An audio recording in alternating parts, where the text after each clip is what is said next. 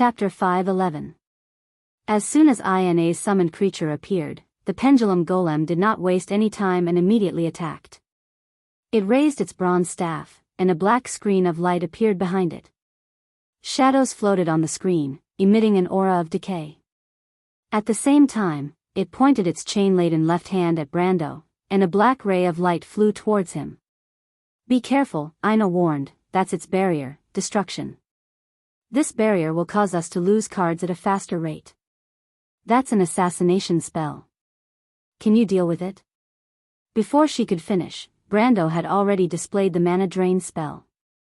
He took the spell and saw the card's effect: Assassination, Paradise of Adversity 13, Dark 5, Spell, Instant, Effect, target player sacrifices a divine artifact or creature. Assassination deals damage to target player. The amount of damage dealt is equal to the cost of the spell. This is a card that is only effective against planeswalkers, Brando thought to himself. He immediately targeted the gearball on top of the pendulum golem's head. Unexpectedly, a faint barrier of light rose from the gearball and blocked the spell. It was Enrolda's holy ring. The pendulum golem was willing to use a card to protect the gearball. It seemed that the item was very important to it. The pendulum golem glanced at Brando. It probably did not expect Brando to have such a card. For a moment, it did not dare to cast any spells on Brando. At the same time, Ina also cast a ray of golden light, which broke through the black screen of light behind the pendulum golem. Two people fighting side by side was much more advantageous than one person. At least in terms of casting speed, they had a huge advantage. However, the pendulum golem did not show any signs of nervousness. It pointed its finger, and the death sentinels charged forward. Ina and the pendulum golem were old rivals who had been at each other's throats for a long time. She was not surprised by the other's actions. She also waved her spear, and the glory sentinels under her followed suit. The black death sentinels had very little armor on their bodies, and they held sharp swords with barbs all over them. They moved very quickly, and it was obvious that they were highly aggressive and skillful warriors. On the other hand, the glory guards were the exact opposite. These white-helmeted and white-armored soldiers wore heavy armor and held long tower shields in their hands. Their weapons were halberds that could be wielded with one hand, indicating that they were experienced defenders in positional warfare. The two completely different colors clashed together, one attacking and one defending. It was hard to tell who had the upper hand. Although the glory wardens were few in number, the glorious martyr at the back was obviously a priest-type caster. Halos fell on the heads of the glory wardens, and the blessed glory wardens were able to overwhelm the defeated death sentinels in terms of battle prowess. They held their ground and pressed forward step by step. Soon, the pendulum golem's underlings were left with many corpses. The pendulum golem did not seem surprised by the outcome of the battle. It pointed its finger, and another spell enveloped the glorious guardians. This spell was similar to Andrique's abyssal web, but it was a thin layer of twilight chi. This layer of twilight chi enveloped the glory wardens' heads, and the glorious martyr's blessing spells disappeared. Instead, they were replaced by weaken, slow, blind, and other negative spells. Inconsolable grief. This card can reverse all buffs. Helene explained as she released a ray of light. This ray of light shone on the glory wardens, and all the buffs and debuffs on the glory wardens disappeared. This was clearly a dispelling spell. However, Helene did not explain her card. Brando smiled inwardly. This woman looked very friendly on the surface, but she was actually a smart person. As soon as the two of them exchanged blows, all the buffs on the battlefield were cleared. The result of this exchange was that the glory wardens, who had fewer people, were at a disadvantage. The dear demoness was secretly anxious. She could not help but stomp her feet. She turned around and ordered the young man with the horn beside her, "Leno, blow the horn." The white-robed young man immediately stepped forward. He had beautiful curly hair and a sweet face, like an angel from the Bible. At this moment, he puffed up his red cheeks and blew the horn. The distant sound of the horn echoed throughout the underground hall, and the sound of flapping wings could be heard from afar. Soon, a platinum dragon flew through the darkness and landed on the battlefield. Damn, this horn can summon a dragon? Brando was shocked. Helene seemed to have seen through his thoughts. She playfully winked at him, neither agreeing nor disagreeing. It was obvious that she wanted to tease him. This made Brando grit his teeth in frustration. This dear Demoness was really despicable. After blowing the horn, the young man named Leno seemed to have used up all his energy. His face was red as he slumped to the side. However, the platinum dragon he summoned was not as terrifying as a real dragon. It was not even an adult yet. Brando estimated that it was around level 60 or 70, which was the level of elemental activation. Of course, a mere level 70 or 60 was enough to defeat the Death Wardens. In the blink of an eye, the hall was littered with corpses. Most of the corpses belonged to the pendulum golem. Seeing this, Brando took a deep breath. He did not expect Helene to be so powerful. She was actually able to defeat the pendulum golem. However, he still insisted that things were not as simple as they seemed. As expected, after Helene gained the upper hand with her platinum dragon, she did not continue to attack. Instead, she suddenly ordered her summons to retreat. Brando did not question this order. He believed that the two of them understood each other well enough that they would not make such a stupid mistake. The pendulum golem threw out another vanquished Death Sentinel card, and the scene from before repeated itself. All the units on the battlefield were resurrected as vanquished Death Sentinels, and at the same time, there were 10 more of them. If Helene did not order her summons to retreat, they would be in the same situation as Brando. What the hell? Brando wiped the sweat off his forehead. This card was too cunning. After summoning the Death Wardens, the pendulum golem summoned an abomination to fight against the platinum dragon. This thing looked like a demon from hell, but its skin was green instead of red. Its entire body was covered in blue flames. To be honest, Brando had never seen a monster like this before. However, this thing was really powerful. It was able to fight evenly with the platinum dragon. Neither of them could do anything to the other. At the same time, the pendulum golem began to summon more Arachnia spellweavers. Soon, there were 4 of them on the battlefield. What is it doing? Brando was not in a hurry to attack. He wanted to see how the battle between planeswalkers went. Seeing this scene, he could not help but turn around and ask. He also had the Arachnia spellweaver card, but it was a level 25 elite creature. He could not think of any reason for it to exist in this kind of battle. At this moment, Helene summoned another 2 radiant trumpeters. Her radiant trumpeters all looked similar. Their faces were so pure that it made Brando feel ashamed.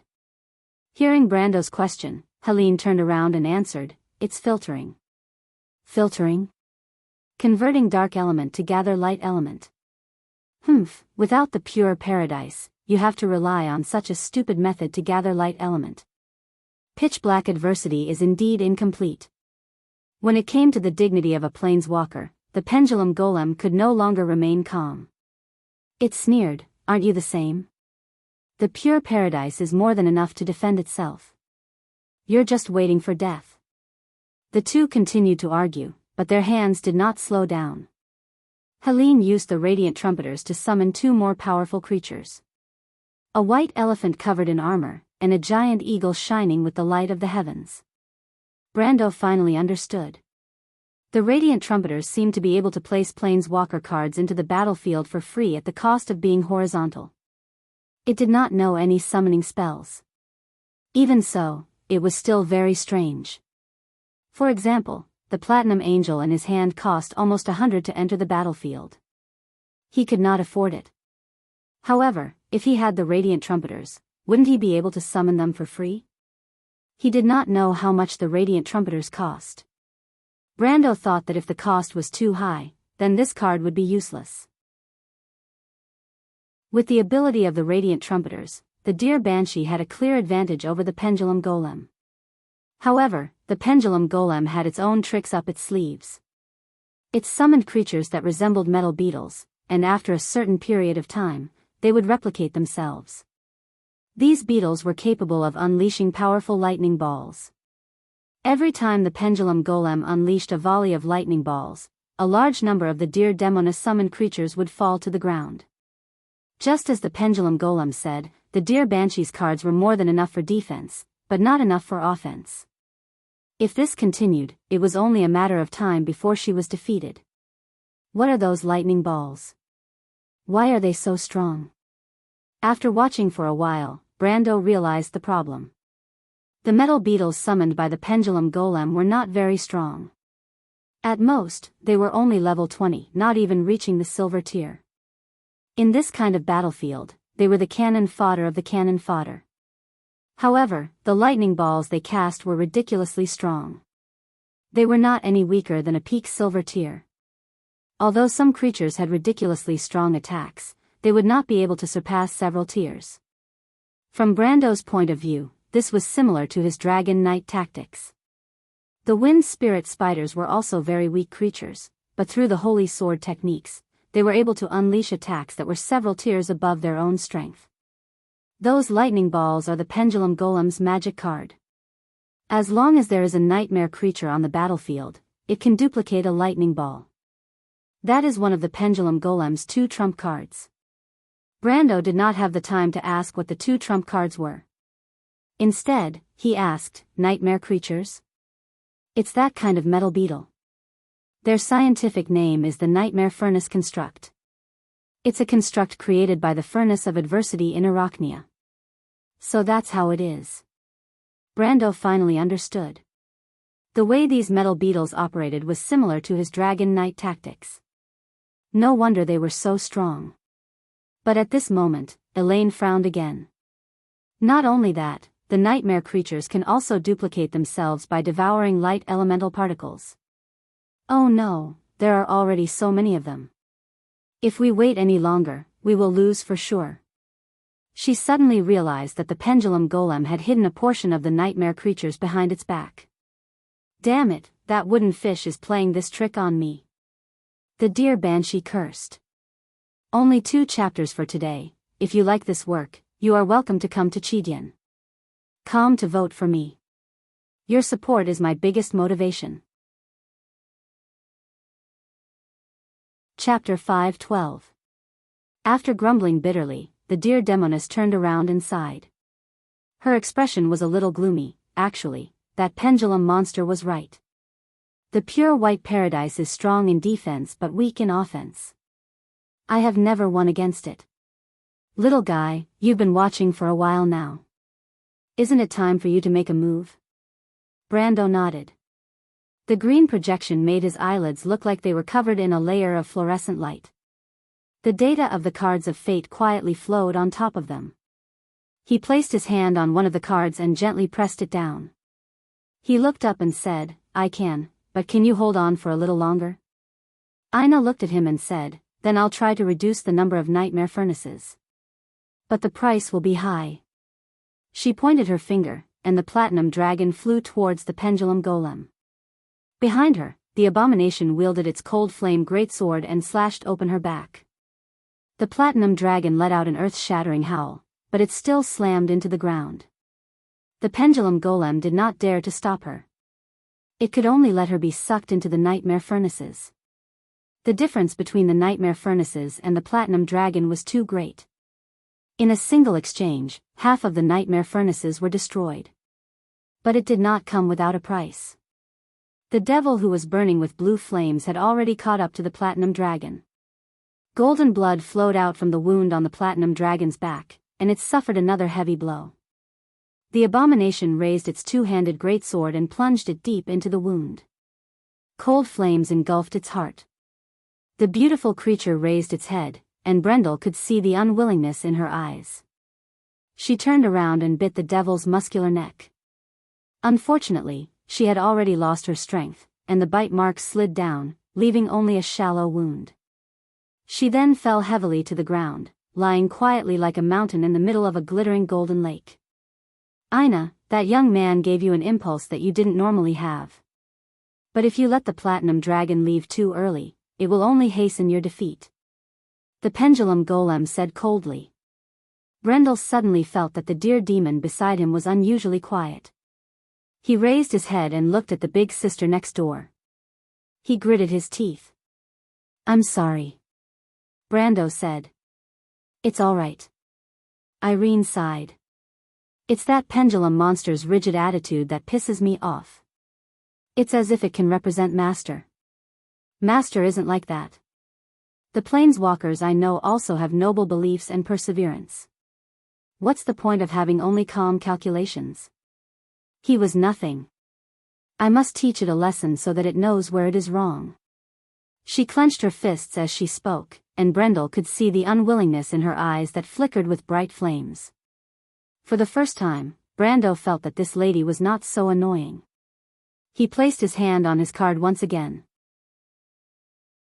It was one of the cards in his hand. The color of the card was pitch black, as if it was the flame that burned the soul in the abyss. The eye-catching color was connected to some kind of contract. He placed his hand on the cold surface of the card, and a connection was established between the planeswalker and the rules. This card was not his only pure black creature card. On the card, there was a drawing of a dragon that was reborn from a skeleton, and the huge shadow carried a sense of death and decay. This was the graveyard rebirth. The shadow element flowed. Brando tapped Ruggan's swamp, water of the underworld, and forest of death. The water of the underworld produced 2 shadow element, and the forest of death produced 2 shadow element. A total of 5 shadow element flowed into his elemental pool. Then, the rules were pushed by the power of the elemental pool, opening the door to another world. The cards flew out from the graveyard. Brando glanced at the strongest card, the Fireclaw Lord, and the wind spirit spider that he used most often. He pulled out the whitest card, the pristine Archangel. The graveyard rebirth was like a black power that was injected into the card. The power of decay encouraged the corpse to stand up from the grave. With pitch-black wings, a pale body, and a slender head with blood-red eyes like honey, the pristine Archangel entered the game in the form of a black, spirit terracotta. A mercury ball with several brass orbits flew out from under Brando's cloak. Brando placed his thumb, index finger, and middle finger on the mercury ball, tapped it, and paid 5 fire element. The reflection of the Archangel appeared in the eternal orb. The 2 Archangels entered the game together, and their abilities were activated. When the pristine Archangel enters the game, choose a non-black card from your graveyard and shuffle it into your deck. The Fireclaw Lord, Ropar, entered the game. The Wind Spirit Spiders entered the game. It was a magnificent scene. The green teleportation circle was like a star that covered half the sky, and the Wind Spirit Spiders appeared one after another. The first planeswalker to enter the underworld thousands of years ago, Brando Summons, entered the game. The Pendulum Golem and Ina raised their heads to look at the army. "My lord, where is my enemy?" The Lizardman Lord, Ropar, held a flaming trident in his hand. His vertical prismatic eyes had a cold glint unique to cold-blooded creatures. When he glared at the Death Sentinels stopped in their tracks. Creatures of darkness were naturally afraid of fire. Even if they did not have intelligence, they would still succumb to their instincts. "So you still have powerful summons." The big sister's eyes flashed. "Great, attack those nightmare forges. I'll defend, and you attack. Little guy, as long as you can break through the defense of that clock monster, we still have a chance of winning. Attack the nightmare forges," Brando ordered. Ropar turned around and charged into the enemy formation. He was like a firestorm. Although he was only 1 tier higher than the Death Sentinels, his advantage was amplified due to the natural suppression of darkness. Most of the Death Sentinels were no match for him. Child's play. The Pendulum Golem gritted his teeth. He raised his hand and pressed the last Death Sentinel on the scale. The Death Sentinels on the battlefield had formed a black tide. The Pendulum Golem wanted to use numbers to make up for the difference in quality. However, before he could be proud, a large purple net fell from the sky. The Death Sentinels were instantly trapped in a quagmire. Andrique had finally recovered her strength. She rejoined the battle. Of course, the vampire girl was as cold as ever. It was as if this spell was nothing to her. The battle was in a stalemate. But soon, the abomination demon, burning with green flames, found its way to Ropar. Brendel's expression changed, and he knew something was wrong. Although the abomination demon was injured in the battle with the platinum dragon, it was still not something that Ropar could match with its elemental activation. He was about to send the two undead angels to distract the demon when he heard Helene say, "Leave that demon to me." She placed her hand on the grimoire of life and said, "Sacrifice." Brando was shocked. The grimoire of life was the core artifact of the pure heaven. It could restore the health and stamina of all allies on the battlefield. The dear Banshee relied on the grimoire's continuous supply of energy to survive until now. If the grimoire was destroyed and they could not win in a short period of time, defeat would be right in front of them. However, she was very resolute. She tore apart the holy grimoire without blinking. The power of the holy grimoire's sacrifice shone down a golden light from the sky. Within the range of this golden light, all the creatures that were originally on Helene's side that had died stood up in perfect condition. Even the platinum dragon was the same. It let out a long roar and flapped its wings, reviving on the spot in perfect condition. "Damn, I have faith in Brother Spring," Brando blurted out in his heart. However, when the dear Banshee turned her head, she frowned. "Without the grimoire of life, my deck has lost its core competitiveness. Defeat is right in front of us. But little guy, I have already fought for an opportunity for you. Can you break through the defense of the pendulum monster in a short period of time? If you can't, I think it's better for us to escape." However, Brando looked into the royal Banshee's eyes. His hand was on the hilt of the Halran Gaia, and he was a little hesitant. It was not that there was no chance, but he still had to wait for a while. "What are you waiting for?" The royal Banshee was calmer than Brando imagined.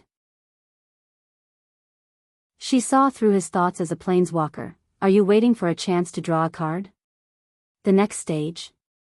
Do you have a card in your deck that can win in one hit?" A series of questions. The royal Banshee's eyes lit up as she reacted. "What a shrewd woman." Brando nodded. "What are the chances?" She was concise. Brando was waiting for the holy sword. He could see that the pendulum golem worshipped the power of a planeswalker. Although it was laughable, its own power was actually much stronger than the planeswalker power it was currently using. However, this gave Brando a chance. He had an idea. If he could defeat the core card of the pendulum golem's deck, then he and the royal Banshee might be able to turn the tables in this battle of planeswalkers into victory. "I have very few cards. There are basically no other cards in my deck. The chances of me drawing the card I want in the next stage is very high." This was his answer. "The next stage still has 15 minutes. We won't be able to last that long. Damn it, I can't help you filter the cards." The dear Banshee gritted her teeth. "There's only one chance." "If there's only one chance, then there's it." She suddenly said, "Look at my barrier." A white screen of light rose from behind the royal Banshee. Accelerated Thought, Paradise of Adversity 8, Level 22, Light and Darkness, Barrier, Effect. When a player casts a spell, the player draws 3 cards from the top of their deck. Before the next effect of Accelerated Thought, the player shuffles any cards that have more than 8 cards back into their deck. The advantage on the battlefield is to have the upper hand. Note, light and darkness represents light or darkness. A planeswalker can freely choose one to pay. To be continued. If you like this work, you are welcome to come to Chidian.com to vote for me. Your support is my biggest motivation. Chapter 513. Accelerated Thinking, Paradise of Adversity 8, 22 halves Light and Darkness, Barrier, Effect. When a player casts a spell, the player can draw 3 cards from the top of their deck. Before the next effect of Accelerated Thinking, the player shuffles all cards from their hand back to their deck. The advantage on the battlefield is the advantage of having the initiative. As soon as the Barrier card appeared, Brando's eyes glowed. 2 cards appeared in his vision, 1 gray and 1 white. The gray one was the holy sword, and the white one was the war horse. There were only 2 cards, because Brando knew that he only had these 2 cards left in his deck. A 50-50 chance, just like a left or right card, there was always a 50-50 chance of getting it right. He pulled out the card. This was the first card he had ever gotten since he came to this world. The holy sword represented a knight's firm belief, a sword that would rather break than bend. It was a sword that shined brightly in his soul. This sword had witnessed his journey, how he led the refugees of Fortress Reden to break through the encirclement, how he fulfilled his vow, how he took over the territory, how he fought a bloody battle, and walked on the path he had promised himself. His goal had always been in front of him, so the sword had never been sheathed. Now Brando's index and middle finger were gently placed on the card, like a knight polishing his sword under the light. The blade was like ice, shining with a cold light. He placed the card flat and announced, "Attach. Lady Elaine." Following Brando's words, it was as if a bright flame had been ignited in the deep starry sky. Golden light shone on the wind spirit spiders one by one. But looking up, it was as if a civilization had stepped into the darkness. On the vast land, the last thing that was left was a scroll of flickering flames. The intertwining flames weaved the future of the civilization. "Enrolda's holy ring, how many cards are there?" Brando asked. "How beautiful."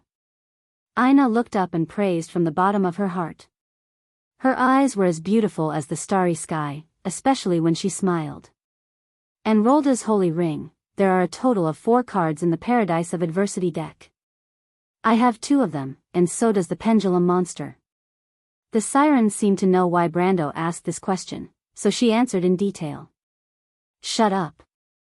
How dare you reveal the details of Master's deck to an outsider? Elaine, your actions are going against Master's expectations. You have disappointed me." The pendulum golem interrupted her coldly. Big Sis raised her head and stared at the pendulum golem without saying a word. She used the brightest light in her eyes to express her stance. "Pendulum golem, you do not represent the Master's opinion. The Paradise of Adversity has been sleeping for too long. It is time for it to have a successor, and not to sleep in this dark underground forever." The confrontation between the 2 only lasted for a moment. For thousands of years, they had never been able to convince each other, and today was no exception. But from Elaine's brief conversation, Brando had already obtained the information he wanted. Communicating with smart people was easy, and this was the first time he agreed with this view. His heart was calm, but there was also a flash of joy. The opportunity he had been waiting for was right in front of him. The pendulum golem had 2 Enrolda's holy ring, but one was already used during his counterattack, and the other was in his hands.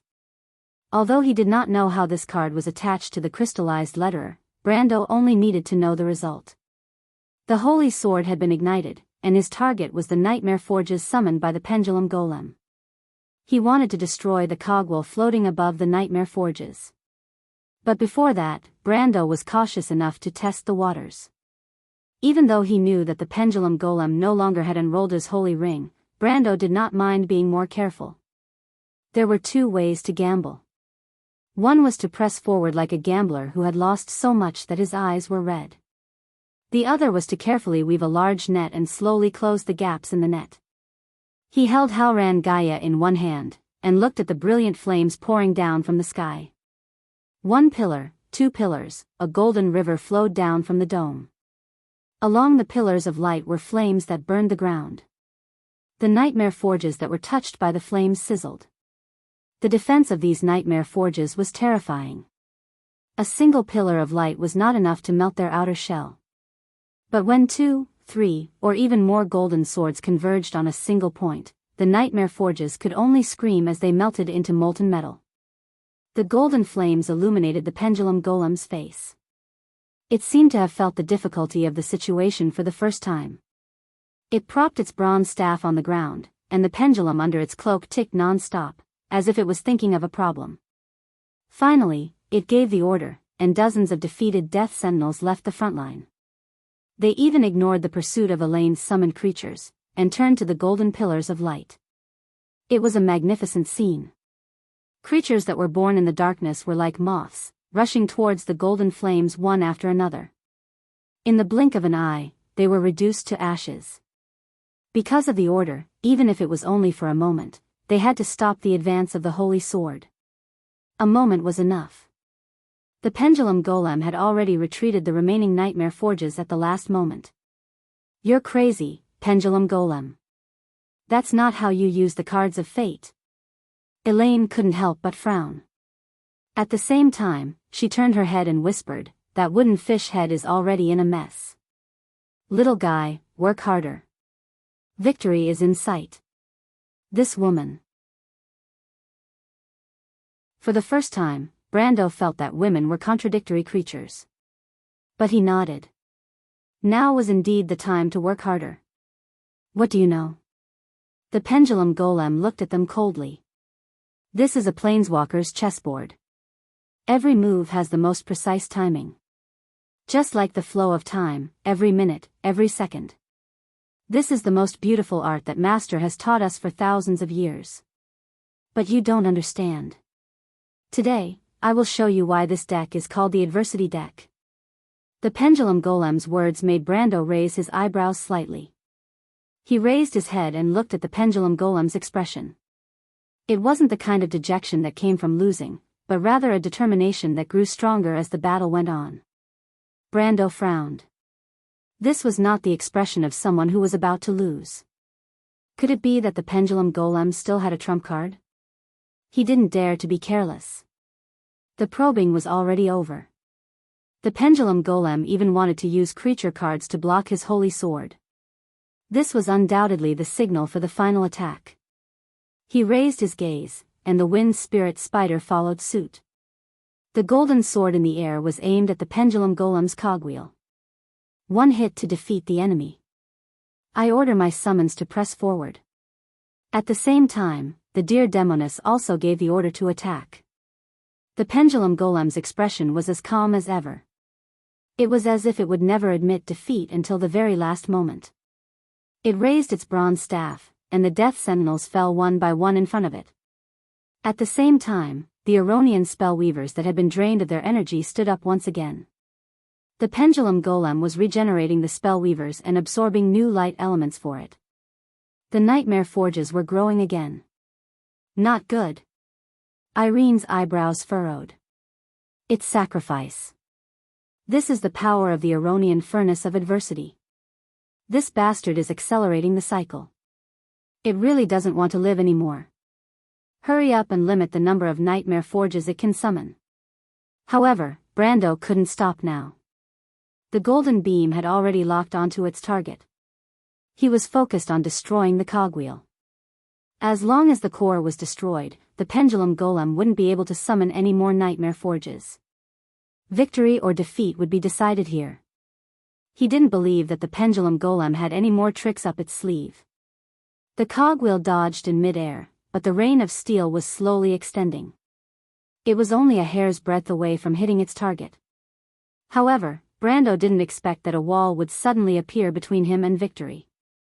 This wall was the pendulum golem, who had a cold expression on his face. The pendulum golem stood in the middle of the flames, looking at Brando and the dear demoness with contempt.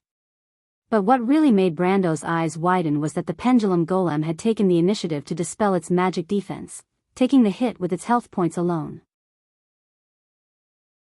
The flames burned through its cloak in an instant. Half of the pendulum golem's body was reduced to ashes, but it did not show any signs of pain. Its right hand was still tightly gripping the bronze staff that was propped up on the ground. "You're crazy." The dear demoness was shocked. She couldn't help but scream. She didn't expect the pendulum golem to be so ruthless. But what she couldn't understand was why the pendulum golem would take the initiative to dispel its magic defense. As a companion who had followed the great master for thousands of years, she knew the power of the pendulum golem. If the pendulum golem had used all its strength to block the attack, it shouldn't have taken any damage. But the dear demoness' scream was only met with a contemptuous smile. The pendulum golem's broken body stood among its summoned creatures. It smiled contemptuously. Although its body was on the verge of collapse, its smile was full of disdain for its enemy. Looks like you've forgotten the first lesson our master taught us, Irene. When it comes to deciding the outcome of the game, planeswalkers have to sacrifice themselves to protect their most important and fragile cards on the field. If you don't include yourself in the game, then you will lose one of your most important chess pieces. Now, you've lost. The pendulum golem raised its chin proudly. Behind it, there were more than 40 nightmare forges. These were its last assets. At this moment, the cogwheel above its head began to spin rapidly. It slowly grew bigger and bigger until it formed an unimaginably large steel door. Behind the door, a gigantic silhouette gradually appeared. It was a hill that seemed to be floating in the air. Infinitely distorted thoughts and bizarre bodies combined and mutated on the hill, forming a chaotic scene that was eternally changing. The hill seemed to have some kind of life. It floated there, but everyone present could feel a chilling gaze from the top of the hill. Brando's face paled when he saw this thing. This was the legendary ancient abomination, one of the most powerful abominations in the twilight of legends, Imoku the Eternal Wraith. Note, Imoku the Eternal Wraith, Paradise of Adversity XXI. NE 500. Creature, Legendary Creature Orzak. Effect, Imoku the Eternal Wraith is immune to all physical attacks. When you cast Imoku, the flow of time will be halved. Flight. Anti-colored spell protection. Immune to all elemental spells. Annihilation 6. When Imoku is placed into a graveyard from any place, its owner shuffles the graveyard into their deck. Anti-colored spell protection. Immune to all effects of colored spells. Requires light, darkness, nature or any of the 4 elements.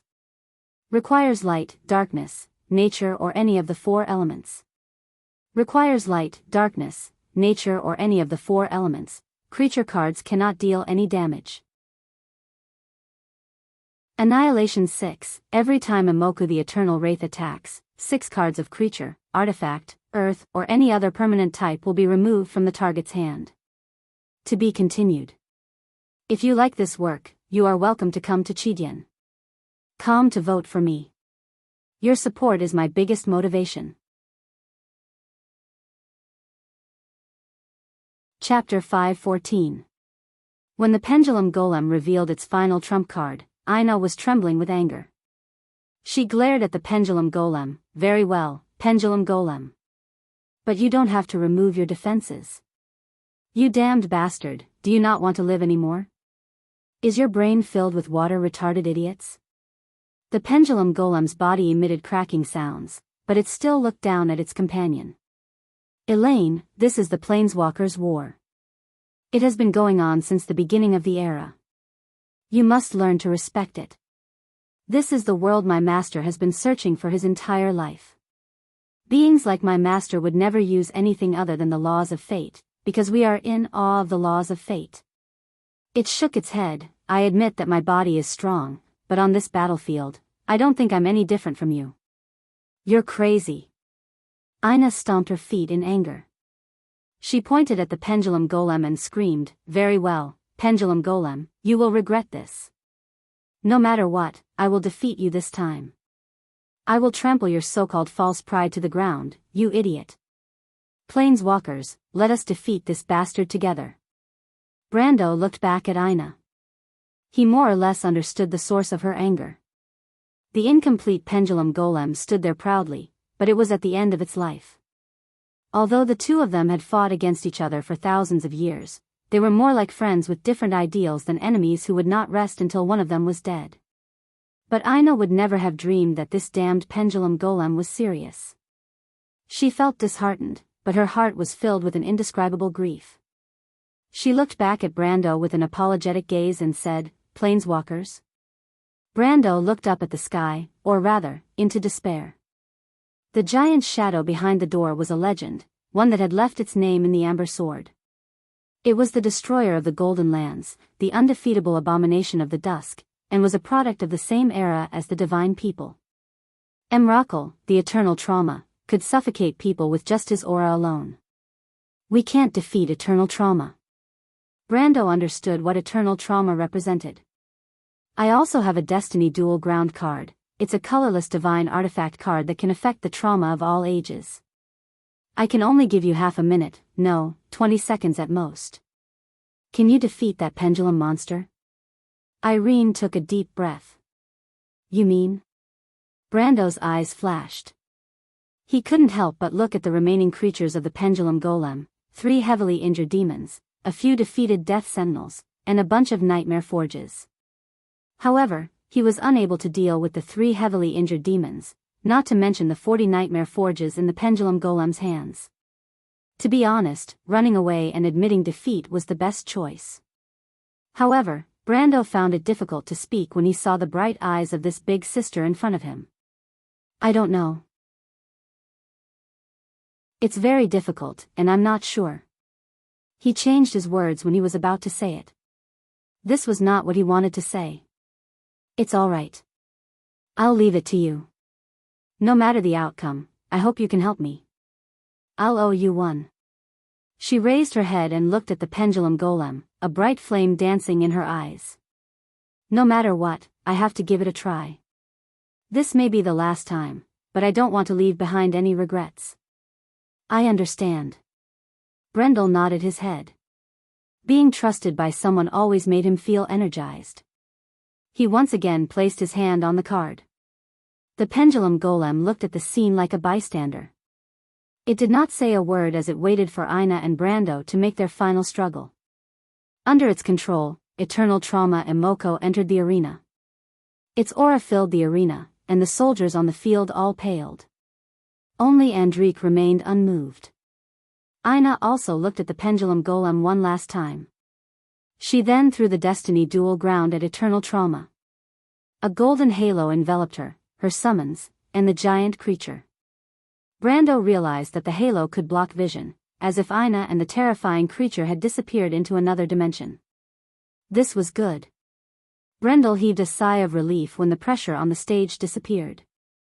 He now had Ropar, 2 spirit figurines, countless wind spirit spiders, holy sword, and Andrique.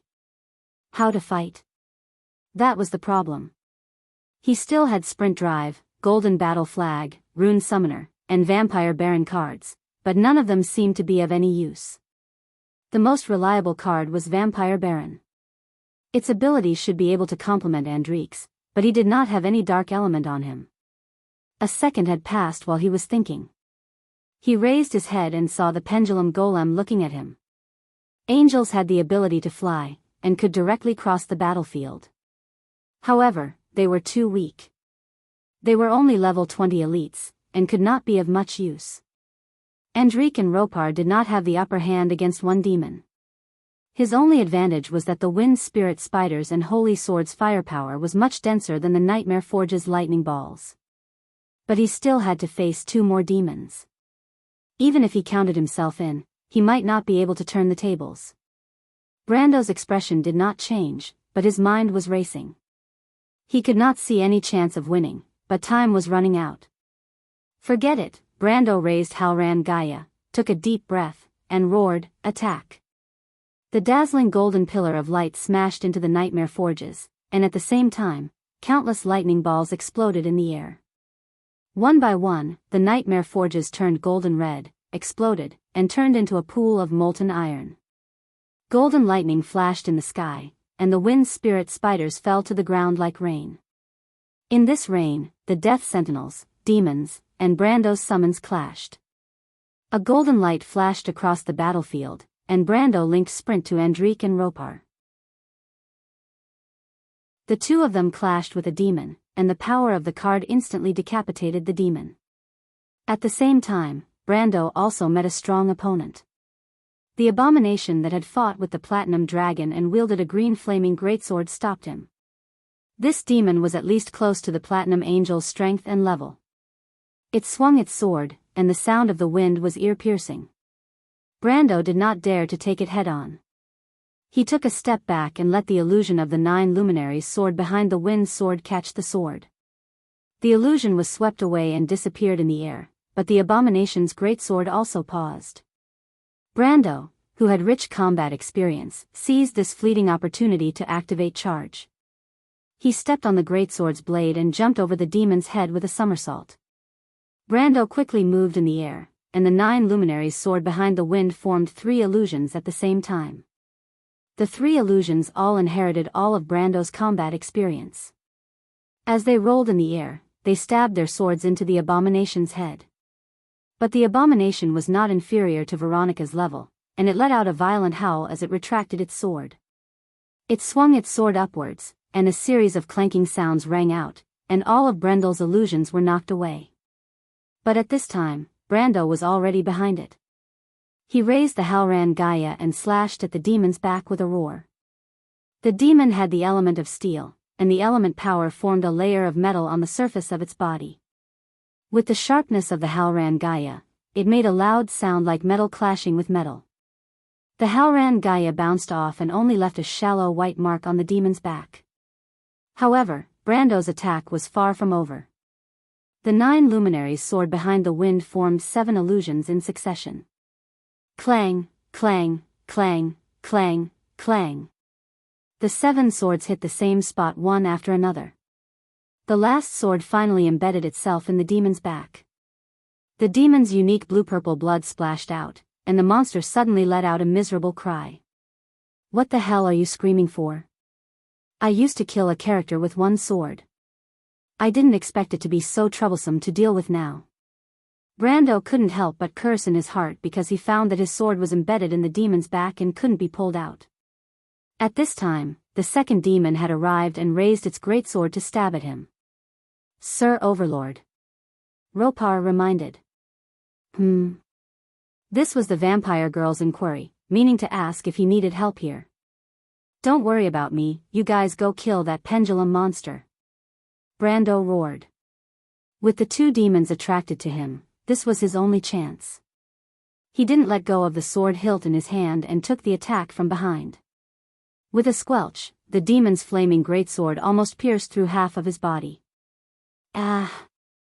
At that moment, Brando felt that his organs were about to burn. Elemental-level existences were terrifying, and this one sword instantly took over his life. The unyielding element immediately took over his body, and his vision was blood-red, filled with the warning words of low life. Brendel gritted his teeth and activated the berserk skill to its fullest. The power of the inheritance from the Dark Dragon instantly exploded, doubling his attributes and increasing his power output. He howled and pulled out Halran Gaia from the devil's back, the blade still stained with blood and muscle tissue. Brando's eyes were red, and he swung the sword with all his strength. The demon behind him probably never dreamed that a mere human's fighting style would be so violent, and the sword swept across its cheek.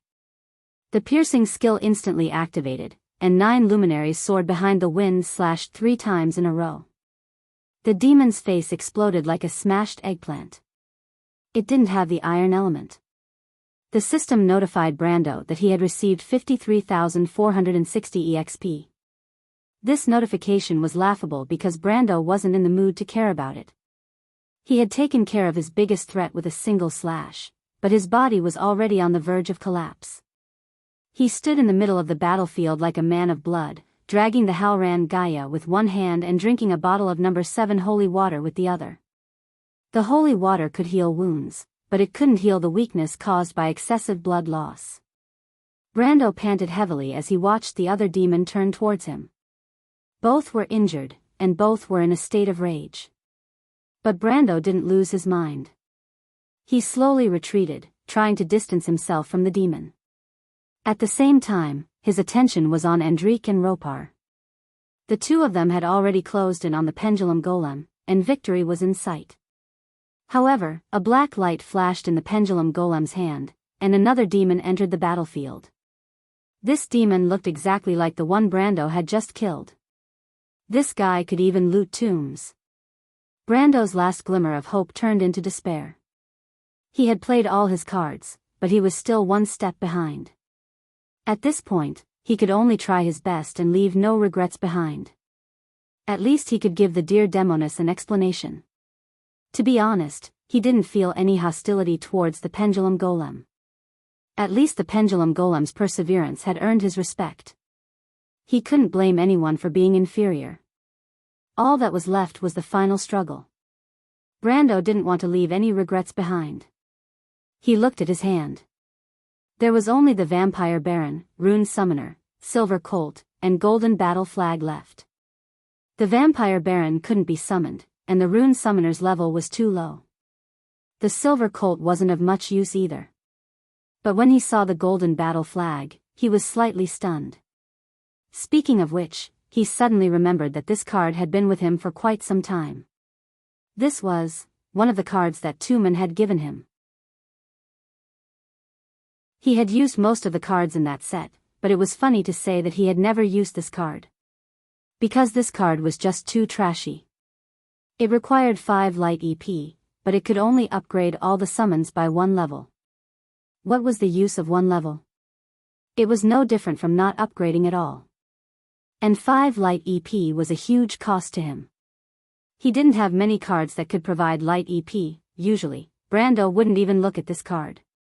But this time, when he looked at this card, he was stunned for the first time. Because this card that he had never paid attention to before. The card number was Cities Alliance I. Brando now knew that the first card number of the card was the core card of the set. This card is a core card? Brando felt that there must be something wrong. How could a card that could upgrade by 1 level be a core card? He couldn't help but think about the Cities Alliance card. It seemed like this set of cards was scattered. For example, the Mercenaries of Lopez, Prosperous Gold Mine, or Sprint Drive. There didn't seem to be any powerful cards in this set.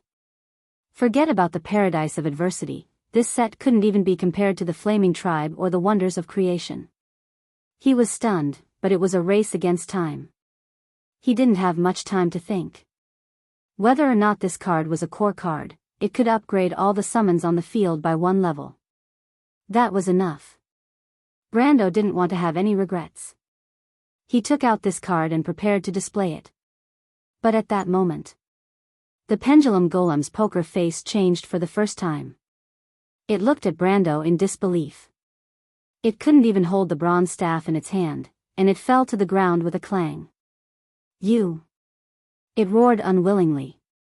Me? Brando was shocked. He looked at the Pendulum Golem with a wronged expression. What did I do? The Pendulum Golem pointed at the card in Brando's hand. It was shocked.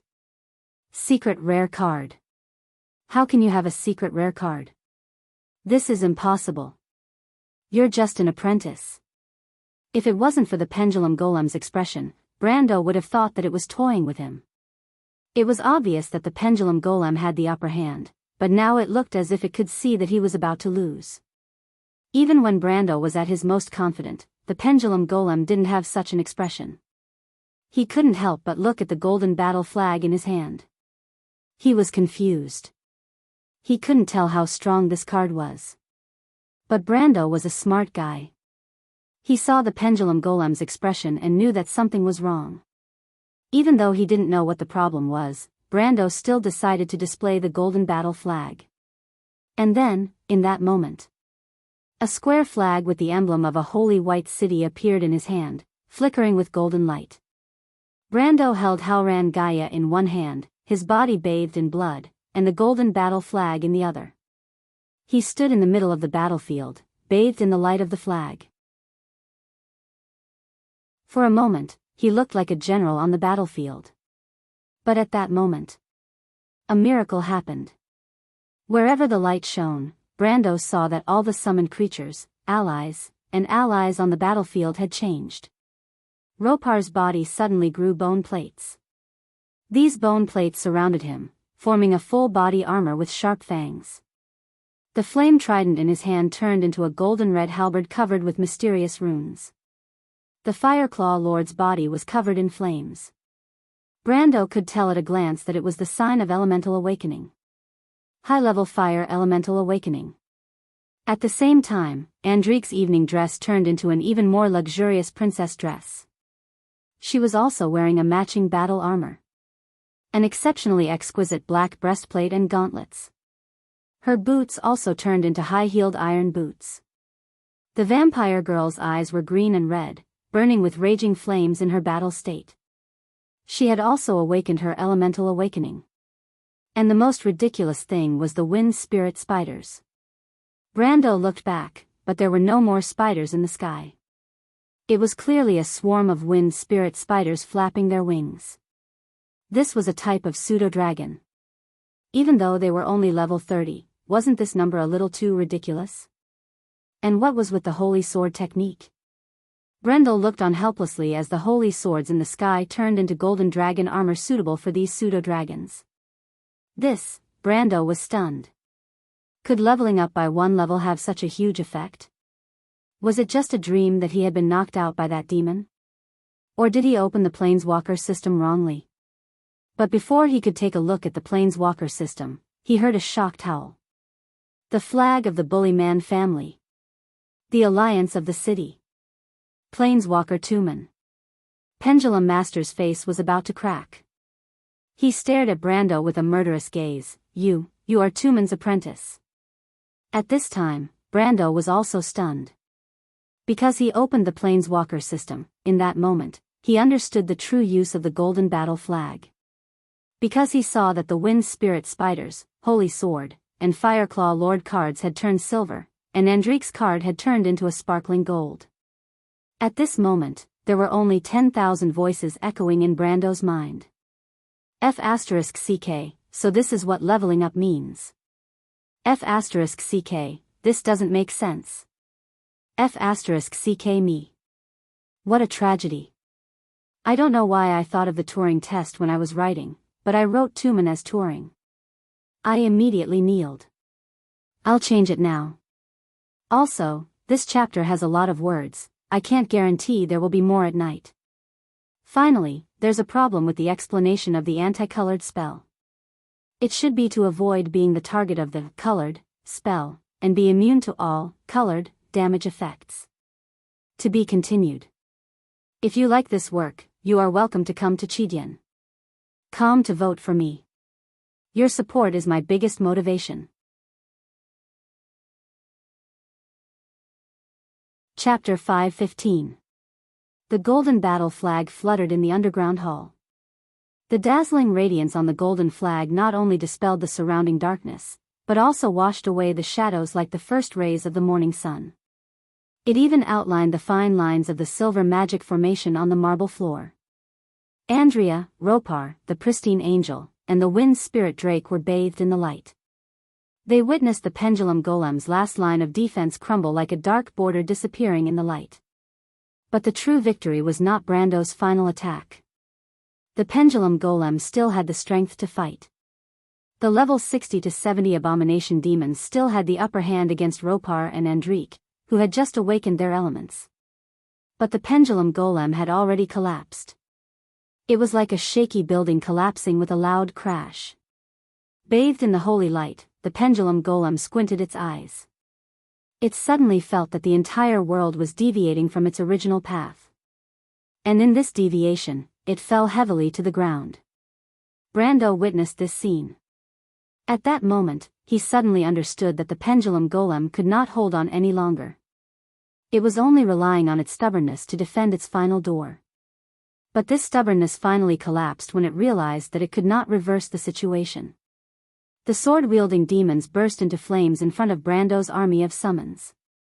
A blue flame burst out from their bodies, turning them into ashes in the blink of an eye. Not far away, a golden halo lit up on the ground. Within the halo, Aina and her scattered summons appeared. The terrifying ancient abomination Imoku was nowhere to be seen. However, when she turned around, the first thing she saw was the pendulum golem on the ground. Her face was filled with emptiness. When Brendel saw this scene, he knew that she must be feeling terrible. The pendulum golem lay on the ground. The ticking sound under its cloak became weaker and weaker. It did not say a word, and no one knew what it was thinking. Its spells and summons disappeared with its fall. The traces of its existence were like an illusion, eventually turning into white ashes. Aina walked over. Her eyes were red as she knelt down beside the pendulum golem. Damned wooden fish head, why are you doing this? I really don't understand you, you idiot. In order to protect my master's rules. The pendulum golem muttered, its metallic voice rising and falling. Master's every step is necessary. If he cannot defeat me, I will kill him. I can't let down such a great sacrifice. Planeswalkers, we can't afford to make a mistake. The royal sister couldn't help but fall silent. Do you have to die before you can acknowledge him? Are you satisfied? You're going to die now, you pendulum monster. You clearly know that he is the planeswalker, the first planeswalker to enter this place in thousands of years, and also the last one. Why would you do something so pointless? You idiot, you moron. The dear demoness suddenly cried out as she lay on the pendulum golem's body. It's precisely because I'm the last one that I have to be even more cautious. Master has also left. Then, what do I have to miss? The pendulum golem's voice seemed to come from its broken body. Ina, you don't understand. How? I wish I was a planeswalker. Brando stood silently beside the two. His summoned creatures had already returned to stand behind him.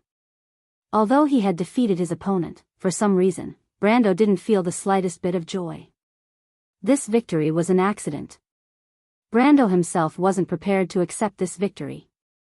Rather than a victory, it was more like a loss. However, the pendulum golem didn't seem to care about the result. It glanced at Brando, its expression still cold. I don't trust you, young man.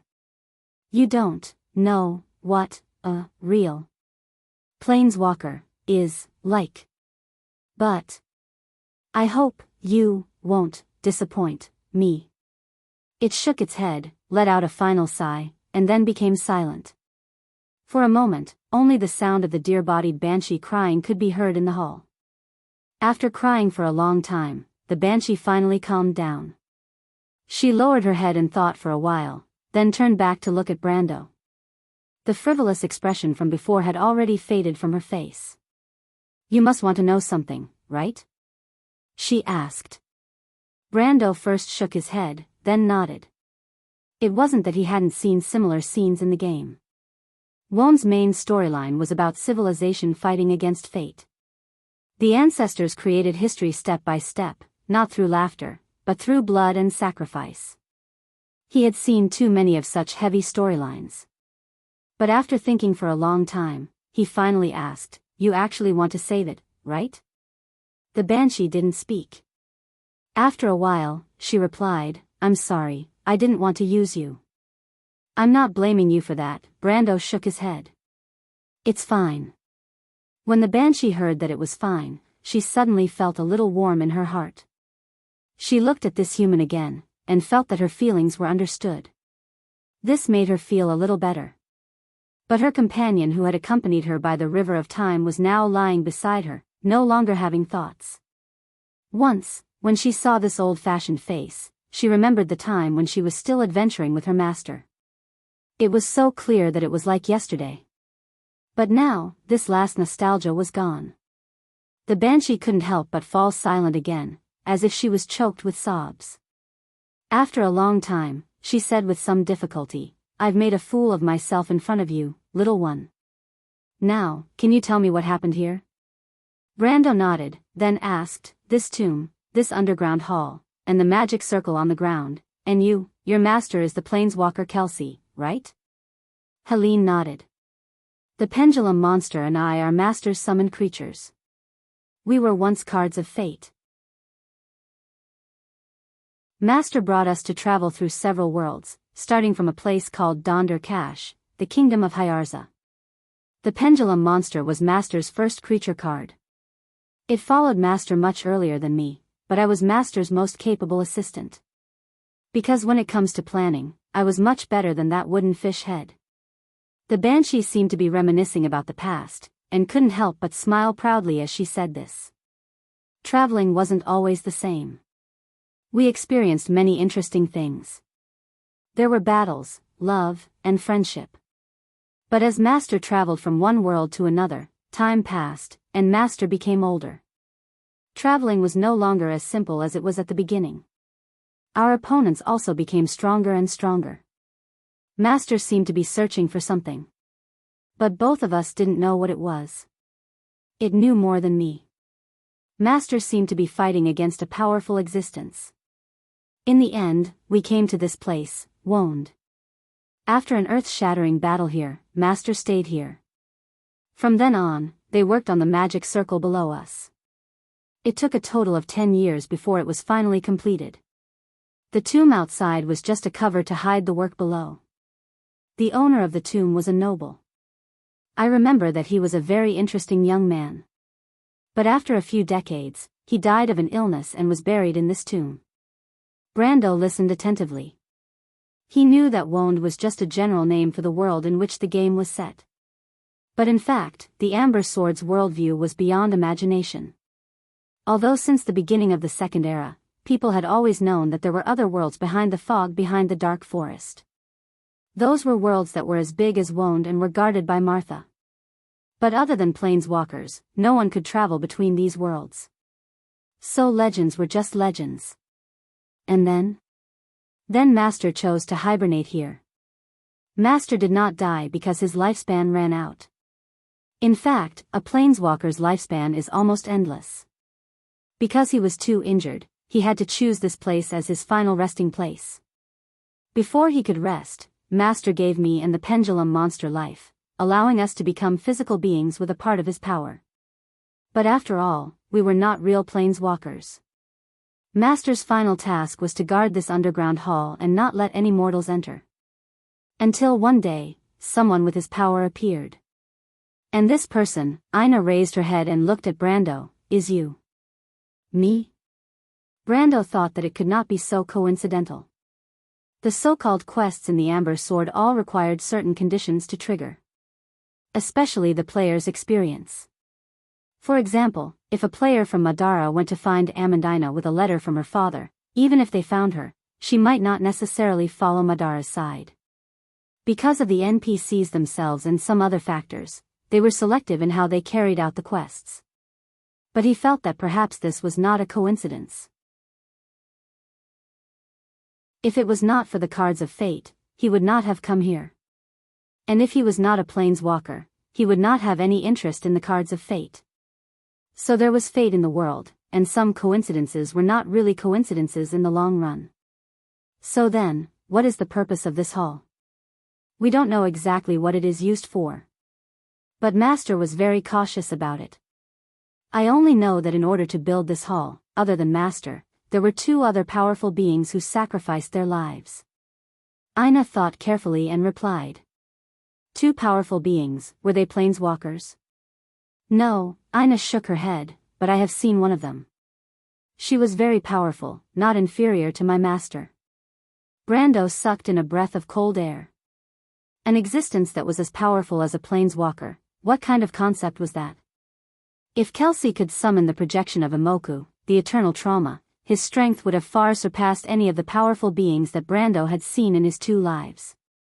And from the Darkness Dragon's tyranny to the War of the Holy Saints until now, Brando could not think of any legendary existence that had such a level of strength.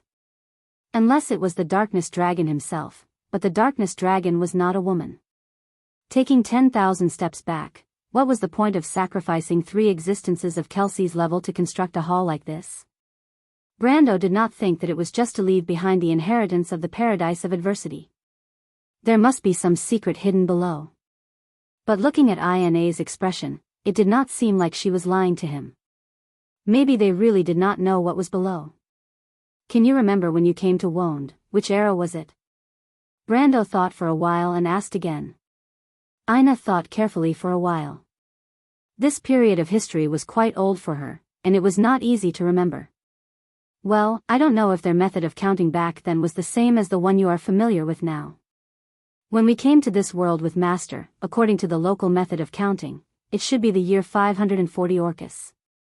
Brando was stunned. The people of Cruz began to count the years with the method of counting, which was already a distant history. It was said that when the Azure Night shattered the sky and brought about the Second Era, this new method of counting the years began to spread. The person who created this method was said to be the most outstanding sage of the Myrna people, Tumen. At the same time, Brando now knew that he was also a planeswalker.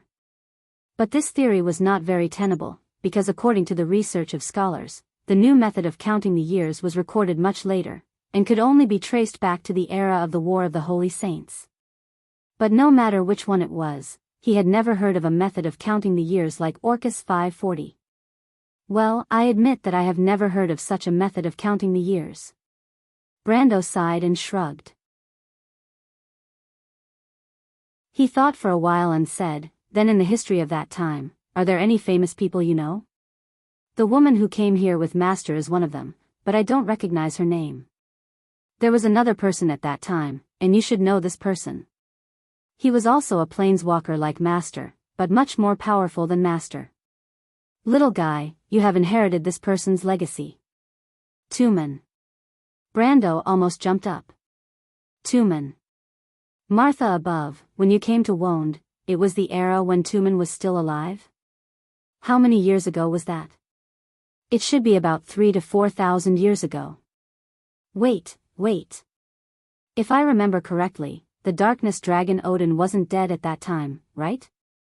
Brendel pressed his forehead with one hand and felt a slight pain in his temples. If I remember correctly, the darkness dragon Odin wasn't dead yet, Odin.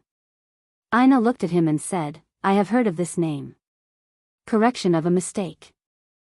Fireclaw Lord Ropar's card was originally a silver rare card, and I described it as a normal card yesterday. So after upgrading, it should be gold. To be continued.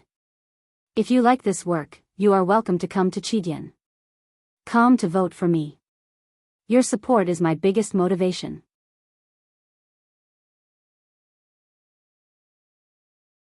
Chapter 5:16.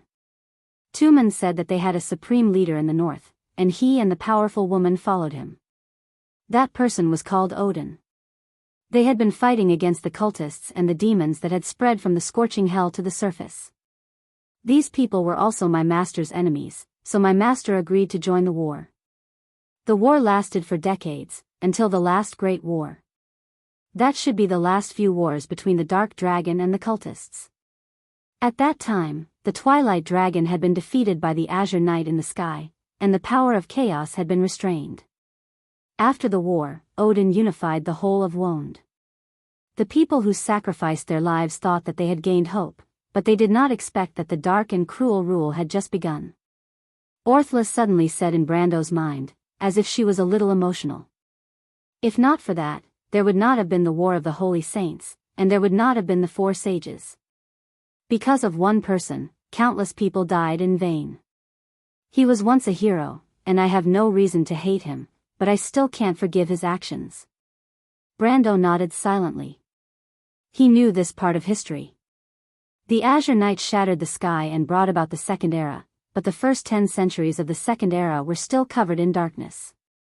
It was said that Madara, the witches, and the Myrnas were the remnants of the Dark Dragon, and they were also the main enemies that Brando faced in the game. Although he had coincidentally received Odin's inheritance, he still held some grudges in his heart. Orthla sensed Brando's thoughts, and she was secretly shocked by this young man's knowledge of history. The history that she spoke of was already unknown to the present day, and only the wizards of the Silver City who buried themselves in scrolls all day long might know about it. However, Brando was not surprised when he heard this. These details that he had inadvertently revealed had already made Orthla slightly suspicious. Legend had it that the Dark Dragon could see through people's hearts and understand everything. This was an ancient prophecy of the witches, and Orthla knew about it. She knew that Brando now had the blood of the Dark Dragon flowing in his body, and she could not help but wonder if this was really just a coincidence. But Brendel had already understood the cause and effect of the war. He raised his head and looked at the ceiling of the underground hall that was gradually hidden in the darkness, and his curiosity grew even stronger. Beside him, Helene seemed to have seen through his thoughts. She hesitated for a moment, but since Brando had already been acknowledged, she said, "Little guy, if you really want to know the secret of this place, I'll take you to a place." Brando turned around. Helene said the place was the pendulum golem's body, but she said she wanted to take care of the pendulum, before she could bring Brando. Brando did not object, and only waited silently at the side. Towards the pendulum golem, the most unique enemy he had ever met, he still had the necessary respect in his heart. Anyone who had their own beliefs should at least be respected. The dear demoness fixed the pendulum golem's body and placed it on her back. Her movements were gentle, as if she was afraid that she would hurt her companion. However, the cumbersome pendulum golem was much heavier than her, so it looked somewhat comical, but at this moment, no one was laughing. However, as the two of them moved, Brando discovered a problem. He realized that the golden battle flag could not be taken away. It turned out that this treasure had been inserted into the ground as soon as it entered the arena, forming an area similar to that of a treasure barrier. Within this area, all treasures and cards would be upgraded by one tier. However, this area was fixed, about a kilometer in radius, and could not be moved. This was a little awkward. Brando tried to think of a way to remove the golden battle flag, but to no avail. In the end, it was the dear demoness who reminded him that this treasure barrier had two uses. One was to attach to something, and only worked on that thing. The other was to attach to the arena, and only worked on a certain area. The golden battle flag was obviously the latter. In this case, it could only wait for the reset phase to be shuffled back into the deck for the next use. Brando was a little helpless, but also relieved. The amber sword never had an item that was so strong that it couldn't be countered. Presumably, it was the same for the cards of fate. Moreover, the dear banshee had said that planeswalkers weren't invincible. There were people in the real world who could rival them. This showed that the power of the cards of fate wasn't limitless. In fact, Brando had already discovered that the cards of fate had many restrictions. There were requirements to enter the arena, and there were limitations to mana. Moreover, Irene also told him that the land of a planeswalker was not unlimited. The capacity of the land was closely related to the strength of the planeswalker. She told Brando that he would understand this point when he became an official planeswalker. Therefore, after discovering the limitations of the golden battle flag, Brando felt relieved. This was because compared to the limitations of other cards, this was the strength of the secret cards. Although the dear demoness was not a planeswalker herself, she had a lot of knowledge about planeswalkers. She told Brando that because of the power of the golden battle flag, it could become the core card of his deck. In this case, he needed to find a way to filter cards so that he could be the first to grab the golden battle flag from the deck in every battle. For example, she said that generally speaking, there were two ways to grab cards. The first way was to grab more cards to increase the chances of getting a specific card, such as her mind acceleration barrier. The other way was to filter a specific card from the deck, such as selecting a creature card from the deck and shuffling the hand, or selecting a treasure card from the deck and absorbing it into the hand. Irene thought for a moment and told Brando that the pendulum golem's core card in the dark realm of adversity, the impasse Trojan horse, was such a card. However, it was used to filter the creature cards, and its effect was stronger than the average filter card. But the dear demoness did not say how strong it was. Brando looked at her, and she said, "Both the pendulum golem and I have recognized you as the inheritor of the paradise of adversity. Therefore, this core card will be given to you sooner or later, so allow me to keep you in suspense." For Irene to say such words, it meant that she had at least slightly recovered from her previous sadness. Brando also let out a sigh of relief. While the two were talking, they entered a small natural cave that had not been artificially carved. There was a nest here that looked like an underground wind tunnel, and it was a typical water cave. This area was called the Maze of Einar by the people of Cruz. Einar was a monster with goat ears.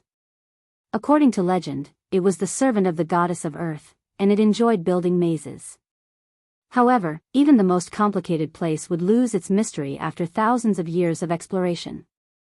Irene led Brando through the long cave as if she was taking a stroll in her own backyard. Then, the two entered a man-made tunnel at the end of the cave. This tunnel had a staircase that led downwards. At the bottom of the staircase, a large cave appeared. As soon as Brando entered the cave, he was stunned by the scene in front of him. He saw that the walls of the cave were made of endless crystals, and inside the crystals were 3 people. The first person Brendel saw was the planeswalker Kelsey. He was an old man, and his attire was no different from that of a normal magus. Although he still maintained his appearance when he was alive, his skin was gray and his muscles were sagging. Wrinkles drooped down as if they had lost their vitality, as if the hidden injuries in his body had exhausted all of his life force, and he was on the verge of death. But even with such an old appearance, one could still feel the immense power in his withered body. Brando did not know that this old man was Kelsey, but for some reason, when he saw him, he felt as if he was facing the whole world. When he looked at the expression of the dear demoness beside him, he completely understood what was going on. "This is your master?" The dear demoness nodded. She put down the remains of the pendulum golem and silently placed it beside the crystal. This time, she did not cry. At this moment, Brando suddenly realized that there seemed to be a layer of veins floating on the crystal wall. He was shocked, but after a closer look, he realized that it was indeed so. He suddenly raised his head and saw that the veins on the crystal wall were connected to the ceiling of the cave. Brando immediately realized that the ceiling of the cave was also covered in mysterious runes made of mithril. It was similar to the spell formation on the ground outside. He was slightly stunned. At first, he did not understand why this was done. But suddenly, he sucked in a breath of cold air. This was because the light on the crystal was clearly being maintained by drawing on the energy of the 3 people inside. Martha above, the 3 people in the crystal must have been sealed here willingly. What kind of power could make such powerful beings give up their lives to guard this place forever? His throat was dry, and he could not help but touch the crystal with his hand. He then turned his gaze to the second person. This was a middle-aged swordsman. His face was chiseled, and he looked resolute and powerful. Even with his eyes closed, he gave off an imposing aura. He could not help but ask, "Who is this?" "This is the most outstanding swordsman I have ever seen. He is the leader of the natives of this place." The dear demoness looked at the middle-aged swordsman with respect. Brando then looked at the third person. With just one glance, he could not look away. He had never seen such a beautiful scene. The girl sealed in the crystal was like a goddess from the legends. She wore a pure white silk dress. This style of dress was very rare nowadays. It looked like the white robes of the ancient Greek cities, but with many layers, it had a modern style. The long dress was embedded in the crystal, and it bloomed like a pure white lotus flower as if it was blown by the wind. Time stopped at this moment. The girl's eyes were closed. She looked at most 17 or 18 years old. Her long hair was completely stretched out in all directions. It was white, so were her eyelashes and skin. It was like an ice crystal without a trace of blood. Her whole person and her white dress formed a unique scene. Brando had never seen such a beautiful woman, especially with that kind of temperament. "Is she dead?" He could not help but ask. The dear demoness nodded. Brando knew that he had asked a stupid question. The 3 people in the crystal obviously came from the same era. She had been sleeping here with them for thousands of years. But he did not know why. When he saw this woman, he felt that something was wrong. He suddenly felt a subtle feeling. It should be said that it was familiar. He did not understand why he had this feeling. He could swear that no matter which world he was in, he had definitely seen or even heard of such a scene. Such a beautiful woman, Brando believed that if he had seen her once, he would definitely have an impression of her. But at this time, the first thing that appeared in his mind was Aunt Jenny, then the little Roman, and finally Baba Shah. That old and ugly woman. Brando was shocked. He suddenly understood and blurted out, "Witch." He remembered who this girl was. The Queen of Ice, the first witch king before the golden age of witches. There was a deep resonance from the crystal. This sound went straight to the ground, as if it was responding to something. To be continued. If you like this work, you are welcome to come to Chidian.com to vote for me. Your support is my biggest motivation.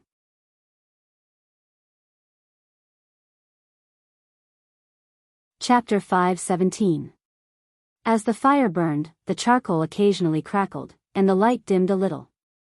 Light and shadow intertwined in the passage of the tomb. The little Roman sat alone by the fire, her face red from the light. For some time, she had been watching the sparks rise to the top of the cave with great interest. The sparkling eyeballs moved from bottom to top, and then from top to bottom, very lifelike. It had been an hour since the tomb collapsed, and the wizards had spent at least half an hour to open up a ventilation window before they could light the fire. The merchant lady used an iron rod to skewer the graveyard moss. God knows why she carried it with her, but Brando knew that she always had a full set of field supplies in her leather bag. The flames roasted the moss until it sizzled. The moss was the base material for the witch's prophecy potion, +2 wisdom, lasts for 10 minutes, in the amber sword. No matter how you looked at it, it looked more like grey moss, but the Romans stubbornly believed that it was a mushroom. If the merchant lady said it was a mushroom, then it was a mushroom. The Shire was too embarrassed to tell the future lord's wife that she had burned 2 gold coins, so he could only pretend that he did not see it. Otherwise, he would be invited to eat graveyard moss. Mr. Adept did not think that his physique and poison resistance were better than his lord's, so he decisively declined the invitation. The Shire was just as confused as everyone else. His lord had announced his relationship with the Roman lady long ago, but the two did not look like a couple. This was quite puzzling. In Wonde, it was normal for nobles to have a wife at the age of 15. Someone at Brando's age who was still single was not rare, but almost non-existent. The Shire would occasionally secretly wonder if his lord had any problems in that area. In fact, as a knowledgeable Highland wizard, he happened to know some ancient herbal recipes. But even if he was beaten to death, he would not dare to ask this question in front of Brendel. He had a smart intuition that if he said that, he would definitely be locked up in a small dark room. Therefore, all this time, no matter if it was him or his subordinates, they all addressed the Roman lady as their lord's fiancée. However, this had been going on for more than a year. Brando might not have noticed it, but to outsiders, it was a little strange. Charles thought about it and decided to find an opportunity to tactfully mention it to his lord. Otherwise, it would not be good if it caused any trouble. The smell of burnt graveyard moss smelled a little like roasted shoes. Such a subtle smell drifted in the cave. What was commendable was that the others acted as if nothing had happened and pretended not to smell it. The Shire held a blueprint that his apprentice had just finished and stared at the collapsed part of the tomb with a serious expression on his face. The excavation work was not going well. The magic power was not as strong as they had imagined. Moreover, the key issue was not to open up a path, but to prevent the sand and stones from rolling down. The Shire did not have the ability to use magic to support a 50-meter-long section of the mountain. Fortunately, the people outside had already contacted Medisha. Once the Silver Fairy Princess and the female vampire arrived, it was only a matter of time before they could open up the path. However, at this moment, the Roman lady suddenly felt the ground under the tomb tremble slightly. She raised her head and looked at the others curiously, but it seemed that no one had noticed it except for her. The Shire saw the merchant lady raise her head and could not help but shiver. He braced himself and asked, "Is something wrong, Miss Roman?" The Roman tilted her head and looked at him. She paused for a moment and her bright eyes seemed to ask, "Did you hear something?" However, the Shire did not have the ability to read minds, so he could not figure out what the merchant lady was up to. He looked at the Roman in confusion. The merchant lady blinked her eyes and asked, "Is Brando all right?" "My lord is still down there. Don't worry, he is safe. Nothing will happen to him." The Shire replied respectfully. He was afraid that the merchant lady would treat him to graveyard moss if she was unhappy or happy. But Martha was above. It seemed that the Roman treasured the mushrooms she roasted and did not intend to share the moss. She was determined to give it all to Brando, so she said, "Then it's nothing. Thank you." The Shire wiped the cold sweat off his forehead and prayed for his lord. He prayed that the Martha above would bless his great lord's ability to resist the poison. Otherwise, he would not have an easy time tonight. The Shire could not help but think that if the Roman kindly treated Brando to the graveyard moss, would his lord choose to eat it? Or would he choose to eat it? Thinking of this, he could not help but laugh to the point that he hurt his internal organs. But what the Shire did not know was that after the merchant lady finished talking to him, she turned her head back and seemed to be focusing on counting the sparks. But the Roman's hands were placed properly on her leather bag. In reality, she was looking at the other side of the bonfire at the girl sitting opposite her. The girl was only 1 or 2 years older than her, but her expression was very gentle. She looked at the Roman as if she was looking at her own child. She saw the Roman seriously handing over a skewer of graveyard moss and could not help but smile bitterly. "Sorry, little girl, I don't like to eat this kind of thing. They don't seem to be able to see you." Romaine looked at the Shire and asked. She was not an idiot. On the contrary, she was quite intelligent. Brando understood this after that night in the refugee camp. But in the eyes of outsiders, this merchant lady was just a strange person who was easy to get along with. This was a secret shared by both her and Brando. Freya knew a little, and Amandina more or less guessed something. The girl nodded, "Because only you can see me. Even the inheritor of the person below can't see me." "Are you talking about Brando?" the Roman asked. "That young man is called Brando, right? Thank you for telling me his name. If you want to harm him, I won't talk to you anymore," the Roman declared sternly. The girl did not know whether to laugh or cry. "No, I'm just thanking him. I always want to hear about the outside world.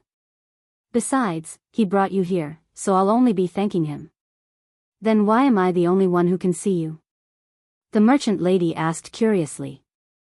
"Because you and I have the same blood," the girl replied. She tilted her head and looked at the Roman carefully. But it was obvious that she liked this little girl from Bucci. Her eyes revealed a satisfied expression. The Roman thought for a while and raised her small eyebrows. "I have the same blood as you? Are you saying that you're my mother?" The girl smiled bitterly again. "Of course not," she said. "If you want to say it, I should be your grandmother's grandmother's grandmother." She suddenly stopped and realized that she had been affected by the girl. Even the way she spoke had become a mess. She couldn't help but shake her head. "All right, I won't joke around. Do you know what kind of power you have? I think you should have grasped some of it, right?" "I know," the Roman nodded. "A dwarf told me that I'm a warlock because I was born with magic." "Oh." The girl looked at the Roman curiously. "You're not a warlock.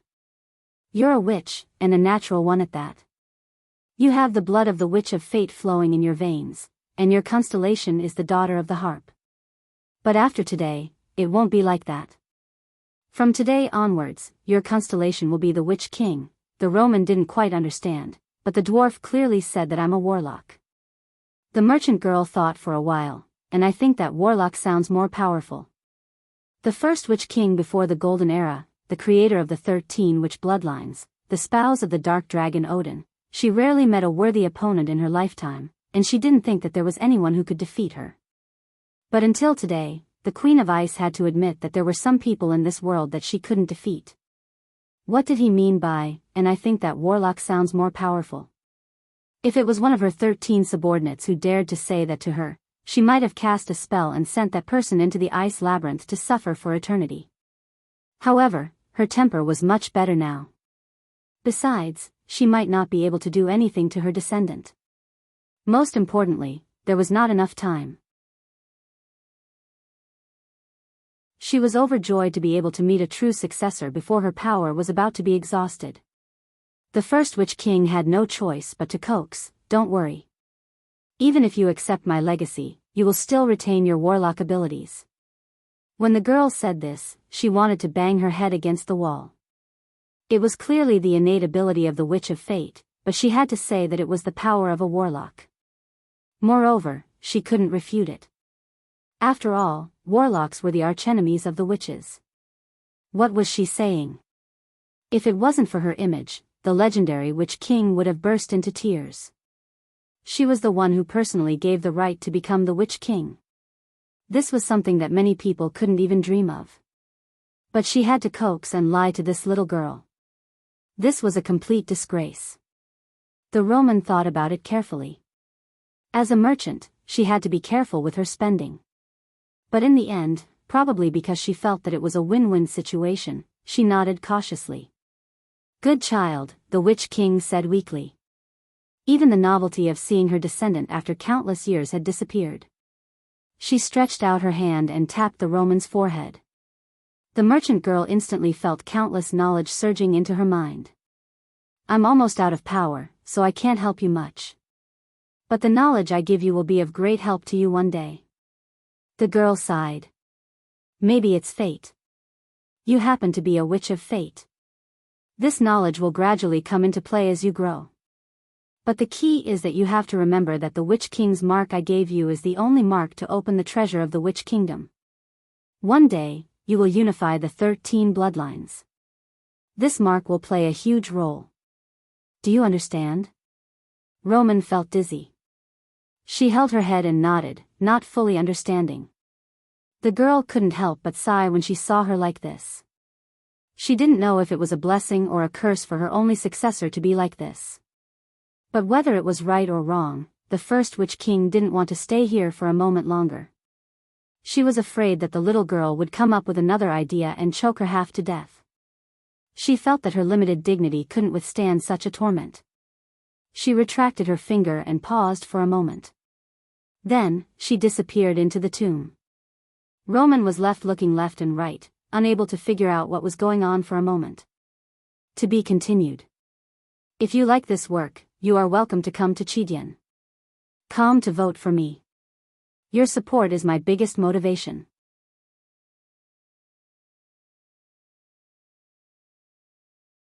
Chapter 5:18. There seems to be something underneath the magic circle. Orthless whispered to Brando after a careful observation. She could vaguely feel a corrosive magic seeping up from the ground. Wind elves were naturally sensitive to magic. Otherwise, they would not have been able to create magical sword skills. Brando nodded. Orthless led the way. After leaving the cave of crystals, they continued to go deeper. After walking for a while, the walls of the underground chamber suddenly showed a strange dark red color. Upon closer inspection, the dark red color was actually caused by a kind of sandstone. The sandstone seemed to be embedded with quartz, and it sparkled under the light. Brando touched it with his hand. When he raised his hand, he was shocked to find that his hand was covered with crystal powder. What's going on? He could not help but stop and ask. The rocks here have always been like this. It has been like this since the underground chamber was built. Orthless picked up the broken stones on the ground and looked at them. But recently, the crystallization of the rocks has become more and more serious. The red sandstone did not extend to this position before. Brando instinctively felt that something was wrong. Do you know this kind of rock? He bent down to pick up a broken stone and whispered to Orthless. Orthless looked at the stone in his hand and thought for a while before replying. The characteristics of this rock are a bit like the magic quartz sand from the Black Forest. Have you heard of it? Magic quartz sand was a kind of sandstone magic crystal or that was formed when a region was contaminated by magic. It was often found near the streams in the Black Forest. It looked a bit like colorful sand. Most of these crystals were not pure. Travelers who came across them could make a small fortune, but it was not worth it to organize a team to mine them. Brando of course had heard of this mineral. He picked up the stone and said, "We will know whether it is or not after experimenting with it." Detecting the distribution of magic elements was a basic task for any spellcaster. Brando was also an elementalist, so it was not difficult for him to do this. He held the stone with his left hand and stretched out his right thumb, index finger, and middle finger. He aligned the magic triangle and chanted a mysterious rune. The stone immediately emitted a faint light. It is. It is. Orthless nodded. However, this level of magic quartz sand was not even at the level of a normal mineral. The magic it contained was mottled and impure, and there was no value in mining it. Simply put, it was unnecessary to even bring a piece back home. That means this place is heavily contaminated by magic. Brando raised his head and looked around vigilantly. But this place is under the protection of Lady Martha, Brando. That's why it's suspicious. Brendel threw the stone away and raised his head, just in time to see Elaine stop. To go in. To go in. Brendel took 2 steps forward, wanting to see what was inside. But just as he lifted his foot, a golden ripple suddenly appeared 10 feet in front of him. Then, a golden translucent magic circle appeared, spinning slowly like the hands of a clock. Brando originally wanted to go in and take a look, but when he saw the magic circle, he suddenly changed his mind. Let's go back. Orthless and the dear Demoness were surprised. They thought Brando would definitely go in to take a look. Orthless was slightly startled. She seemed to have thought of something and quickly explained, "This magic circle is a seal set by Master, but it does not prevent me from bringing you in." But Brando shook his head as if he had made up his mind, "No need. Since there is nothing to see, there is no need to trouble yourself. The fewer times a seal is opened, the better." "That's true." Orthless nodded, but she looked at Brando with some doubt. She had followed Kelsey for hundreds of years, and her knowledge was not inferior to Brando's. Of course, she would not believe Brando's excuse. But since Brando did not want to, she did not force him. Orthless also had the same question, but she was much more direct. "Brendel, what's wrong?" She whispered to Brendel, "Brendel, what's wrong?" "Nothing, I instinctively feel that there is danger." Brando shook his head. Orthless understood.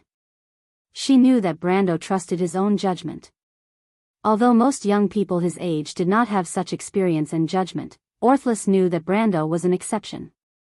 His judgment was always relatively accurate, and was not inferior to a 1,000-year-old monster like her.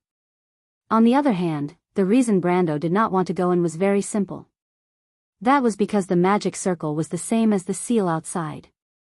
In the Amber Sword, the only function of the magic circle was to mark the level of a dungeon. The magic circle outside was called the Wall of Chaos, which was the seal of level 30 to 40 dungeons. The magic circle inside was called the Age of Time, which was the entrance to level 300 dungeons.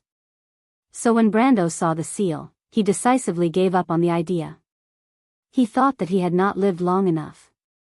Note, Brendel's level of 130 is a pure warrior's level. In reality, players usually have more than one job. Therefore, a level 40 dungeon is prepared for a level 30 group of players, and a level 300 dungeon is for a level 150 group of the world's top players. Even though he really wanted to know what was buried underground, his life was more important. He decided to take a break when he saw the magic formation. When he had time in the future, he would return to this place. "Then are you ready to go back?"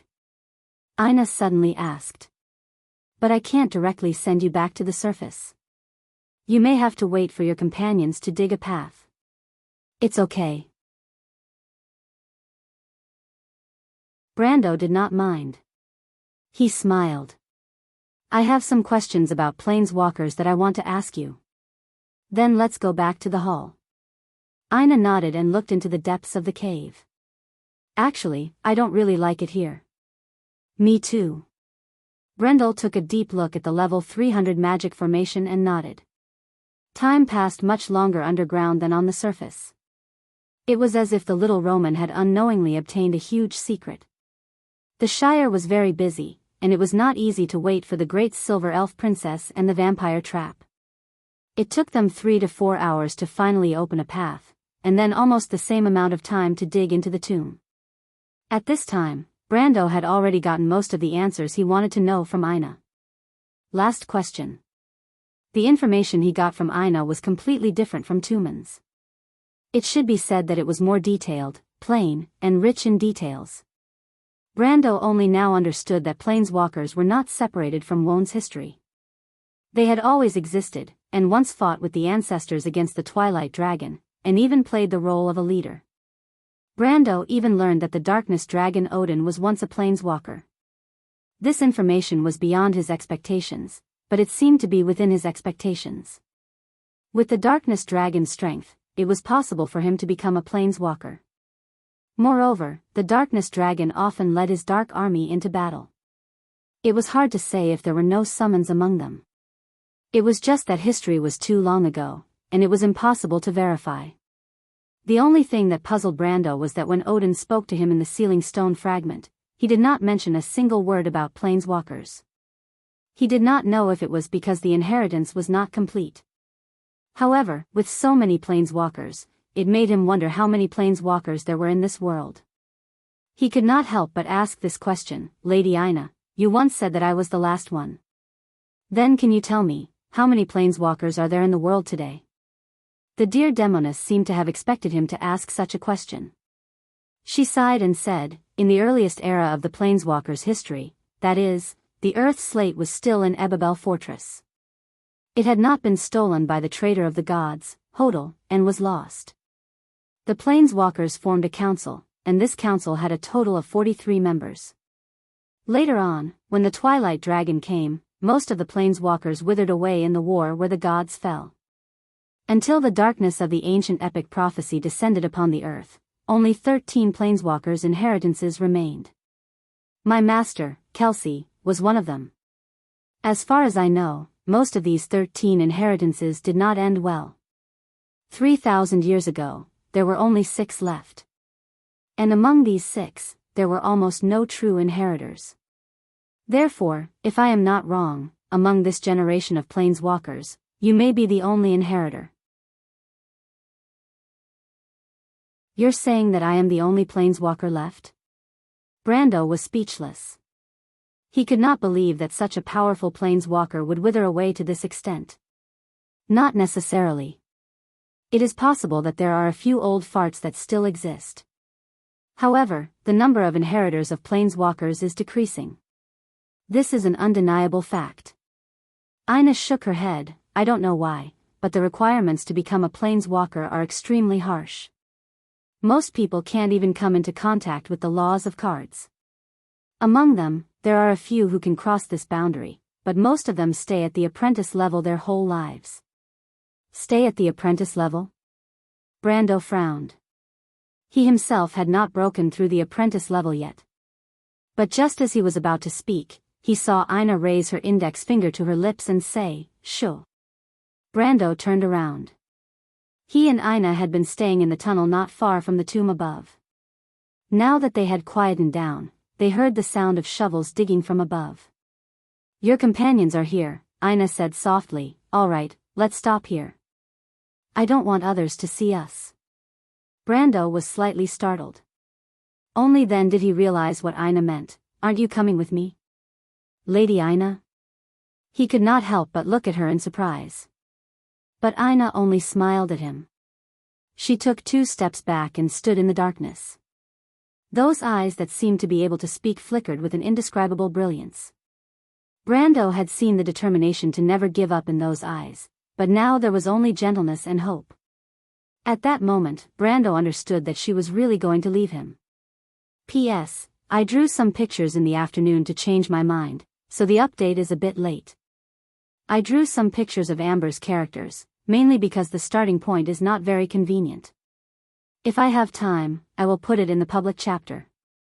Also, there has been a lot of discussion recently about the Planeswalker plot.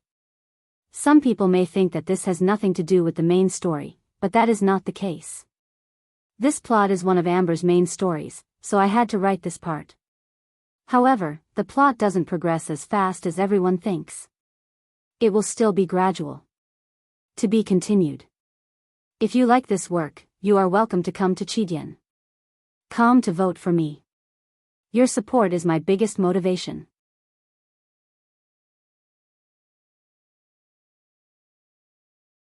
Chapter 5:19. It's not that I don't want to go out with you, but I can't. Ina smiled at him and placed something in his hand. This is a parting gift, little one. It was a stack of cards. Brando held the cards in his hand, puzzled. To be honest, I don't understand.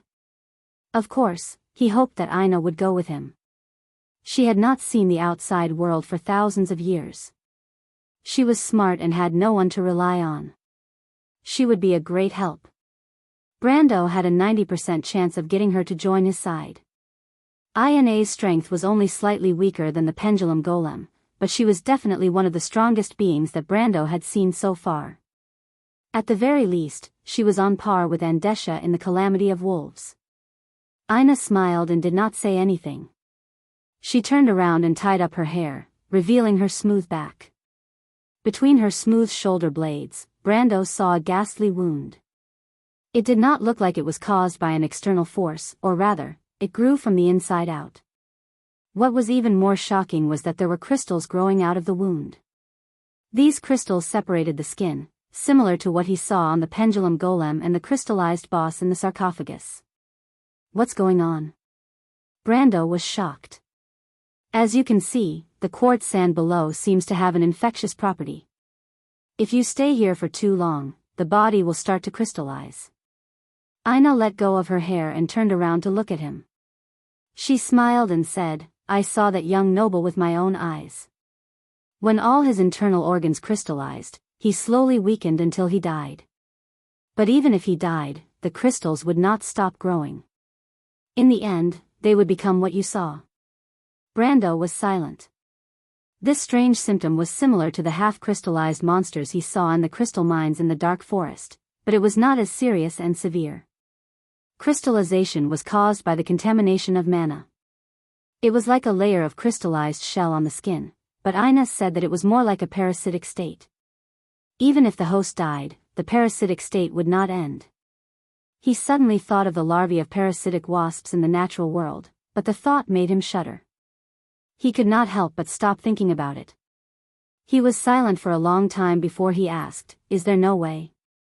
The royal sister smiled slightly. Everything was conveyed without words. "There's still some time left. Let me explain the Paradise of Adversity deck to you in detail." She did not care about her situation and changed the topic. "The deck in your hand has a total of 32 cards. One of them is Echelonius's Furnace of Adversity, one Glorious Martyr, for Glorious Trumpeter, for Rising Spirits, for Lightning Storms, one Accelerated Thinking, for Furnace of Nightmare Constructs, 6 Death Sentinels, one Enrolled Holy Ring, one Cannon of Life, for Daybreak, and one Impasse Trojan. You should be able to see that this isn't the complete Paradise of Adversity." The complete Paradise of Adversity no longer existed. It was sealed underground and used to construct this huge array. What the wooden head and I used was nothing more than a projection of the laws. To put it simply, only on this magic array can he and I be considered a planeswalker. That's why you asked us if we were planeswalkers. She shook her head. "We're not planeswalkers. We're not even apprentices like you. It's this array that gave us the ability to use cards. Both of us have half of the authority. It's the pitch black adversity, and I have the paradise of pure white. However, the deck in your hand is a physical existence. It's the legacy that the master left for his successor. Although it's not complete, it contains the most basic cycle of the Paradise of Adversity deck. As long as you have this deck, I believe that one day, the Paradise of Adversity will appear in your hands. Then the cards of fate that appeared in the tomb outside were purposely placed there by you?" Brando suddenly thought of this and asked. "It's not entirely intentional. The pendulum golem and I will not leave this hall. But I think it was about 100 or 200 years ago. A few grave robbers entered this place. I purposely let them steal a few cards, hoping to attract a real planeswalker. However, the wooden head didn't seem to agree with my actions. It ordered Letterer to kill the grave robbers." She thought for a moment and answered. Brando thought of the scene outside. He could almost confirm what Ina said. However, although the pendulum golem killed the grave robbers, it didn't order Letterer to take back the cards. This meant that it wasn't completely against Ina's plan. It just had its own considerations. If it wasn't for this, Brando believed that he wouldn't have appeared here today. The doubts in his heart were slightly explained. He nodded his head and listened to the dear Demoness continue. Helene continued to explain the Paradise of Adversity card deck. She said, "Every card deck has its core strategy. This battle strategy varies according to each planeswalker's thinking. Some planeswalkers prefer to attack. Their deck can often become extremely powerful in a short period of time. For example, they can use some direct attack spells or quickly summon an army of creatures to suppress the enemy. However, there are also planeswalkers who prefer to attack only after the enemy strikes. Their deck is good at control. They use the advantage of defense to achieve victory. These types of decks are more stable. They are invincible before defeating the enemy. However, the Paradise of Adversity is a little different from the other two. It has the ability to quickly attack, but it also has the ability to defend and counterattack. At this point, Aina couldn't help but feel a little proud. There are two cards in the Paradise of Adversity, the Nightmare Forges and the Lightning Storm. The Nightmare Forges have the attributes of both divine creatures and spirit figurines. They are treated as inanimate objects on the field and are immune to all instant death effects. Furthermore, the cost is very low and can be quickly used. The Lightning Storm spell can duplicate a lightning ball for each Nightmare Forges on the field. The more Nightmare Forges there are, the stronger the Lightning Storm spell. The Nightmare Forges can also self-multiply and quickly form into a large scale. Nightmare Forges, Paradise of Adversity 9, 1 Dark, Treasure, Divine Creature Nightmare Spirit Figurines, Level 26 Creature, Effect, pay 1 light to duplicate a derivative of yourself. In every little container, there is a real soul wailing. Lightning Storm, Paradise of Adversity 6, for Energy, Spell, Instant, Effect, tap all Nightmare Forges on the field. Target a target and deal 5 true damage to each Nightmare Forges. Enter the graveyard after using. Fire. Commander of the Acronia Army, Tylan. This spell usually takes effect within a few minutes, and in fact, this is not its full power. Aina was a little proud. You're lucky. Only the Paradise of Pure White card can provide enough light elements for the Nightmare Forges to self-multiply. Also, the owner did not seal the Anxiety Disease card into the magic circle. Otherwise, with the repeated casting of the spell, the Anxiety Disease could quickly duplicate dozens of lightning storms on the field at the same time. This is the true killer move of the Paradise of Adversity. Brando broke out in cold sweat when he heard this. He had seen the Pendulum Golem repeatedly cast the lightning storm, and it was terrifyingly powerful. But now, he realized for the first time that the Pendulum Golem did not have the Anxiety Disease card in his hand. He could imagine what would happen if the Anxiety Disease duplicated dozens of lightning storms on the battlefield at the same time. This is the first killer move of the Paradise of Adversity. But this killer move is the same as other fast attack cards. It has an obvious weakness. Firstly, the spell can be easily countered. Secondly, the Nightmare Forges are too weak. Once this killer move is countered, the Paradise of Adversity will enter the Paradise of Adversity. The Dear Demoness continued, because the Desperate Trojan Horse is one of the core cards in the card. It was prepared for this counterattack. The Impasse Trojan Horse's function is to filter out 4 creature cards from the player's deck and remove them from the battlefield. When there are more than 40 non-black creatures on the field, the creature cards that were removed from the battlefield will be placed back into the battlefield for free. You might think that it's not worth it to trade 40 for 4, but think about it. What if the 4 creature cards in your hand are expensive and powerful, like the Eternal Trauma? Aina smiled mysteriously. That's why the Paradise of Adversity has 2 moves, one at the beginning and the other at the end. Each of them is a sure kill move. My master used this card to become one of the top figures among the 13 planeswalkers, second only to Tumen, Odin, and a few others. Impasse Trojan Horse, Paradise of Adversity I, 25 Dark, Treasure, Artifact, Effect. This card must be tapped into the battlefield. Inspect your deck. Search for 4 creature cards from your deck and remove them from the duel. Then shuffle your deck. Tap, pay 40, 0. This card has 40 counters. After this card enters the battlefield, for every non-black creature on the field that dies, remove a counter from it. When you remove the last counter, use it without paying the spell cost. Place the card that was removed from the battlefield into the battlefield. Opportunity lurks in the midst of the storm. hope lurks in the midst of despair. Brando listened attentively. He had never thought that the cards of fate could support each other to form a battle strategy. The cards he received were all scattered, without any pattern. Sometimes, he used the Planeswalker system as a summoning system, but he did not expect there to be so much knowledge behind it. But at this moment, he caught onto a problem and asked, "You said that the impasse Trojan horse can only be cast when more than 40 non-black creatures die on the battlefield. Then when we fought with it before, it was to prevent the number of nightmare forges from increasing, right?" "Of course," Ina sighed. "Are you an idiot, kid? The only non-black creature in the pitch-black realm of adversity is the nightmare forges, and the nightmare forges themselves are considered spirit figurines. Simply put, they are already dead. As long as there are 40 nightmare forges on the battlefield, the impasse Trojan horse can be cast. This is the power of the impasse Trojan horse. When the nightmare forges trigger a lightning storm, they can also trigger it at the same time.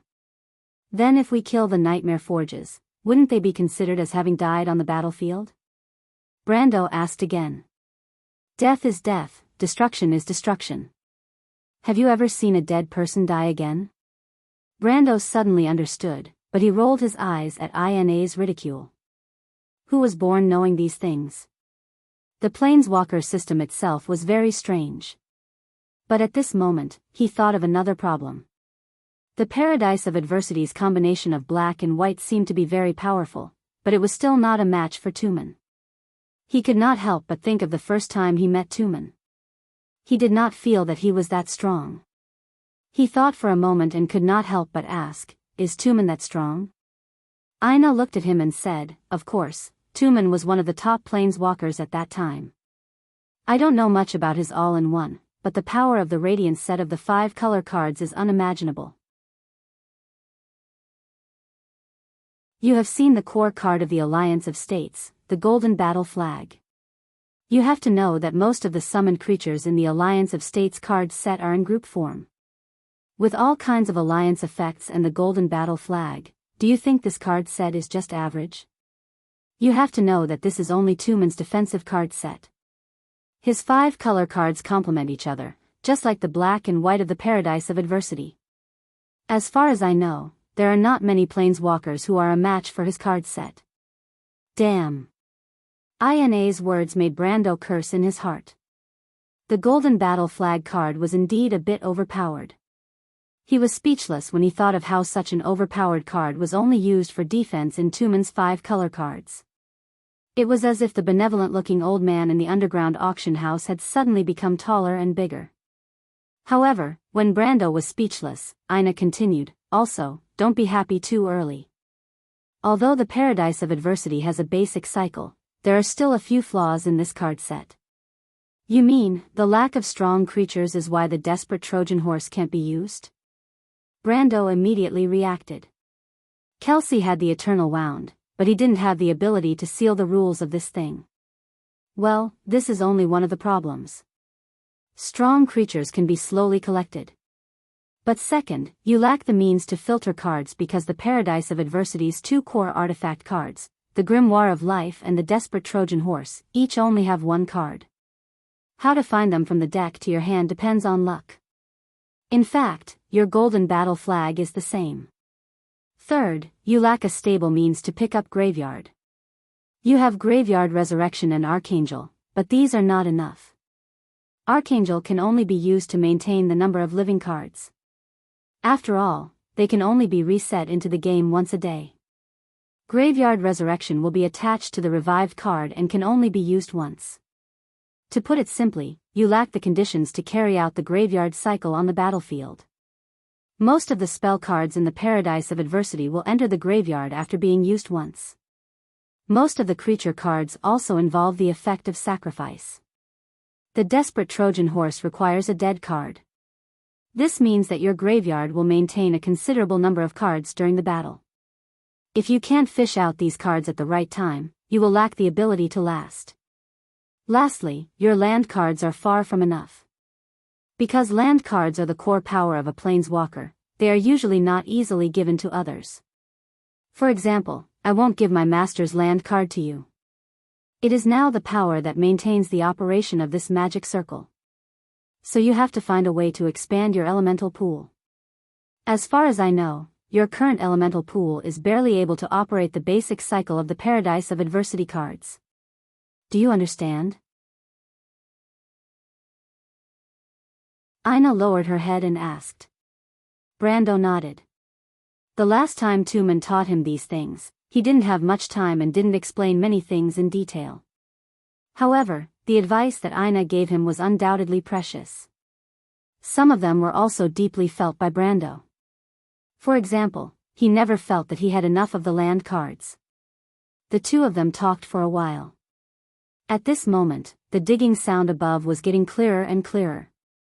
It was so clear that it interrupted their conversation. Brando suddenly stopped.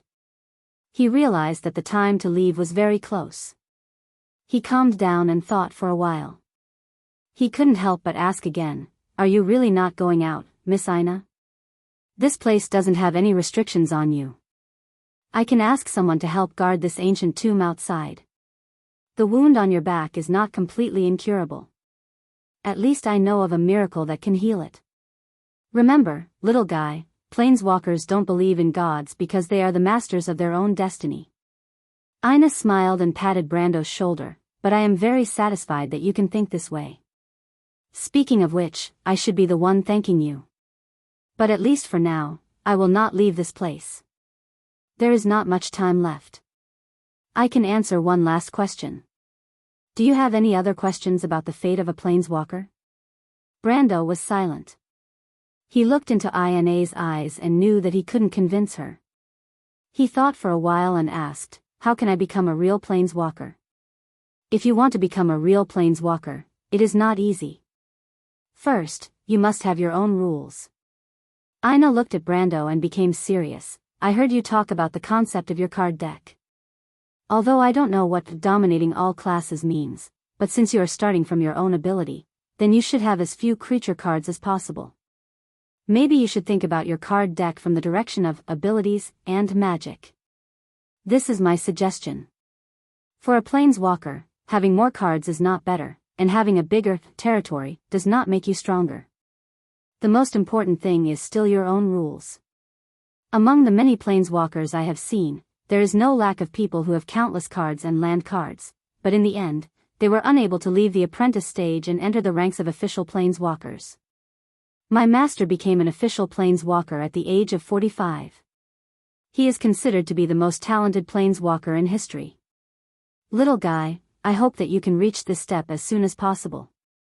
Consider it my wish." At this point, the dear Demoness couldn't help but smile. "Thank you." When Brando whispered this sentence, there was the sound of sand and stones falling from above.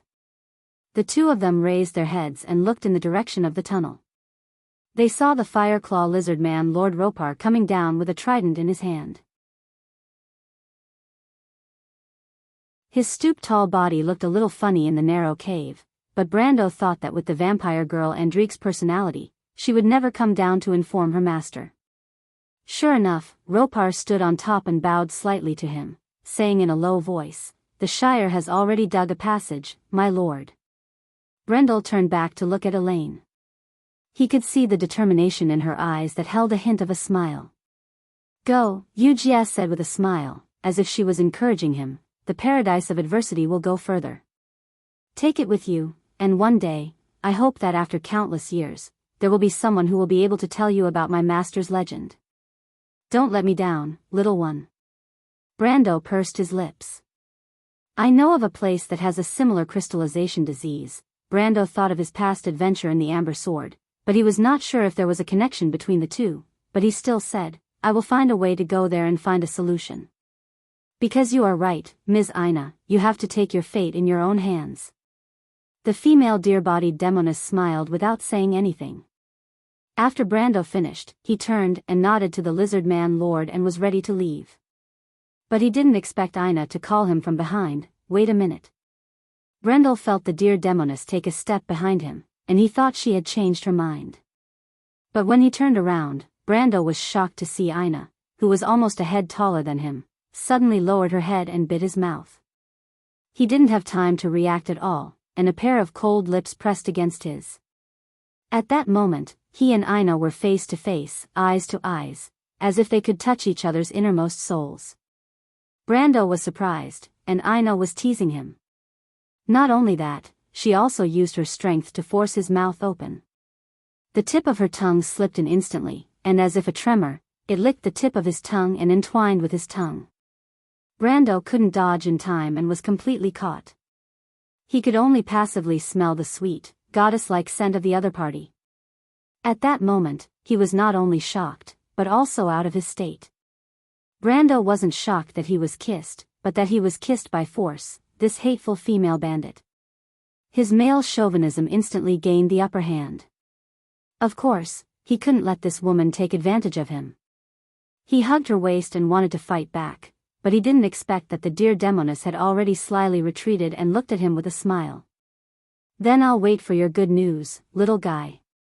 This is the reward that we agreed on earlier. No matter what the outcome of the wooden fish head is, thank you for fulfilling my wish. Now we're even, but I'll be waiting for your next favor. I'll be looking forward to it. Ina said with a smile. What made Brando angry was that this woman actually stuck out her tongue and licked her lips, as if she hadn't had enough. Miss Ina. You, Brando stared blankly at the other party, and for a long time, he couldn't say a word. After being stunned for a while, he finally reacted and turned around. With a dark face, he said to the lizard man lord, "You didn't see anything."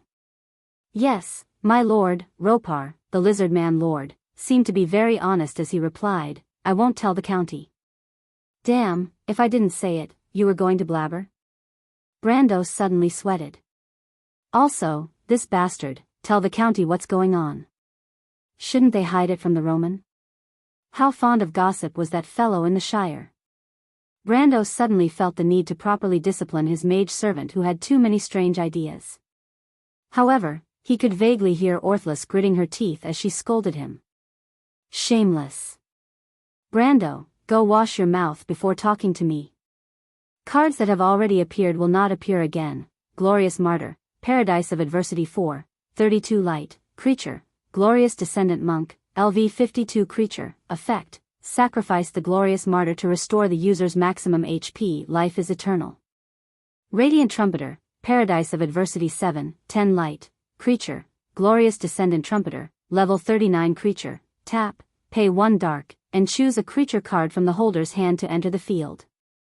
When the Glorious Descendant Hadzo blew the horn on the battlefield, the ancient spirits fought side by side with them. Glory, Paradise of Adversity V, for energy, spell, instant, immediately resets all Eclonia cards that are tapped. Enter the graveyard after use. Glory moves forward with high morale. The soldiers will never retreat. Death Sentinel, Paradise of Adversity V, 15 Light, Creature, Eclonia's Spiritual Terracotta, Asterisk, Creature, Effect, there is no limit to the number of Death Sentinels on the field. Place 10 Death Sentinels into the field. Add a black creature with the status of Spiritual Terracotta for every corpse on the field. The level of the Death Sentinel is equivalent to the number of swamp land cards the holder has, x5.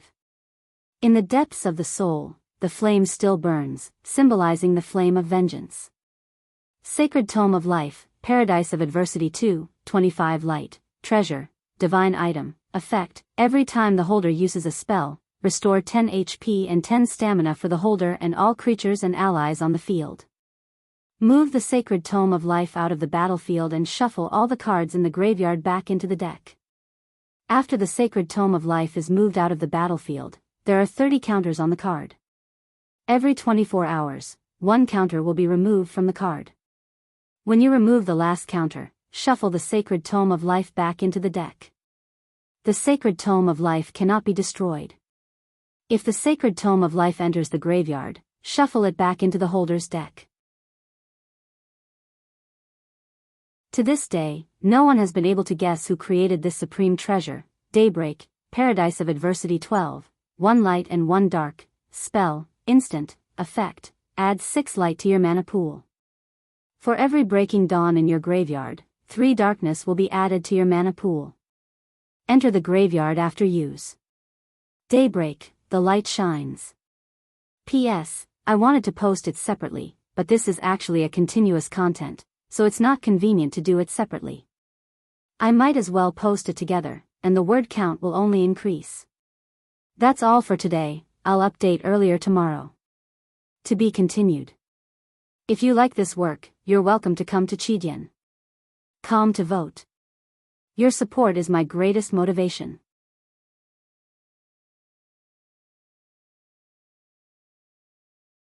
Chapter 520. Generally speaking, the busiest time of the year for Ampere Seal was from March. But from February onwards, the north thawed, and the merchants would pack up goods from the south and ship them to Corvado and Cipher, which had just recovered from the harsh winter. Furs, amber, and tobacco from Randner, pine nuts, and wood from Grenoires were all gathered here at this time of the year. As for Tonagel did not have any specialties, and the merchants only cared about whether the gold in their pockets increased or decreased. No one cared about what the poor villages produced. Most of them were bandits and robbers. It was said that before the winter last year, several fleets loaded with food were transported into Tonagel. From Ampere Seal to the Bunassan, everyone who heard the news had the first reaction of doubt. How could the country bumpkins have the money to complete the trade? Of course, not many people knew that Tonagel also owned one of the 3 silver mines in Erewhon. But then again, the silver mine belonged to the Lord, so what did it have to do with them? Even children knew this. In short, before the merchants could confirm whether the news was true or false, news of the rebellion and war in the south came again. Not only were there bandits and robbers, but even the rebels had appeared. This proved that Tonagel was a place of barren hills and turbulent rivers. In the eyes of the nobles, the old saying that barren hills and turbulent rivers produced unruly people was as accurate as a maxim. But most of the pot-bellied nobles enjoyed the furs and spices from the south, and when they wore jewelry from the mountains, they did not need to know where they came from. Although Erewhon was facing internal and external difficulties, and the north and south were shrouded in the shadow of war, the merchants were the most informed group of people. Because of this, most of the commercial activities had come to a standstill. But the area between Ampere Seal and Eterin was the economic core of the kingdom, the free trade port, and the permanent neutral zone promised by the Holy Cathedral. Gold was still flowing slowly like blood. In Omitos, Festin was the closest outpost to Ampere Seal port.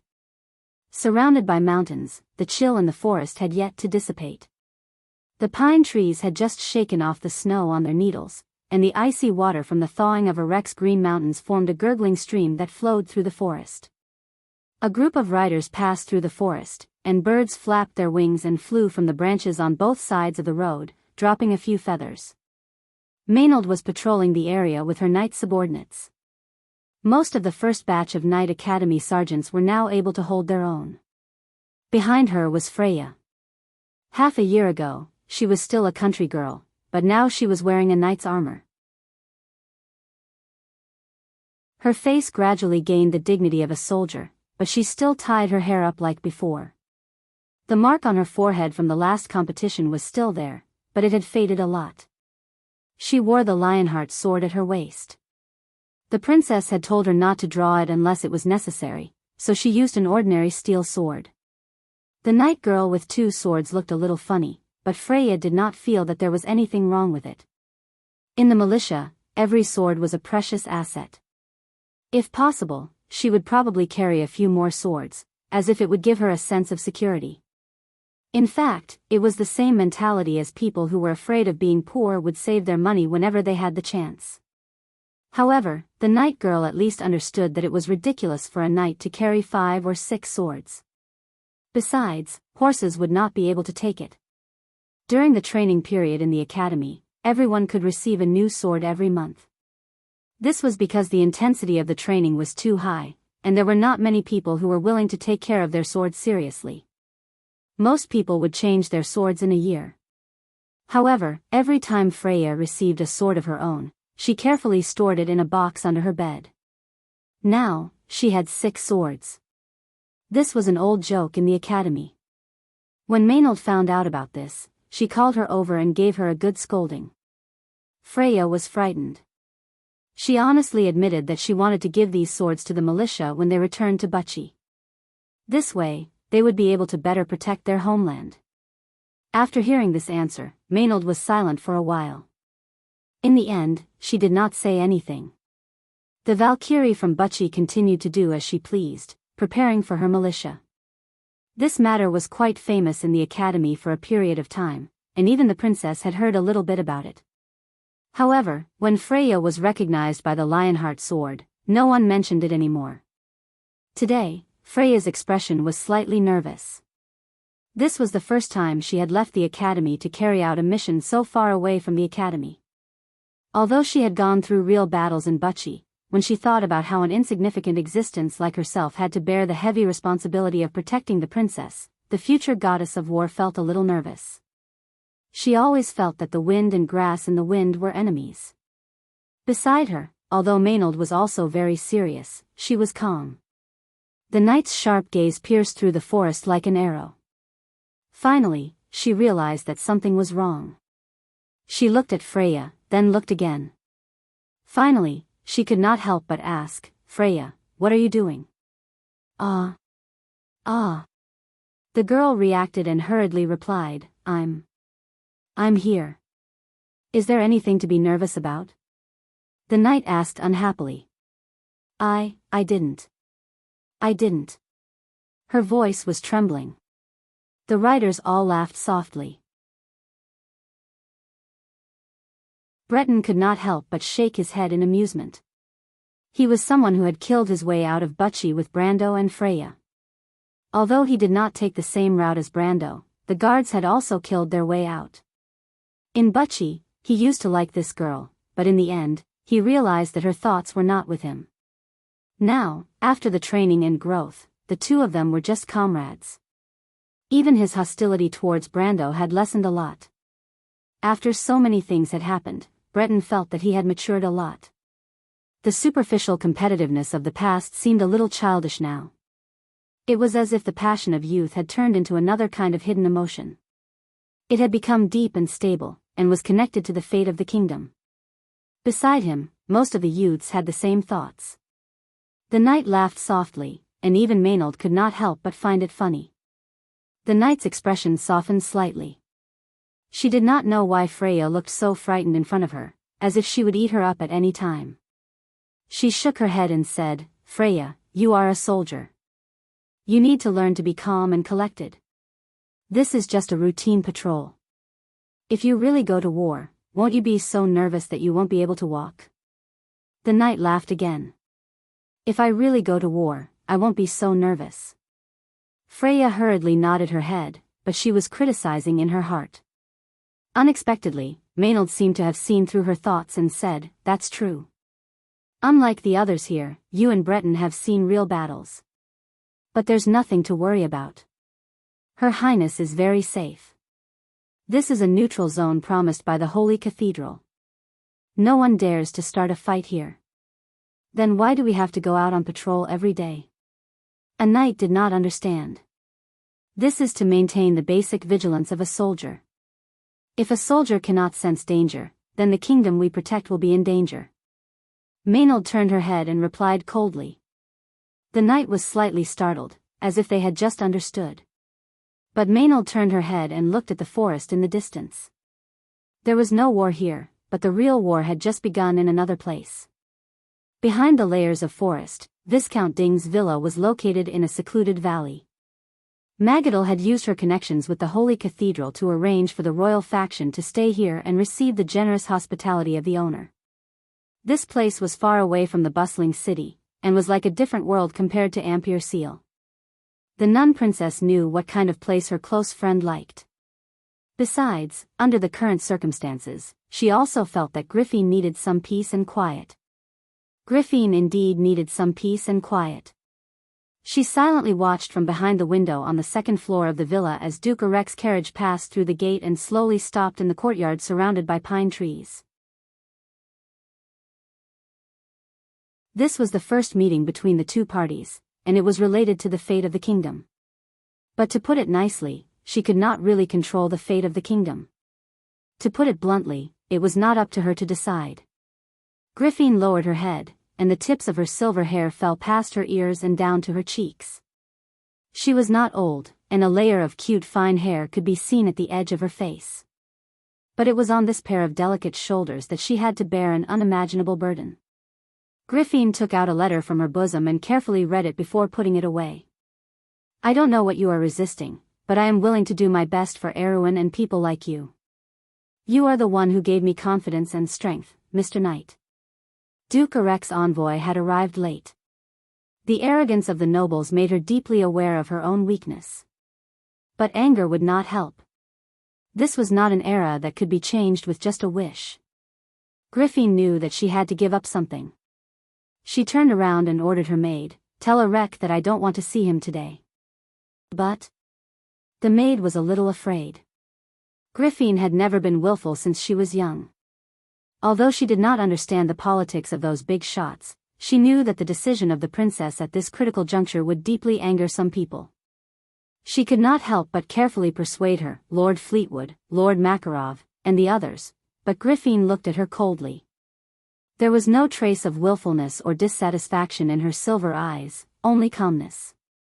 Arek's envoy comes and goes as he pleases. Does he not care about the dignity of the royal family? I don't mind meeting him, but if this is his attitude, then there is no point in this negotiation. Tell Count Makarov what I said. From today onwards, I will not see Arek's envoy for a week. She paused. A week later, we will meet in the city of Ampere Seal. When she finished this sentence, the childishness in her seemed to have completely faded away. She had become the future princess who would guide the fate of all the players in Erewhon. The regent princess of Erewhon. The fate of the kingdom seemed to have begun to walk on the original path at this moment. I am a little stuck today, but I still persevered in writing a chapter to keep it running. To be continued. If you like this work, you are welcome to come to Chidian. Come to vote for me. Your support is my biggest motivation.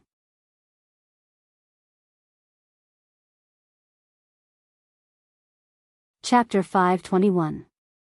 Ampere Seal was shrouded in a strange atmosphere. Far away in the south, Tonajul was also shrouded in a similar atmosphere. After returning to his territory, Brando immediately called for an emergency meeting. The meeting was held in a forest not far from New Valhalla. The tree elves had planted a square there that was surrounded by 10 ancient banyan trees. Brando was quite fond of that place, so he temporarily used it as a meeting place.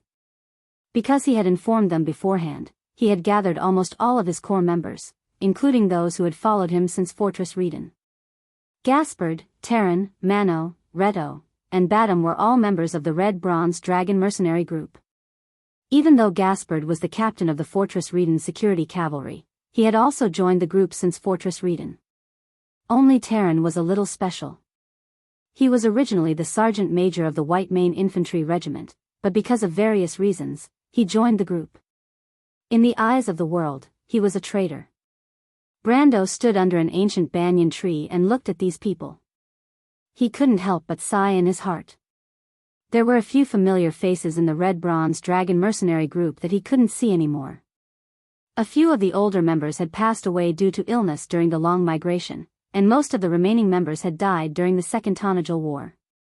However, the will of the dead seemed to have been passed on to the living, and the remaining people had become stronger and more resolute. This change was obvious. Gaspard used to be the lackey of the nobles in Fortress Reden. When he first appeared in front of Brando, he was a pretty boy who looked strong on the outside but was weak on the inside. But now, because he had been outside for a long time, his skin was slightly tanned, and his face and arms were covered with battle scars. Even though he looked a lot rougher, he also looked more mature and stable. Among the refugees who migrated from Fortress Reden, there weren't many of them, because not everyone was willing to leave their homes. Most of the people who knew this captain of the security cavalry hated and feared him, but now, there were more and more people who took the initiative to stop and call him captain. But the most important thing was his strength. In just a short year, he had grown from a weak iron-ranked character to an iron-ranked one. It wasn't just Gaspard, most of the people who came out of Fortress Reden were the same. Terran, Mano, Redbeard Badam, and Reto were the same. In just a few months, their strength had shown signs of breaking through the peak of iron ranked and entering the silver ranked. The sea of magic was changing the world, but only those who had experienced life and death situations could clearly feel this change. Brando's gaze swept past the people in Fortress Reden and landed on another group of people, the Grey Wolves mercenaries. These people who were abandoned by Makarov and taken in by him hadn't been with the mercenaries for long, but many of them had increased their strength to varying degrees, including Sanford. After the distribution of the dragon blood potion, his strength had increased to the upper iron ranked. In fact, Amandina wanted to give priority to the seniors in Fortress Reden, and the others would observe the situation. But Brando felt that it wasn't necessary. Those who had followed him through 2 wars were loyal and reliable. In this era, it took courage to go against the nobles. If Makarov and Grodin didn't force these mercenaries into a dead end, they wouldn't have followed him to this point. Although the production of the dragon blood potion was not high, it was obviously more convincing to distribute it based on merit rather than seniority. Besides, most of the people who followed him in the earliest batch were also people who were extremely loyal and contributed to the group. Brando used this point to convince Amandina and win the hearts of the people. Even though the red bronze dragon mercenaries received the most dragon blood potions, at least the others could see that everyone had an equal opportunity in this group. Even the latecomers had a chance to surpass the seniors in the group. As long as one's hard work was rewarded, they would be filled with motivation. Brando's action was to maintain the vitality of the mercenaries. He had been the leader of the Amber Sword for a period of time, and had a certain understanding of modern organizations.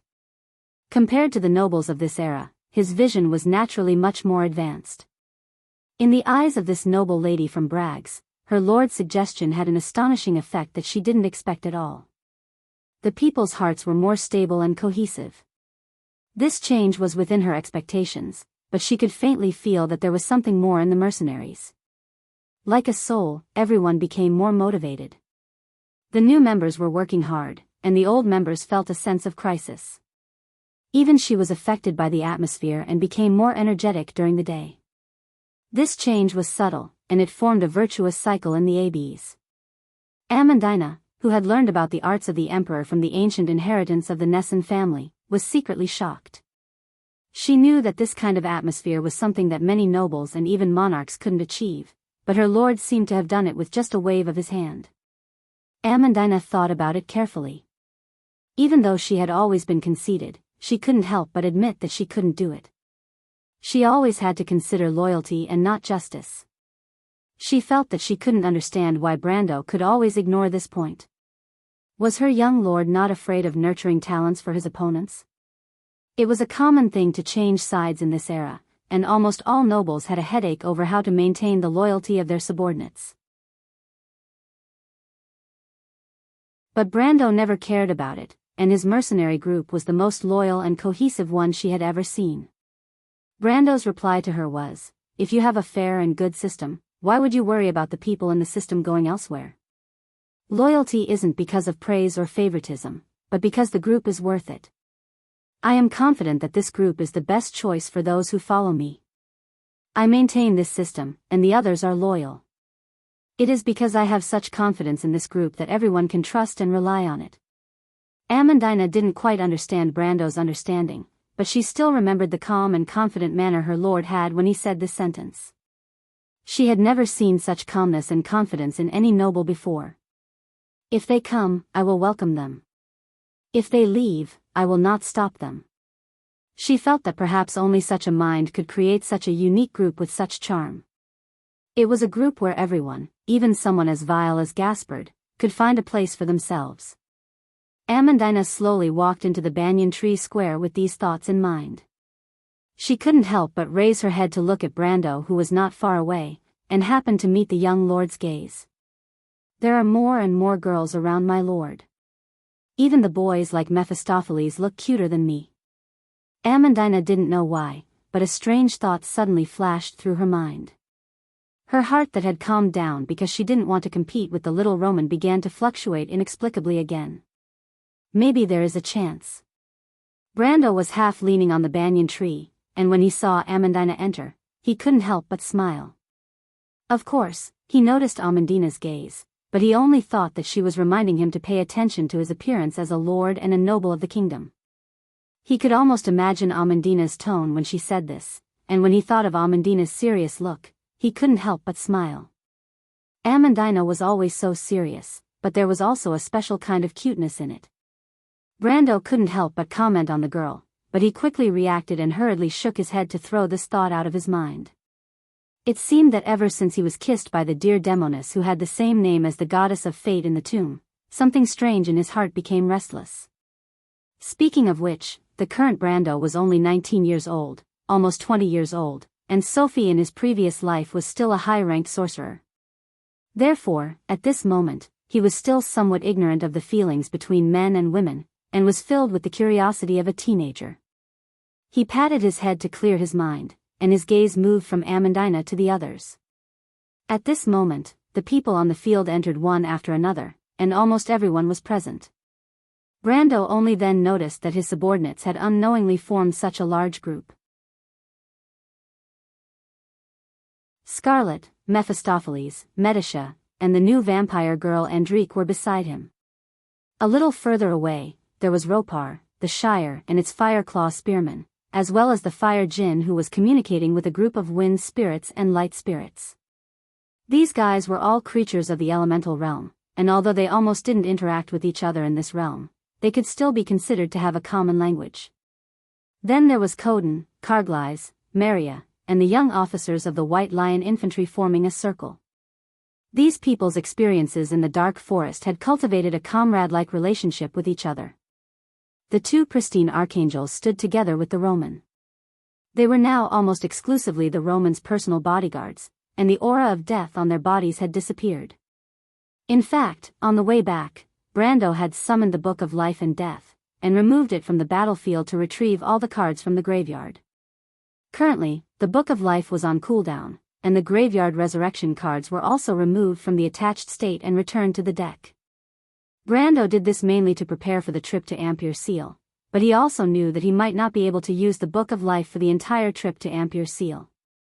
But after weighing the pros and cons, the cards in the graveyard were more important. Although the Book of Life was the core card of the Paradise of Purity, but in reality, after the Paradise of Adversity was combined into one, the Book of Life only strengthened the defense of the deck on the field. As a planeswalker, Brando actually had many ways to restore his HP. At the very least, the various types of holy water that he obtained from Amon in the Dimensional Cave were probably the first in history. At the very least, that was the amount of supplies that Amon had prepared for an army. Further away were Rabban, Yuta, Cornelius, and their subordinates. They stood together with the Nightsong Tiger and Rocco of the mercenaries of Lopez. On the other side were the Red Bronze Dragon mercenaries. Lastly, the villagers of the Green Village stood together with the Druids and Tree Elves. Sifred was like a fish in water in that circle. She had been living with her father for a while, and Brando did not want her to be estranged from her family and the villagers because of the Druids. Brando raised his head. There were still subterranean dwellers in the forest. Tajiv was doing well under his command, and the subterranean dweller had expressed his willingness to submit to him several times. The subterranean dwellers were not looked down upon like the subterranean dwellers. On the contrary, many people who were loyal to the subterranean dwellers treated them as protectors. Before the Tree Elves joined, the subterranean dwellers were indeed Brando's strongest force. It was not easy to meet these people in the forest. Amandina was in charge of agricultural production in the Maxon region, but she rarely appeared in the ABs. The winter crops in Tonajul were growing, and Brando knew nothing about it. However, Amandina was an expert. The agriculture in Wonde relied on magic, and the wizards and monks of the Holy Cathedral played an important role in it. Fortunately, the monks of the Holy Cathedral would not work for the rebels. Fortunately, Brando had the Druids under his command, and they were far better at farming than the monks of the Holy Cathedral of Fire. But when these people gathered together, Brando realized that his wings were slowly growing. He could not help but count. Scarlet, Mephistopheles, Medisha, and Ropar were 4 gold-ranked wizards. There were also the Shire and Andrique, 2 gold-ranked wizards. Khodan and the fire deity were also lower gold-ranked wizards. Including himself, there were a total of 9 gold-ranked wizards, and this did not include the tree elves and the druids. In terms of numbers alone, they were second only to Aween's Duke Arek and Duke Cypher, who were renowned dukes. Brando remembered that there were a total of 22 gold-ranked wizards serving the royal family of Erewhon. However, not all of them followed the royal faction of the south, and some of them joined the king's eldest son, House Cypher's camp. In other words, the royal family only had a dozen or so gold-ranked wizards. This could be said to be the strength of Erewhon's country, and they were not much stronger than him. In terms of quality, they were inferior. Brando's gold-ranked wizards, except for Khodan and the fire deity, were all middle-ranked and above. Metisha even had the strength of an upper gold-ranked wizard. After Scarlet converted the dragon bloodline, she reached the pinnacle of gold-ranked wizards.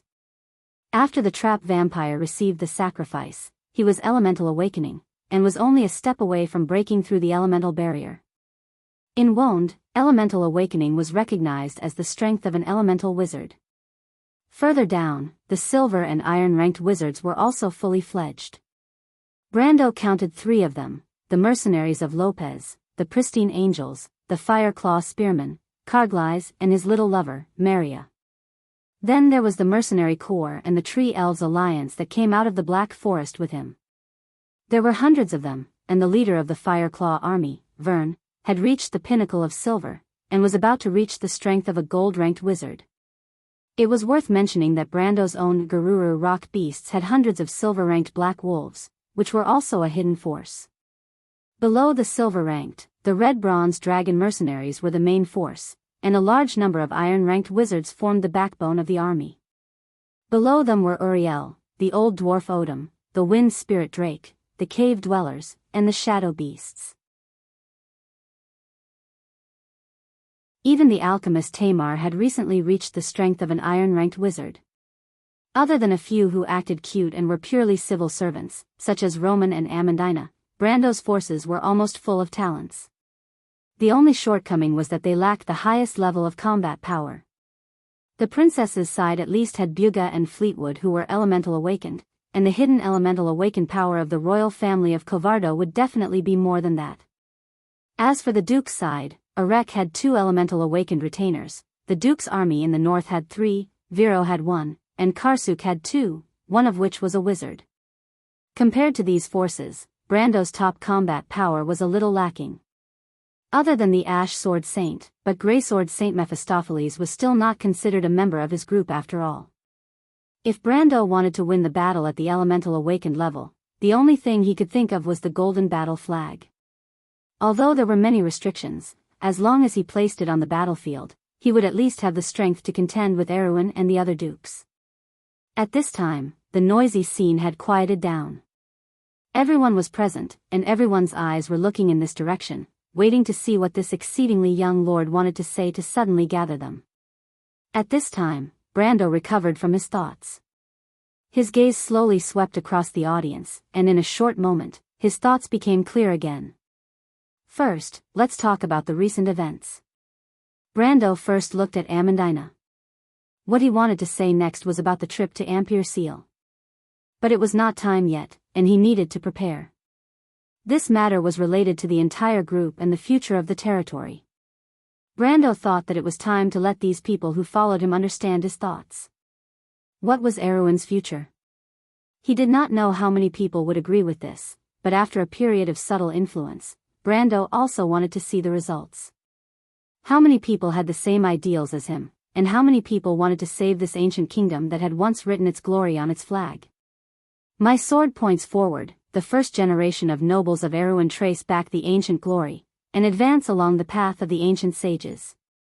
King Eric, P.S., 2 days ago, I stopped to organize my thoughts about Ampere Seal. Brando will definitely go to Ampere Seal to change history. After all, this is the goal he has been preparing for all this time, and it is also the meaning of his life. However, it is easy for one person to go against the huge inertia of the entire history and destiny.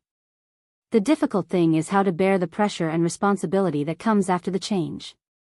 This is what Brando has to consider as a man. The decaying kingdom is collapsing in an unstoppable manner.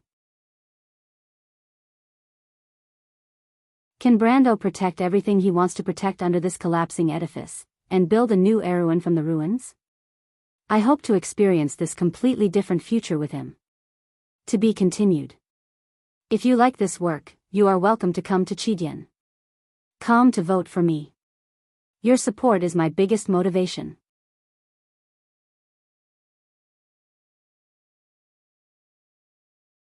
Chapter 522. Amandina nodded at Brando and walked out with a stack of parchment papers in her hands.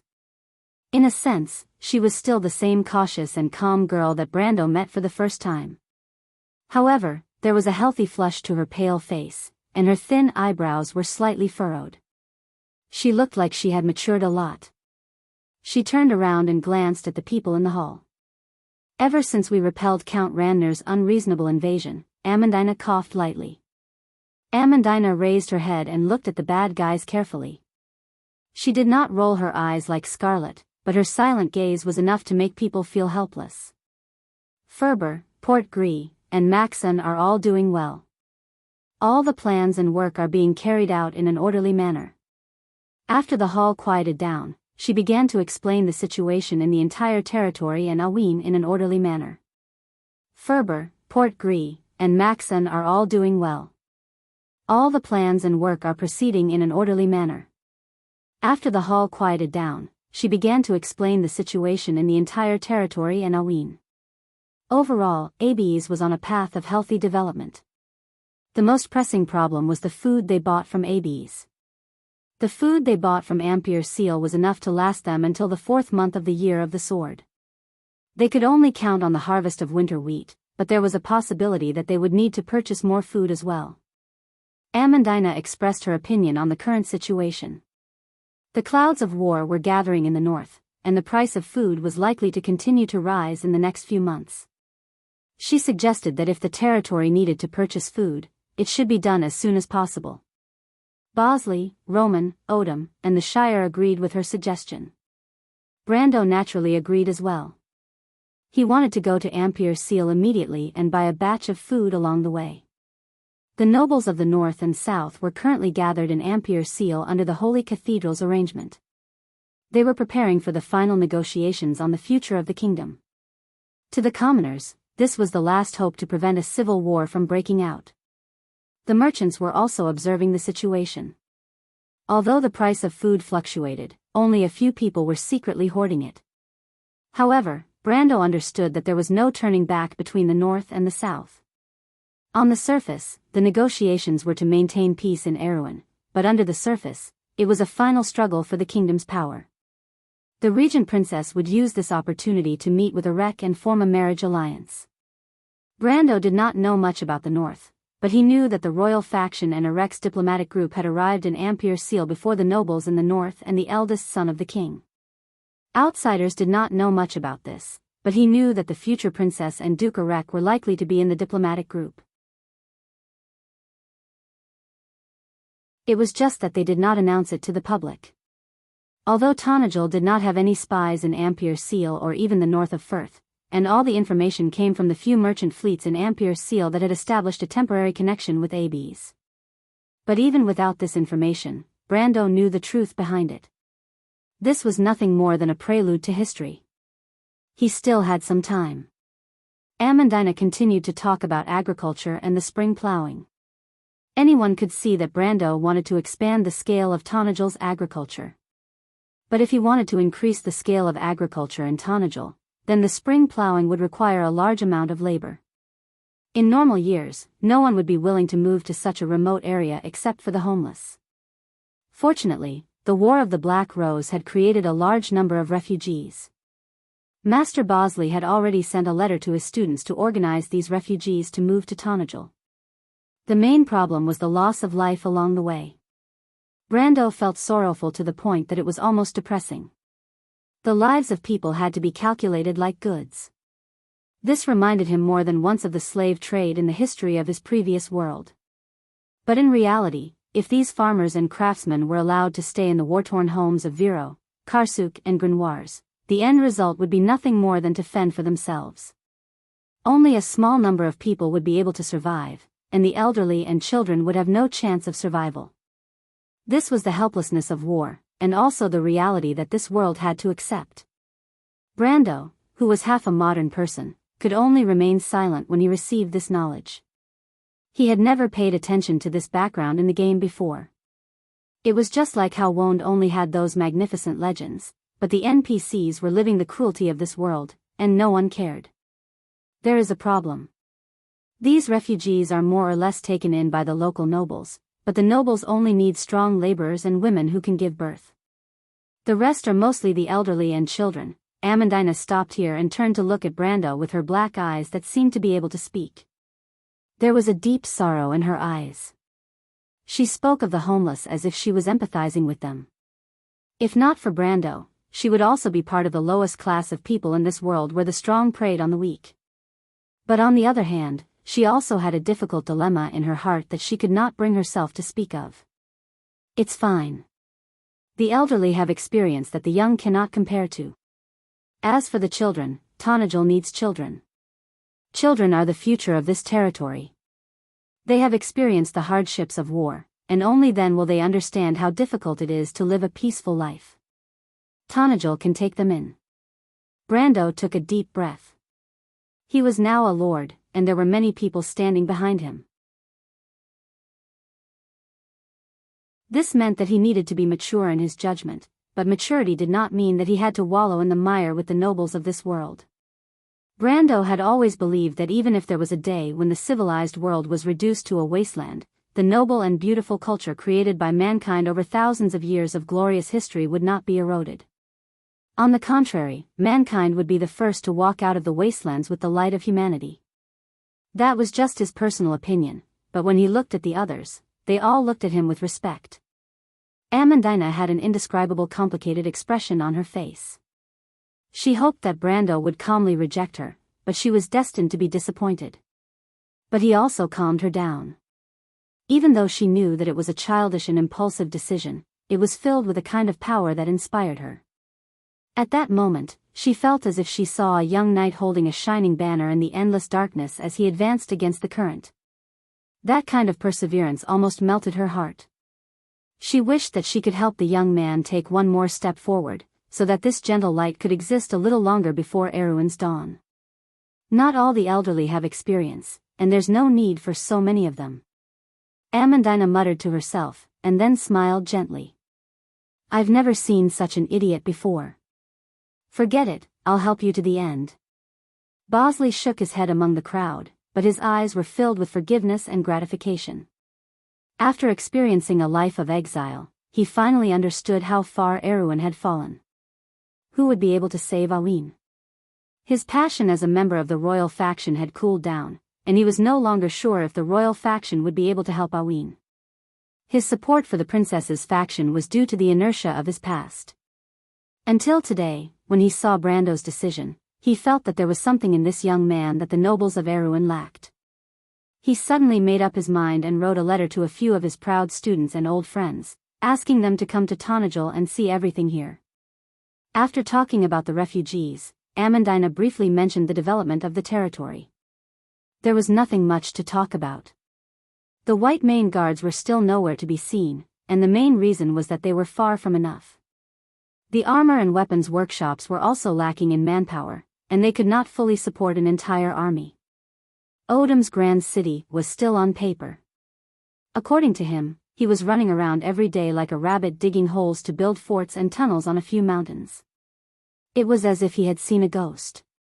The Shaflun silver mine was operating steadily, and it was the main source of income for the territory. Brando's main source of income was the dark forest. With the help of the druids, he could easily develop the borders of the dark forest.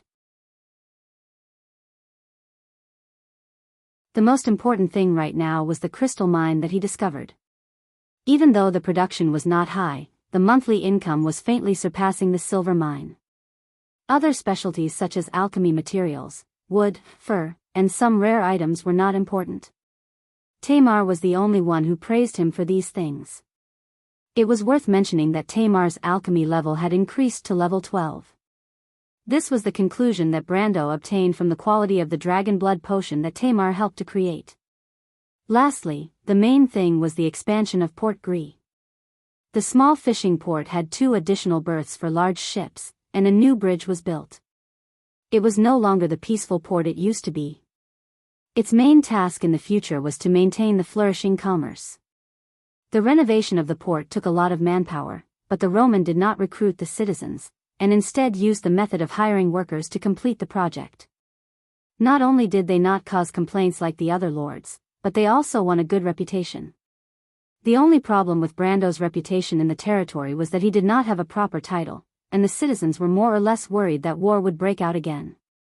But in other aspects, the majority of the people had already recognized this wise and benevolent lord. At least, he was many times more benevolent than Grodin. On the other hand, the cost of hiring workers was also recovered through food.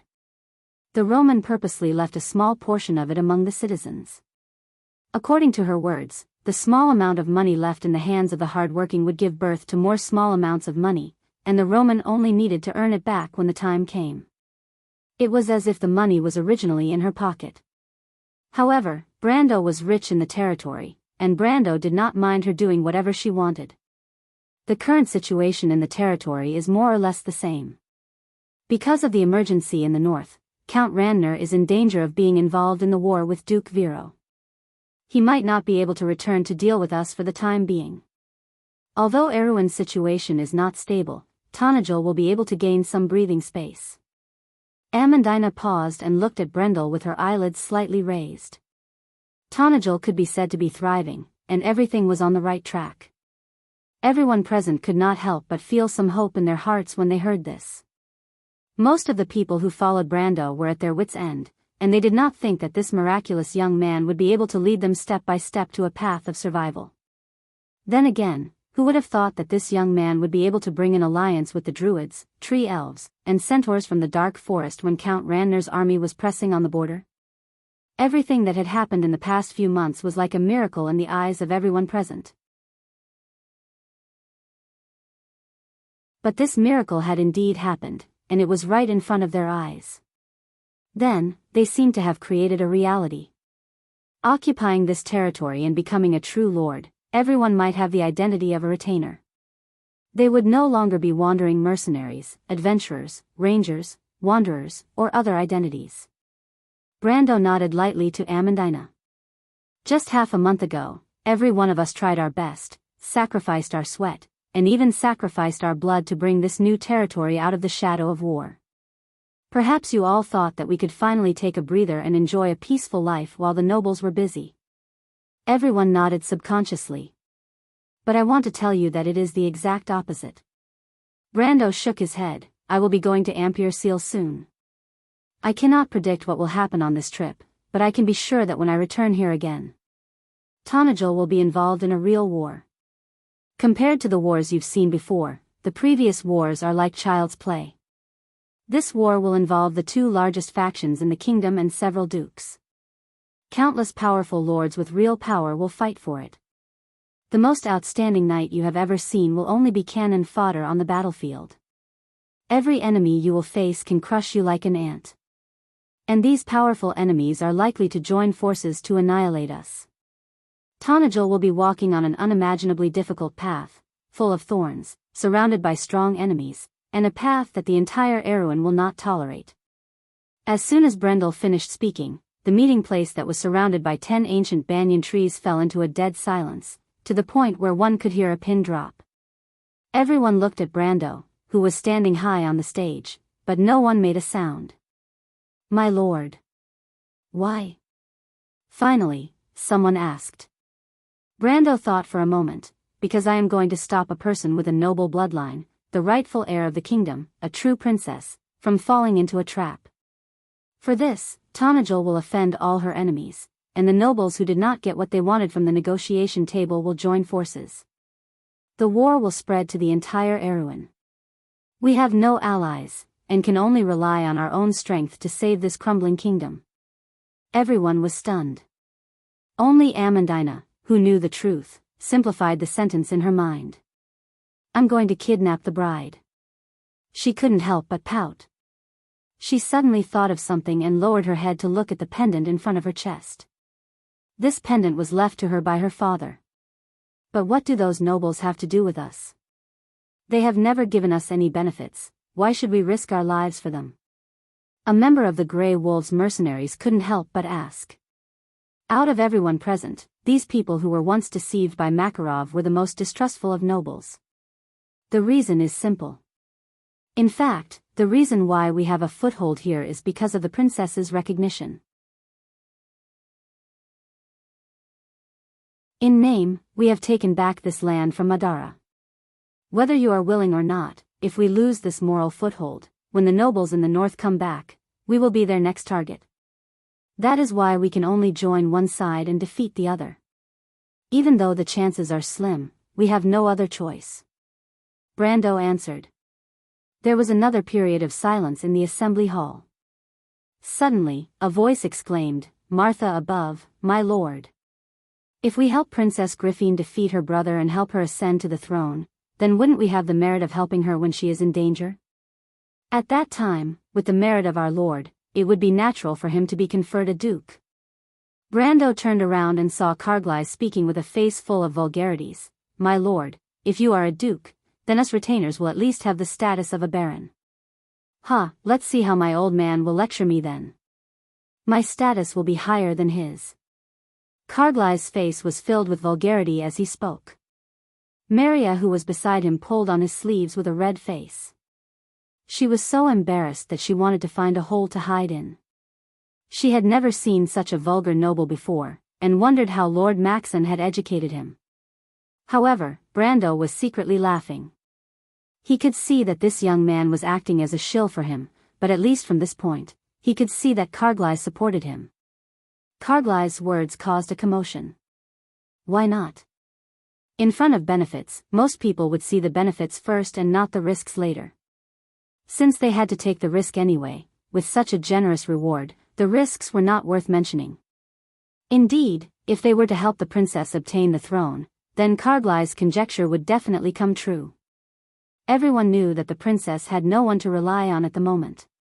It was easy to add flowers to a brocade, but help in a time of need was precious. What happened to the first batch of families that followed the late King Eric?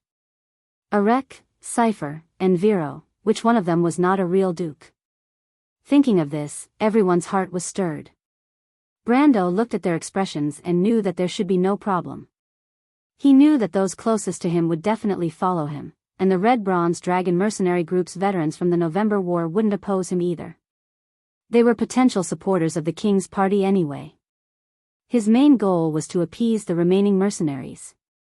The mercenaries didn't have much faith, so he had to let them know that they were fighting for him. Otherwise, there would be trouble in the future. He nodded and replied, "Yes, that is why I want you to be prepared.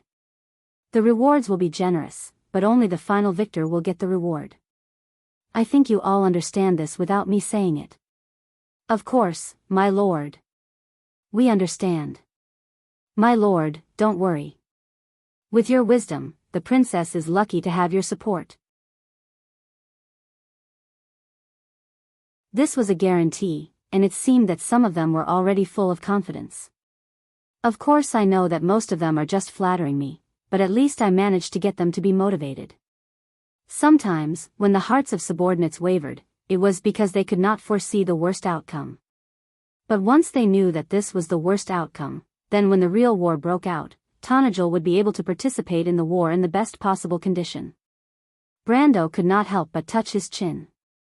To be honest, he did not have much confidence in the upcoming war. It was not that he was not confident, but the enemy was too strong. He did not tell the truth. If the plan did not go well, he might have to forcefully destroy the marriage between Princess Griffin and Arek. But no matter what, it might cause Arek to turn to the other side in anger. The best result would be to remain neutral, but if the worst happened, it would mean that Tanajul would have to face the pressure of the entire Erewhon. Erewhon was not strong, but that was after compared to Madara and Cruz. With the strength of 6 or 7 archdukes in Erewhon against a mere Tanajul, it would be like comparing the strength of an adult to a child. And when that time came, his only ally would be the pitiful help by the princess side. In fact, Brando did not have a complete solution for the time being, but he did not have enough time to prepare. He would not let history repeat itself, and the trip to Ampere Seal was imperative. At this time, he saw the Shire walking up to him. He knew that the Shire wanted to tell him that the ship to Ampere Seal was ready. From Tonajul to Ampere Seal, it would only take a week. P.S. First of all, I would like to thank, It's Night Wind, 10 Nights T Wind, Owutuanzi, I Am Unknown Horizon, Hemtica, and everyone else on the forum for helping me organize the information. Then, I would like to correct 2 bugs. One is Coden's mid-gold rank strength, and the other is the Fire Djinn. I have a look at the Fire Djinn. It is level 45 on the card. Level 45 is the peak of silver rank, close to gold rank, so it can be counted as a gold rank. Lastly, Medisha. Although Medisha's absolute strength is only below gold rank, her combat strength is at mid-gold rank. To be continued. If you like this work, you are welcome to come to Chidian. Come to vote for me. Your support is my biggest motivation.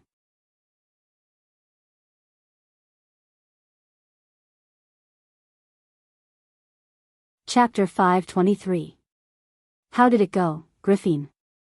Princess Magadal, who had been waiting in the carriage for a long time, asked as the princess, who was dressed in a light silver dress, stepped into the carriage with the help of her servants. Nothing much. That old fox Arek wants Herose to go to Arek with him, Griffin replied faintly. The weather was still a little cold, so a maid at the side put a fur shawl on her shoulders. She pulled the shawl and continued, This is impossible. I will never give Herose to him. I'm sure Master Fleetwood and Makarov will not agree to it either. Then what should we do? The delicate and beautiful nun princess had a worried look on her face. I heard that your brother's men have already found Arek. It's okay, Griffin was not nervous at all. Our Duke is just asking for too much. He knows that we will not compromise on this condition. It's just that he won't easily reveal his trump card. At the same time, he wants to know where our bottom line is. Griffin said as she looked up at the sky of Ampere Seal. Although it was close to the month of recovery in the Year of the Sword, the sky of this metropolis was still gloomy and leaden, as if snowflakes would fall at any time. Griffin sighed. We still have to talk, Teeny. In Cruz, explorers were in charge of the inland sea to the west of Erewhon and the inland sea to the south of Cruz. It was called the Shining Sea. Heading west from the fishing port of Griffin, one would enter this sparkling, light blue ocean. Turning north, one would enter one of the main waterways of Ampere Seal. Today, the weather was clear. A beautiful and light 3-masted ship was sailing through the waves. As it was still close to land, seagulls circled around the mast. The ship was filled with papyrus and crystal ornaments, disguised as a merchant ship from the kingdom of Rubik in the south. Rubik was a desert country at the southernmost part of the Shining Sea. It was full of exotic scenery. There was a land trade route from Rubik to the Nine Phoenix, but Brando had only been there a few times. After all, it was too far away. The ship that was sailing through the waves was called Far Away. It was a registered merchant ship in Ampere Seal. The reason Carglass was able to get such a ship was because Brando represented the AB's group and had a good relationship with the merchants of Ampere Seal. Fast. It was a fast ship, and according to the words of the men who now made a living on the sea, it was the best lad. The captain of Far Away was quite young. He was only in his 30s. Most people his age were still first officers, but on the other hand, it was a sign that he was a capable man. The young captain was like a king on the ship. He did not submit to the authority of the nobles. Coincidentally, Brando did not have the airs of a noble, so the two got along quite well. The captain was called James. Unlike other sailors, he took good care of himself, whether it was his beard or his clothes. This was probably a common problem for young people. However, this was not a bad habit. The captain liked to wear a red woolen coat and a boat-shaped hat. He hung his captain's sword on his waist and held a smoking pipe. People who made a living at sea had more or less hobbies. Brando had seen drunken captains who commanded their ships. Compared to them, the captain in front of him was a role model. In fact, he smelled a trace of a soldier's aura from the captain. He was strict and meticulous. After asking around, he found out that the captain was actually a descendant of a prestigious family. His ancestors all held positions in the kingdom's navy. Although his generation had already turned to business, that kind of temperament that he was familiar with since childhood could not be changed. The two stood at the side of the ship and watched the sea gradually become more and more blue, gradually showing a trace of deep purple. It had been a day since they entered the shining sea. Gradually, they could not see the shadow of the continental shelf. After another 1 or 2 chains, they would be completely in the deep sea. When night came, they could no longer see the seagulls on land. This was a common sight for James. Although he was only in his 30s, he had been on this route for 20 years. From a sailor to a first officer, he had only recently become the captain. In terms of experience, there were not many people on this ship who could compare with him. Brando did not appear to be surprised. He was knowledgeable and had seen even deeper oceans. When it came to strange stories of the sea, he could tell more than the most experienced sailor. Beside Brando stood Amandina, a noble lady who was almost pale as she looked at the endless sea. She was born in the southernmost mountains of Erewhon. She had only heard of the existence of the sea in her father's notes. When she first saw the sea in the fishing port of Gree, she was still able to maintain her composure. But according to the words of those who had been on the sea for many years, the sea you saw on land was completely different from the sea you saw on the sea. Once you were on the sea, you had completely handed your fate over to this sometimes gentle and sometimes cold goddess. Even when she was at her most gentle, the waves on the sea were like undulating mountains. The large and sturdy 3-masted ship that was anchored in the harbor was like a small boat in the middle of the vast ocean. Those who had little experience in sailing would often be frightened to the point that their legs turned to jelly when they boarded the ship for the first time. Amandina's performance today could be said to be brave. She was like a Roman who was full of energy and curious about everything on the ship. But now, she was dizzy and weak and ran to her room to lie down. The merchant lady once complained loudly that Brando had tricked her into joining this pirate ship. But Brando told this little cutie that if she wanted to become a great merchant, it was impossible for her not to get used to the wind and waves of the sea. In the end, she could only bury her head in her pillow and groan a few times. "I think I'm starting to understand my father a little, my lord." Amandina stood at the side of the ship, looking down at the white trail left by the ship on the blue sea. In fact, she was also not feeling well, but when she thought that her lord was still on the deck, as an aide, she could not leave alone, so she gritted her teeth and endured. Brando turned to look at his quiet aide. Amandina was like all the noble ladies of Erewhon who were born into a noble family. She was full of a kind of intellectual demeanor, but she was different from all of them in her strength. "Before I came out with my lord, I did not know that the outside world was so vast and beautiful, and it was so moving. Although I have seen the scenery described in my father's notes, I only understood today that if you were not there yourself, you would not be able to imagine how tempting it is to explore it. Just like now, when I stand here and look at the intersection of the sky and the sea in the distance, I can't help but think about what is on the other side of the sea." Amandina could not help but press down on her hair that was blown away by the sea breeze. This action gave her a weak and youthful charm. "I think, my father also thinks so." Brando heard that Amandina's tone was a little faint, and he knew that she was thinking about her parents who had passed away and her hometown in Grenoires. For a moment, he was a little dazed. Yes, he was also drifting.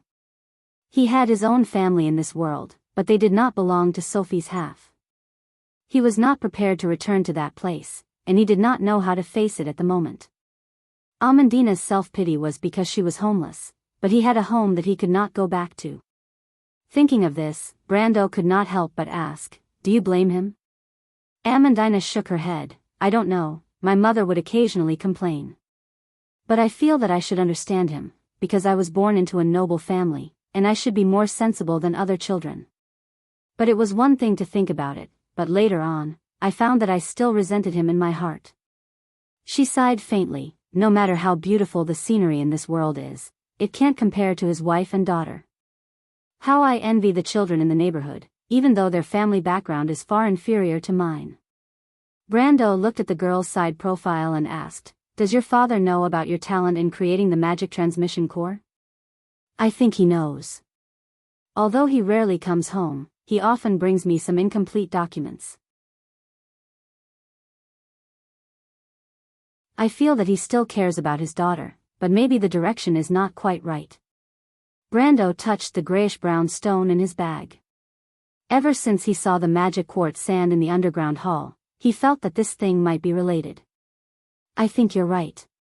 He cares about you, but everyone has a different way of expressing their feelings," Brendel said softly.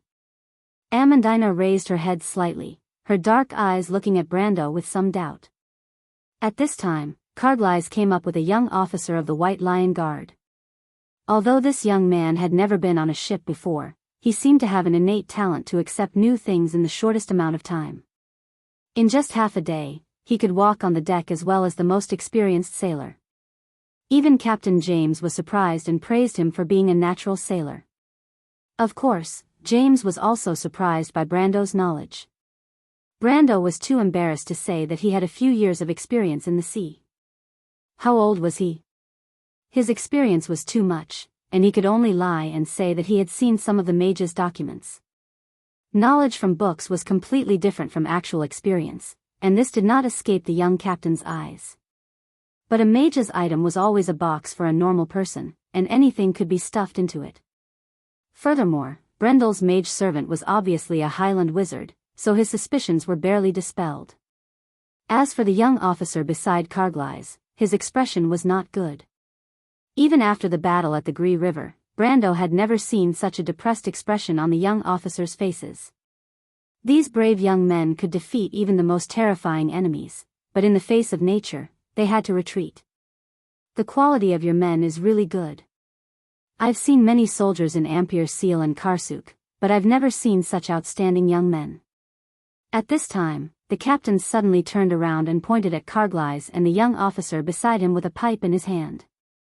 Indeed, although the young men were trembling in fear, compared to ordinary people who went to sea for the first time, they were already outstanding. Still far from it. Brando shook his head. This time, he brought the most people with him to Ampere Seal, the future White Lion infantry. All 40 young men made up almost 2/3 of the entourage. Brando had high hopes for these young men. He hoped that they could go through some hardships with him in the future. In the end, everyone who stayed behind could become the backbone of the future Erewhon. Of course, these young men might not understand this yet, but no one doubted that it was a bad thing for their lord to bring them along. Young men were the age where they were full of passion and drive. No matter how strong the enemy was, they would still dare to challenge it. This was the story of a newborn calf who was not afraid of a tiger. But thanks to the captain, I brought a lot of people this time. In addition to the camouflaged goods and the necessary food and water, the captain's cargo was much smaller. Brando quickly added. This time, he brought a lot of people with him. Because Ampere Seal involved business matters, the Roman had to come along. Brando did not trust her to go alone, so he brought along Amandina. Moreover, Amandina was the person who was most familiar with Erewhon nobles. She was also smart, and her presence would be of great help to his goal. Next was the mercenaries of Lopez. This was a prophecy. Brando had joked that he would bring Amandina, Falerne, and the rest to Ampere Seal to broaden their horizons. Now that there was an opportunity, he would not be the first to break his promise. Moreover, the mercenaries of Lopez were experienced and there was no possibility of casualties. They could guide the young men of the White Lion infantry during the operation. Next was the Shire. The Shire was his mage attendant, and he had to go as a cover for his identity as a Highland knight. The rest were Ropar, Mephistopheles, Andrique, and Medisha. This trip to Ampere Seal to destroy the marriage alliance was full of danger to Brando. Although he was in the dark and the enemy was in the light, Brando knew that there must be other people who did not want the marriage alliance to succeed. The royal faction and the Grand Duke would definitely take precautions, so in terms of combat power, Brando would not mind having too many. Finally, there was Scarlet. This girl was almost like Brando's shadow. She rarely spoke, but she never left Brando's side. Although the after-effects of the blood of God were almost impossible to recur after absorbing the golden apple and the dragon's blood, she still could not leave Brando's side for the time being. Brando had said before that he would let her go after her injuries were healed, but seeing her in this state, he could only keep his mouth shut. At the same time, there was an unexpected guest. Greysword Saint Mephistopheles did not inform anyone about Brando's plan. According to him, it was to ensure that his contractor and half of his students would not die in Ampere Seal. However, even if Greysword said that he was going for a sightseeing tour, Brando believed that no one would dare to object. After all, Greysword's strength was obvious. On the other hand, the old swordsman, Coden, was not willing to take the initiative to participate in his affairs because of Count Randner. Otherwise, there would be another strong person in the gold faction. And it was just these people that filled up the entire ship. And this was the result of Brendel keeping the Fire Claw Spearmen, Wind Spirit Spiders, Fire Djinn, and Holy Angel cards that were more conspicuous. One had to know that a normal merchant ship would only have the necessary sailors, and it was impossible for it to be filled with soldiers like a warship. But in reality, even though Far Away looked like a merchant ship on the surface, it was actually a warship, except for the fact that it did not have any cannons. In response to Brando's words, the young captain smiled and replied, "You're too serious, my lord. It's just business." There was one more thing he didn't say, and that was that Trentheim didn't have any specialties. Even though the Lord had promised to open up a new trade route for them, James didn't really believe in this promise, at least for now. Their merchant fleet only came here because there was business to be had. Merchants did not care if the other party was a bandit or a rebel. As long as the other party followed the rules and did not drag on the settlement of the goods, they would be the best customers. Besides, James had a good impression of Brando. Others said that these people were bandits and rebels, but he could see that Brando was a polite noble. Even though his way of doing things was a little strange, he unexpectedly left a good impression on him. James was also full of praise for Brando's subordinates. He had seen many noble subordinates and private armies, but he had to say that the temperament and spirit of these soldiers in Tonajul was not inferior to the kingdom's regular army. Perhaps even more so. The young captain thought for a moment. Probably only the knights of the royal family that he had seen before had such a spiritual appearance. When he came to Ampere Seal, he was only a captain and an ordinary merchant. But now that he had returned to Ampere Seal, the young captain began to feel a little curious about Brando and his subordinates. In his opinion, this young man might not be as simple as he appeared to be. He could not help but think that there might be a possibility for them to further their relationship in the future. Thinking of this, the captain put down his pipe and knocked on the side of the ship. At this time, Carglass and his officers came to Brando's side. "There was a problem with the computer yesterday, sad. Who knows what the problem is with the computer when it opens the browser? If you like this work, you are welcome to come to Chidian. Come to vote for me. Your support is my biggest motivation."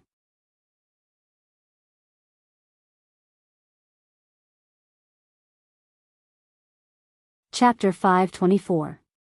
"My lord, there seems to be a problem," Carglass whispered into Brando's ear as he and the young officer approached. Brando turned around. Carglass and the White Lion Guard on duty today were patrolling the cabin to ensure the safety of the cargo. Brando brought along the first batch of White Lion armor that was jointly made by Master Bosley and Tamar. These armors were different from the White Lion armor used by Erwin's royal family today. With Brando and Orthless design input, these armors were more similar to the original White Lion armor that King Eric had modified. The White Lion armor was derived from the Wind Elves' White-Winged Knight's armor, the half-plate of the Wind Empress. However, after using human craftsmanship, the White Lion armor was far inferior to the latter. King Eric had modified the White Lion armor and the White Lion battle tactics. In the early days, the White Lion swordsmen were also known as the White Lion Guards. Erwin had a large number of documents that said, the king led the night to unify the southern border. The king here referred to King Eric, and the knight referred to the White Lion Guards. The White Lion Guards and the Silver Elves Temple Guards were once the two core forces of Erewhon. Legend has it that the White Lion Guards were close to grade 4, and were only slightly inferior to the White Winged Knight. However, when the Cipher dynasty was destroyed, King Eric's modified White Lion battle tactics had been lost. Much of the information on the White Lion armor's forging method had also been lost. Even Brando and Orthless could not complete the lost information. However, as the saying goes, every warrior is half a blacksmith. Although the two knew nothing about the original White Lion armor, they knew the half-plate of the Wind Empress like the back of their hand. The half-plate of the Wind Empress was a very popular armor in Erewhon in the game because of its high defense and flexibility. Most importantly, there were quite a number of half-plate of the Wind Empress that entered the kingdom in history, so it was not rare. Brando was lucky enough to get his hands on such a set of armor. As for Orthless, she was a knight of the Wind Empress, one of the higher-ups of the Wind Elves. She knew some of the secrets of the Wind Elves like the back of her hand. Even if the two could not complete the design of the half-plate of the Wind Empress, they should be able to make a set of it. The White Lion armor was a new set of the half-plate of the Wind Empress. The half-plate of the Wind Empress was more similar to the half-plate. However, thanks to the special enchantments of the Wind Elves, the half-plate of the Wind Empress was not inferior to the original in terms of flexibility and flexibility. The wall of wind on the half-plate of the armor could block arrows from a distance of 100 meters. It could also reduce the effect of swords and sabers to a large extent. It would be difficult for a medium iron warrior to break through the half-plate of the Wind Empress without using their full strength. In the current Erewhon, at least a warrior with some strength could wear the half-plate of the Wind Empress and fight against 10 enemies without any problems. Furthermore, the half-plate of the armor had enchantments for agility and moisture removal. Even if the wearer wore the half-plate of the Wind Empress for a long time, the wearer would not feel tired easily. Of course, all of this came with a price. It was a bad habit of the players to use all of their best materials when forging a piece of equipment. In the end, when the price was calculated, Brando was stunned. The half-plate of the Wind Empress cost tens of thousands of tor. Even with Brando's current wealth, it was impossible for him to equip the White Lion Legion with such a ridiculously expensive item. In the end, after a compromise, he decided to equip the half-plate of the Wind Empress with the half-plate of the Wind Empress. As for the ordinary infantrymen, they would use the half-plate of the Wind Empress. As for the half-plate of the Wind Empress, Bosley was currently thinking of ways to remove some of the most expensive parts, such as the magic crystals and magic arrays. According to the old man's estimation, he would be able to produce results by the time Brando returned from Ampere Seal. Brando was well aware of Bosley's little scheme. He was probably trying to see how he would express his stance on this trip to Ampere Seal. Would he be on the side of the princess or the other side? Bosley wanted to see if he would stick to his words. Brando did not feel that there was anything wrong with this. After all, no one would trust another for no reason. Besides, Bosley's expectations did not conflict with his own. In fact, Brando did not think that there would be any problems with the half-plate of the Wind Empress. Ordering someone to inspect the half-plate of the Wind Empress was just a matter of routine. When he heard the other party's words, he was slightly stunned. However, the young officer continued, Jedel heard a strange sound in the lower cabin. It seemed to be coming from outside the cabin. Brando thought to himself that it was indeed not a problem with the half-plate of the Wind Empress. He turned around and looked at James with a questioning gaze. The lower cabin of the Faraway was filled with cargo and ballast.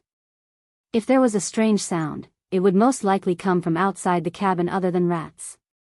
If it was rats, there was nothing to worry about. However, if it came from outside the cabin, then there was a problem. Sound did not travel as well as it did in the air. Furthermore, there was a layer of the ship's planks. To be able to hear the sound, it was either something very close to the ship, or something very large. Which side? The young captain immediately asked. Brando looked at his subordinate. Carglass immediately replied, it should be the port side. The young captain reacted quickly.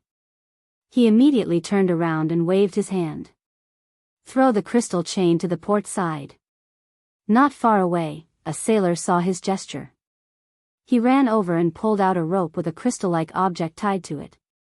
With a plop, he threw it into the sea on the left side of the faraway. Brando recognized that object. It was a special kind of sound-sensitive magic crystal.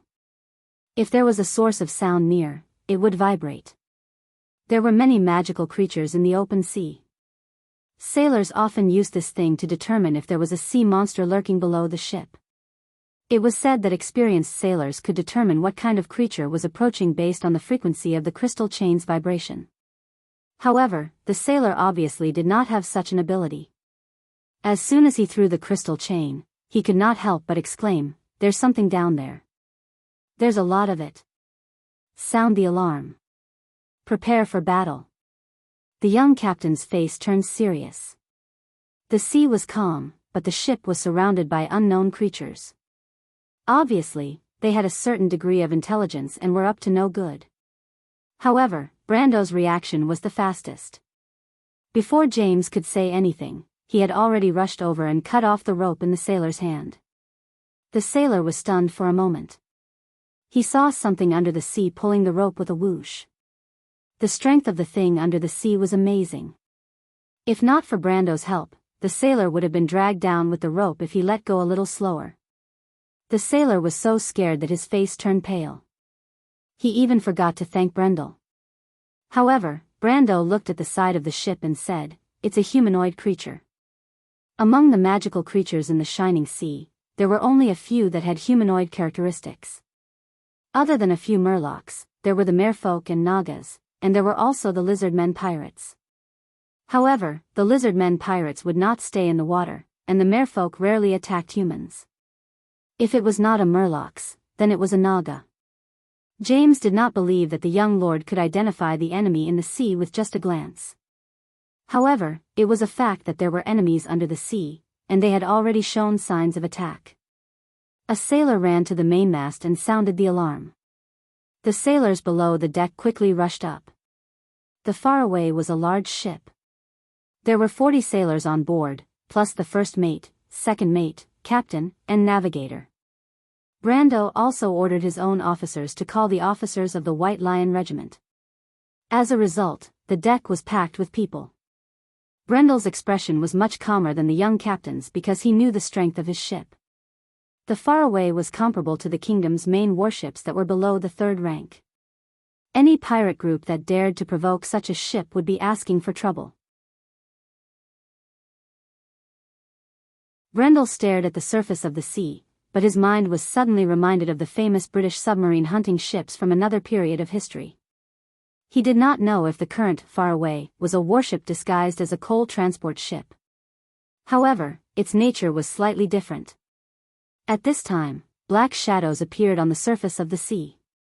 Triangular fins broke the surface of the water and formed a white wave. Brando knew at a glance that it was a shark.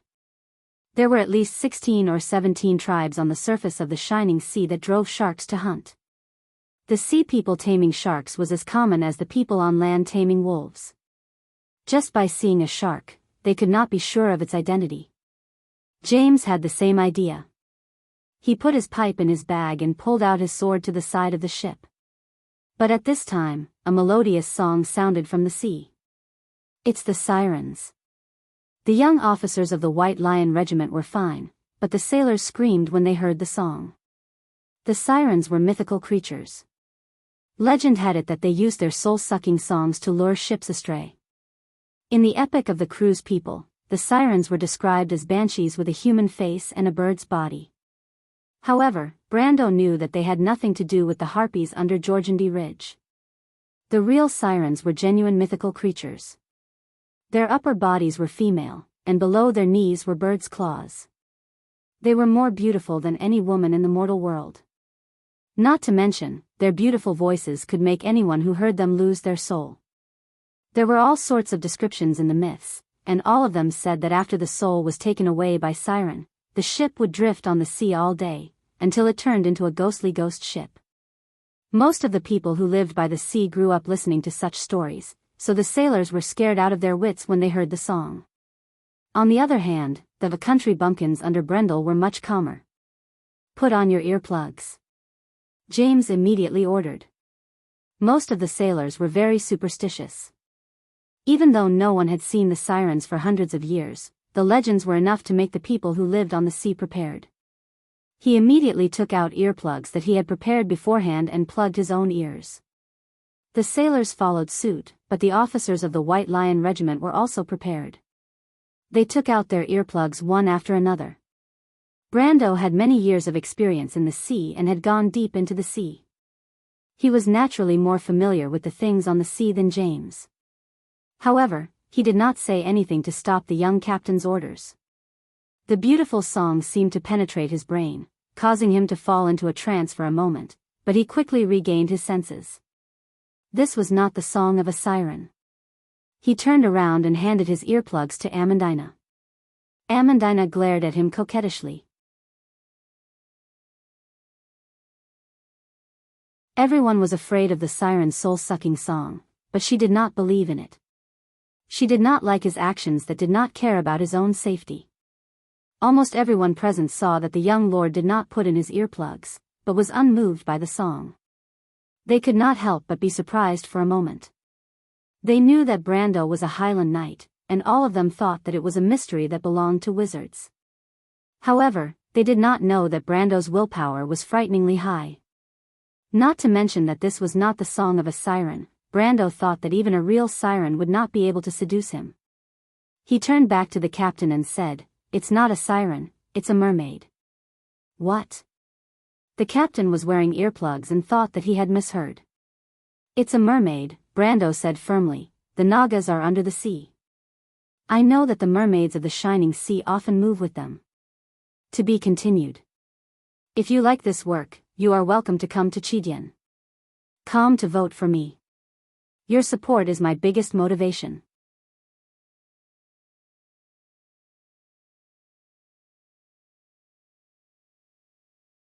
Chapter 525. The Nagas in the shining ocean were quite famous. They often attacked passing merchant ships along the route from Ampere Seal to Grey Haven and even Lubeck. However, the Nagas in the deep sea were not united. They were divided into more than 10 different tribes, the most famous of which were the Quatones and the Shining Scale Nagas. The Quatones were not only in the shining ocean, but also in the 7 seas of Wonde. They were the most notorious bandits in the ocean. In comparison, the Shining Scale Nagas had their own culture, language, and traditions, and were more like a kingdom. Most of the tribes in the deep sea made a living by raiding, and the Nagas were no exception. Dozens of tribes attacked each other, but it was just a dirty fight between bandits. There had never been a day when they fought so fiercely that the merchant ships on the route did not suffer because of it. The sailors were not as fearful of pirates as they were of the mythical sirens. Brando's reminder woke everyone up. But it's strange. The mermaids rarely come out with the Nagas to raid merchant ships. Even so, Captain James still asked in confusion. He pulled out his pipe and extinguished it before stuffing it into the pouch of his coat. He then drew his sword with his right hand and ordered the sailors to set up the shields by the side of the ship. "Be careful of the javelins," he added. In the Amber Sword, the mermaids were loyal to the Nagas. They often participated in the wars between them, using their magical voices to win battles for their allies. To put it bluntly, they were like bards on the battlefield, but the battlefield here was shifted from land to the deep sea. Mermaids were typically kind creatures. They usually refused to join the Nagas in raiding merchant ships of humans or dwarves. 1. However, it was not surprising for 1 or 2 unusual creatures to appear in such a large tribe. At this time, the creatures in the sea surfaced. They looked similar to humans, but their skin was blue. Their shoulders, arms, and backs were covered with erect fins. They also had cheeks from their cheeks to their necks. They also had nasal cavities. They could breathe through their lungs and filter the air through their cheeks. However, for the Nagas, the air on land was too dry, and they were not used to living out of the water. The Nagas did not have hair. Instead, beautiful sky-blue bundles of nerves replaced their hair. At first glance, it looked strange, but once one got used to it, they would find it beautiful. Most of the Nagas that surfaced from the water were males. They had 2 pairs of arms and no obvious breastfeeding organs. Their faces were sharp and defined, and they were covered with battle tattoos using a special non-soaking dye. Their muscles were firm and they looked like strong human males. However, Brando knew that it was because their lower bodies were hidden underwater. According to legend, the Nagas were the descendants of the sky serpent. They were all half-human, half-snake monsters. The Naga males had 1 less pair of arms than the females. This was because the Naga gods wanted the females to be more agile than the males. The males only needed to be on the battlefield, so they needed to be more powerful. However, these were all myths and legends. In reality, the Nagas and mermaids were good at throwing spears. The male Nagas had 2 pairs of arms. 1 pair of arms held the trident that they were good at, while the other pair was good at using short swords and shields. The mineral resources under the sea were rich. They did not have to worry about iron and copper, which were commonly used to make weapons and armor. The Nagas knew how to use underwater volcanoes to smelt and forge weapons. They also had special methods to protect their weapons underwater. Therefore, they were not inferior to the humans on land in terms of weapons. However, the biggest difference between the weapons and armor of the Nagas and humans was the shuttle-shaped shields. This was a specialty of the Nagas. It was used to reduce resistance underwater. Seeing that the mermaid's seductive voice did not work, the Nagas floated up to the surface and used their most common tactic. They threw spears at the deck of the faraway like rain. Unfortunately, Captain James was experienced and had already ordered his men to erect shields. The shields used on ships were actually double-layered tower shields that were commonly seen on Wone's battlefields. They were usually hung upside down on the sides of the ship, and when needed, they could be pulled up with ropes. The steel spears hit the thick shields like raindrops, but to no avail. The shields on the ship were specially designed to deal with these common robbers. The Faraway was a large ship, so it was even more well-prepared. The Naga's spears were either embedded in the shields or fell powerlessly into the water. After a while, Greysword Saint Mephistopheles, the Shire, Andrique, Scarlet, Mephistopheles, Ropar, and the Silver Fairy Princess also came to the deck. Seeing these people, James finally let out a sigh of relief. Although he did not know the full strength of this young lord beside him, he knew that at least Medisha and the Shire had the strength of a gold tier. With 2 gold tiers in charge, even the flagship of Erewhon's fleet could not compare. "What's going on?" Mephisto asked calmly as he walked out of the cabin and saw the monsters on the surface of the sea. Captain James did not know that this ordinary-looking middle-aged man was Brando's biggest boss on this trip. However, just this calmness alone was enough to make him take a second look. The Ash Sword Saint's calmness was not without reason. After all, this was the beginning of the Year of Swords. It was not like the end of the Slate War where the bandits on the road could be elemental awakened.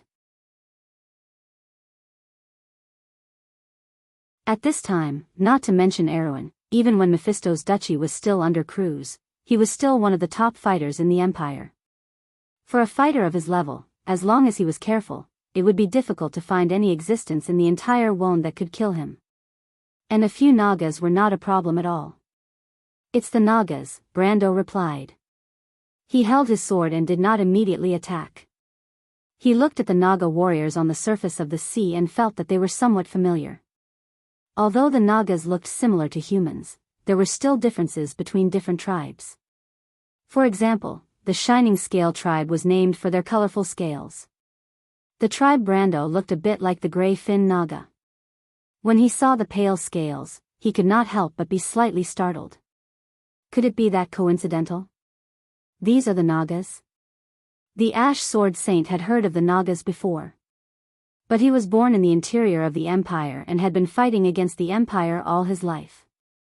He had never taken a ship out to sea, so he had only heard of the Nagas but never seen them. He looked at the monsters and could not help but be slightly startled. He turned back and said, "Why do you always run into trouble wherever you go?" Brando did not expect this serious guy to ridicule him in such a serious manner. But only he would have the leisure to do so at a time like this. But he did not expect Orthless to nod in agreement. I think this guy is right. You always run into trouble wherever you go. Mother Marcia above, I'm innocent too. Brendel was speechless. When he was in the Amber Sword, he could not obtain any storyline quests, but after transmigrating to this world, he had to be careful at every step. Inexplicable things kept coming to him one after another. But Orthless was just joking. It was very common to run into pirates at sea. Not only were there pirates, but there were also bandits and bandits on land. Most of the feudal lords' management of their territories was limited to the core area. The more remote the area was, the more chaotic it would be. In the outer seas, where no one could control, it was a paradise for illegal forces. At this time, the sailors began to fight back. Most of the ships sailing on this route were armed merchant ships, so there was no shortage of weapons on board. The sailors fought back with crossbows, but their attacks were not very accurate. Instead of saying that they wanted to destroy the enemy, it was better to say that they could only force the enemy to retreat. In the midst of the chaos, the sailors under James suffered quite a bit. A few spears pierced through the gaps between the shields and into the crowd, injuring several people. 2 unlucky men were nailed to the deck. The second mate, who was also a doctor on the ship, took a look and said that they could not live. But Brando took out a few bottles of the lowest grade holy water from the Dimension Cave and asked Medisha to pass them over. The amount of holy water he got from Amon in the Dimension Cave was astonishing. Not to mention, low-grade holy water was not very useful to him, so he could use it to buy a favor. Brando knew that it would be very beneficial for his future development to have a good relationship with these merchants of Ampere Seal. Not to mention, James himself had a strong background. Holy water was the most effective medicine in the world. Its greatest use was to stop bleeding and repair damage to the body, and injuries in war were basically of these two types. As long as the person did not die from excessive blood loss, holy water could play a role in reviving the dead. But it was not common. During the Holy War, the Holy Cathedral could only supply it to the most elite troops. When the 2 sailors who were about to die drank the holy water, their terrifying injuries immediately healed at a speed visible to the naked eye. At that moment, not to mention the second mate who was in charge of treating the wounded, even James was stunned. Although his sailors were not very important, and who did not have their heads on their waistbands and did not care about life and death, it was a miracle to be able to drag someone who was about to die back from the hands of the Grim Reaper. Captain James was born a noble and had seen many things. He immediately understood what Brando's medicine was. He was not surprised by Brando's ability, but Brando's generosity. Using something like holy water on a sailor he did not know was either too benevolent or too magnanimous. Seeing this scene, James hesitated for a moment. For the first time, as a noble and a merchant, he began to consider whether he should deepen his relationship with Abes. He glanced at Brando and thought to himself, perhaps the rumors are true. He came from a great family with deep roots. But why would he appear in Tonagel and go against Count Randner? With his keen nobility, he immediately thought of the civil war in the north. The royal faction? Or the princess's personal knight? Could it be that the Highland Knight in Karsuk is starting to support the princess's faction? Several thoughts flashed through the young captain's mind. Compared to the captain's complicated thoughts, the 2 sailors who were saved from the hands of the Grim Reaper only had gratitude in their hearts. These sailors were actually from poor families. If not for the fact that they had nowhere else to go, who would want to become a sailor? Sailing in this era was an extremely risky endeavor, and the mortality rate of sailors was relatively high. According to Brando's understanding, it was only slightly better than the 15th or 16th century in history. Saving these 2 sailors was equivalent to saving the lives of their families. But even so, Brando did not accept the sailors' request to kiss his boots to express their gratitude. As a person from the modern era, this was extremely awkward for him. But in the eyes of others, this only served to accentuate the young lord's breadth of mind. Brando did not know that his subconscious actions had won him a great reputation among the sailors. At this moment, the future officers of the White Lion Legion had already taken out a batch of heavy crossbows from the bottom of the ship. These crossbows were not ordinary crossbows. To an iron-ranked warrior, a four-armed crossbow was no longer sufficient. Brando ordered Grandmaster Bosley to create a batch of crossbows that were enchanted with magic for the White Lion Legion's officers. These weapons were shockingly expensive, and every single one of them was as heavy as gold. Fortunately, Brando only needed 50 of them. Brando intended for the future White Lion Legion to use magic bows instead of magic bows. Magic bows required a small magic conductor, and this was Amandina's area of expertise. Even though the technology was complicated, the price would be several times cheaper. Of course, this was still a distant dream. Before that, the White Lion Legion could only use ordinary bows to make up the numbers. Brando did not have the money to prepare a magic bow for every soldier. Besides, he felt that if he really did so, the Roman would definitely give him a headache. The moment the officers of the White Lion Legion joined the battle, the situation on the battlefield immediately changed. In this world, perhaps even in the entire Erewhon, there was no other lord who invested as much money as Brando in training his soldiers. Brando's knowledge came from the modern era, and he knew that an army was nurtured. In his training program, he strictly required the soldiers and officers to be trained in actual combat. This caused Bosley and Amandina to complain more than once that the amount of money spent was unimaginable. Replenishing arrows, repairing weapons and damaged armor, this expenditure was more than 10 times that of the other lords in Erewhon. In response, the master from the palace angrily said that if the money was saved to buy an army for the princess, it would at least be able to recruit an army on the same scale as Brando's. However, Brando stubbornly insisted on it, and his persistence finally paid off today. The officers of the White Lion Legion were like seasoned soldiers who had been on the battlefield countless times. Even their only flaw of not seeing blood was fixed during the Wolf Wave. Their performance right now made even the most elite knight in Erewhon feel ashamed of his inferiority. Although they were more experienced in battle, they were far inferior to the White Lion Legion in terms of teamwork and training. The arrows of the White Lion Legion's sergeants were so accurate that it was as if they had eyes. This was the result of countless shooting practice sessions. The arrows that each of them used were worth tens of thousands of Tor coins if converted into gold coins. However, all these gold coins were now found on the bodies of the Nagas. Captain James could not believe his eyes. The officers of the White Lion Legion killed one enemy with each arrow, and in just a few breaths, more than 10 Naga warriors were shot to death and sank to the bottom of the sea. The sharpshooters of the navy were only so-so. The Nagas on the other side also felt the pressure. They never dreamed that a merchant ship would have such firepower. This was obviously a warship. Even the third-level battleships of the kingdom did not have such firepower. The only difference was that this merchant ship did not have cannons or crossbows. Otherwise, they would have thought that they had collided with a real warship of the kingdom. The two sides exchanged blows for a while.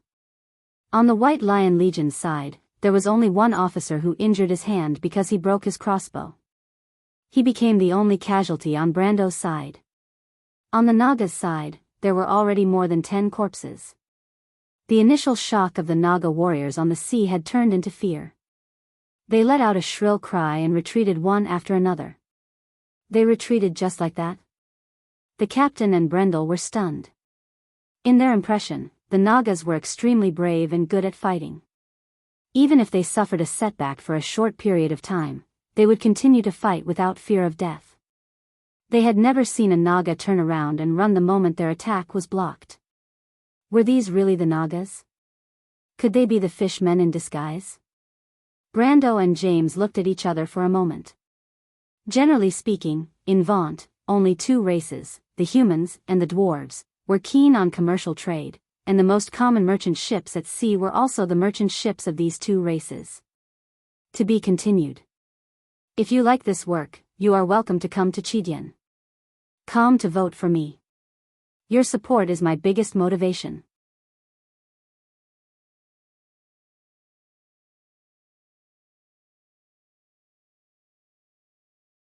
Chapter 526. The sun cast a golden glow on the surface of the sea, and the battlefield returned to its usual calm state. After the last Naga dived into the deep sea, the surface of the sea was only shimmering. It was as if everything that happened before was just an illusion. If it was not for the faraway damaged side, everyone would have thought that it was just a nightmare. However, the retreat of the Nagas was not a sign of retreat. "Look!" a sailor suddenly screamed.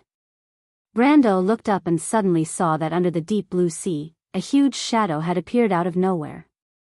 The shadow lurking under the water was much bigger than the faraway. Compared to it, the small three-masted ship was like a leaf. The shadow passed under the faraway at an extremely fast speed. Everyone felt a terrifying tremor coming from the hull of the ship. The rivets on the mast and the ship's planks were struggling, as if they were about to jump out of the wood, making a sound that made one's teeth ache. Brando's gaze quickly moved from one side of the ship to the other. He pursed his lips and did not say a word.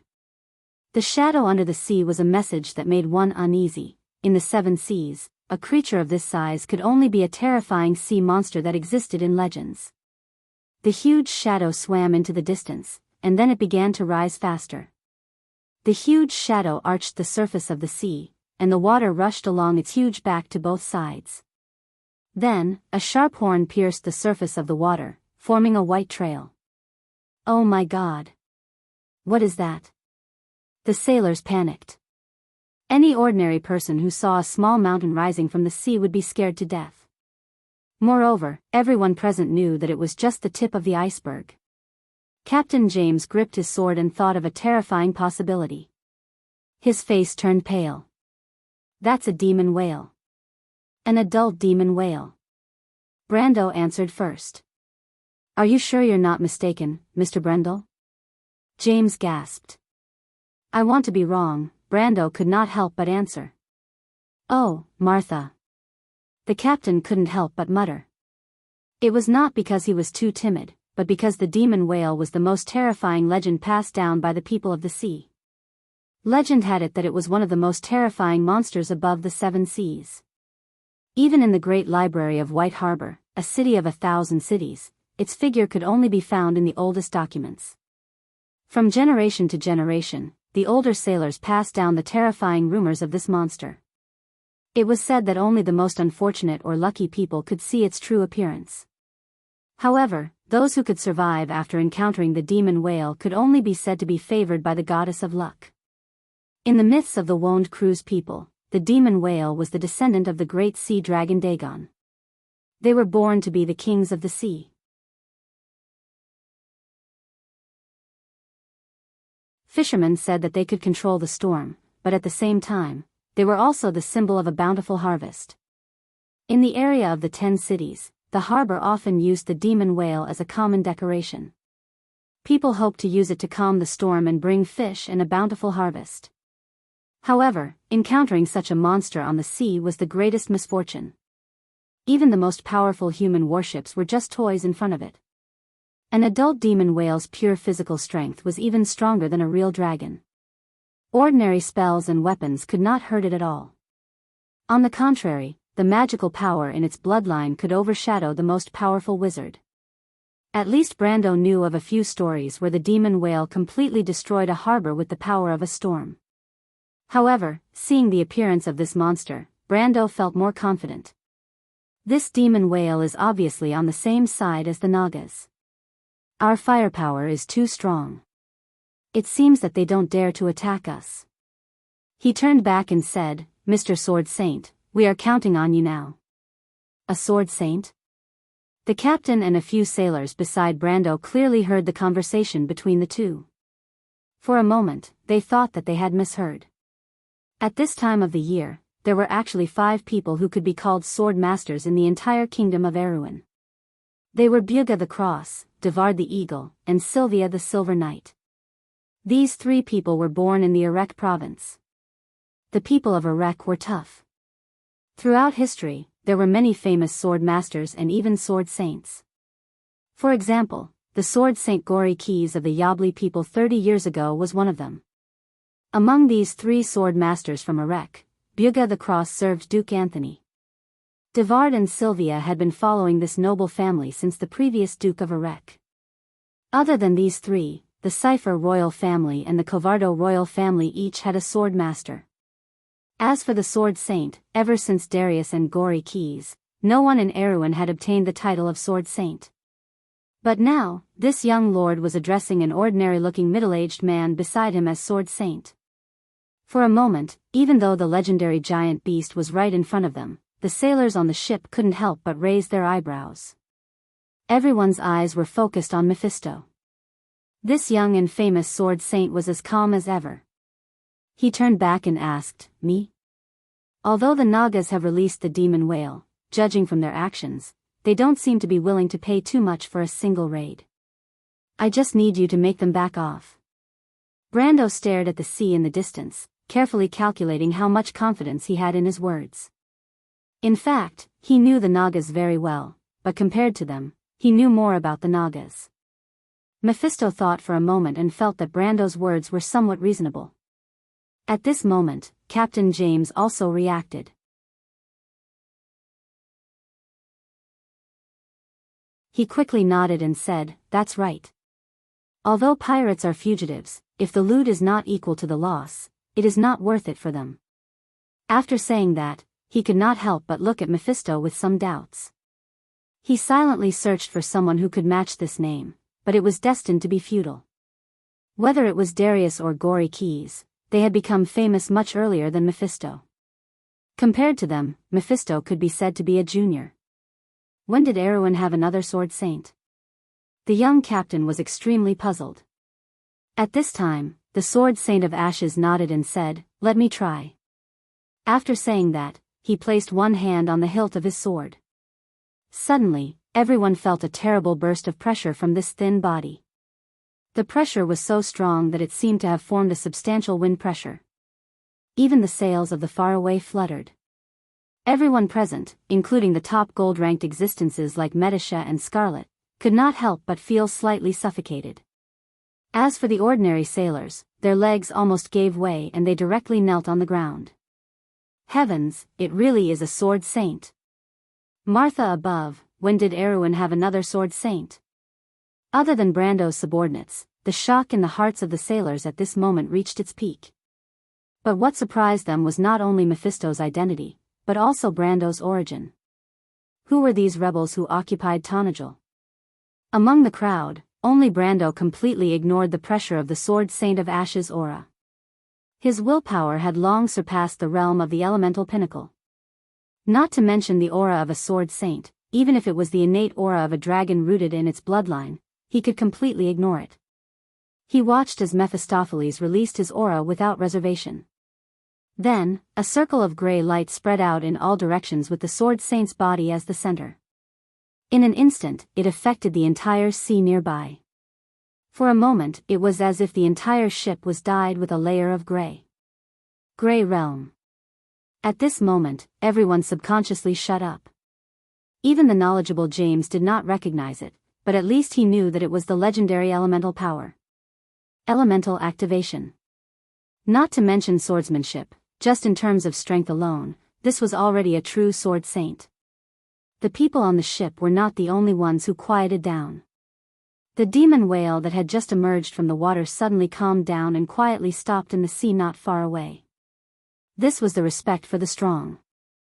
Although the demon whale was a mythical sea monster, in the face of a true elemental activation, it did not dare to recklessly start a fight. This was an ancient creature that lived in the sea. Its intelligence was not inferior to that of sentient humans. For a moment, a strange scene appeared on the sea. There was a brief moment of silence between the tiny three-masted ship far away and the mountain-like demon whale. Neither side dared to attack rashly.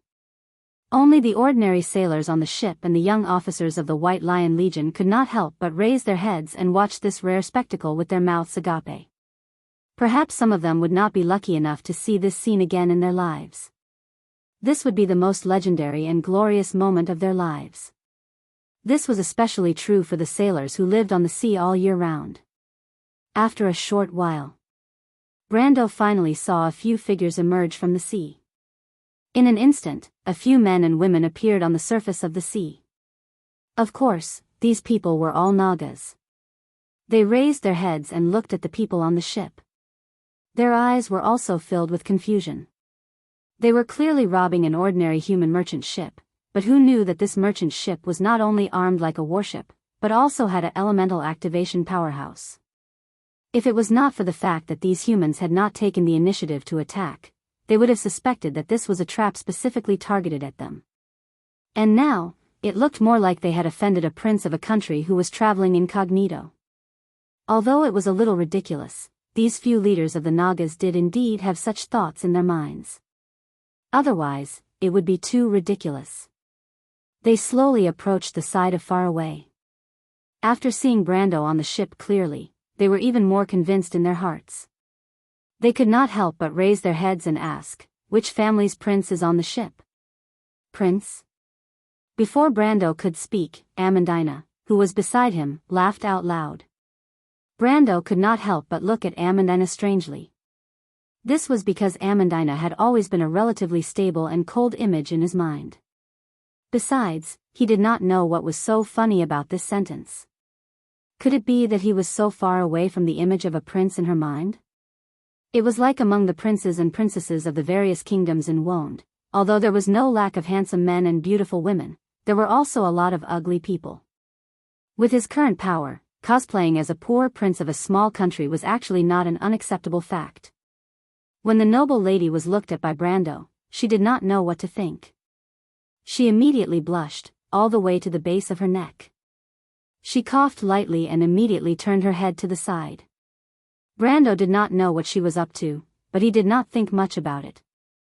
He turned back to look at the Nagas below the ship. At this moment, even the sailors on the ship could see that these Nagas were here to ask for peace. Brando was not wrong. Even if they were robbers, they would not be willing to suffer so much for a robbery. After all, in this part of the sea, there were some people they could afford to offend, and some people they were destined to not touch. A force that had the strength of an elemental awakener as a guard would at least have this kind of strength. But what everyone did not know was that at this moment, Brando looked at the few Nagas below, and a thought flashed through his mind: it really is you dash. To be continued. If you like this work, you are welcome to come to Chidian. Come to vote for me. Your support is my biggest motivation.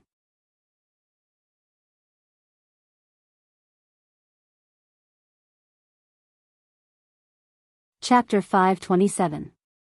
In fact, other than the shining scale Nagas, there were also the Grey Fins, Garo, Sea Serpent Nagas and 6 other races.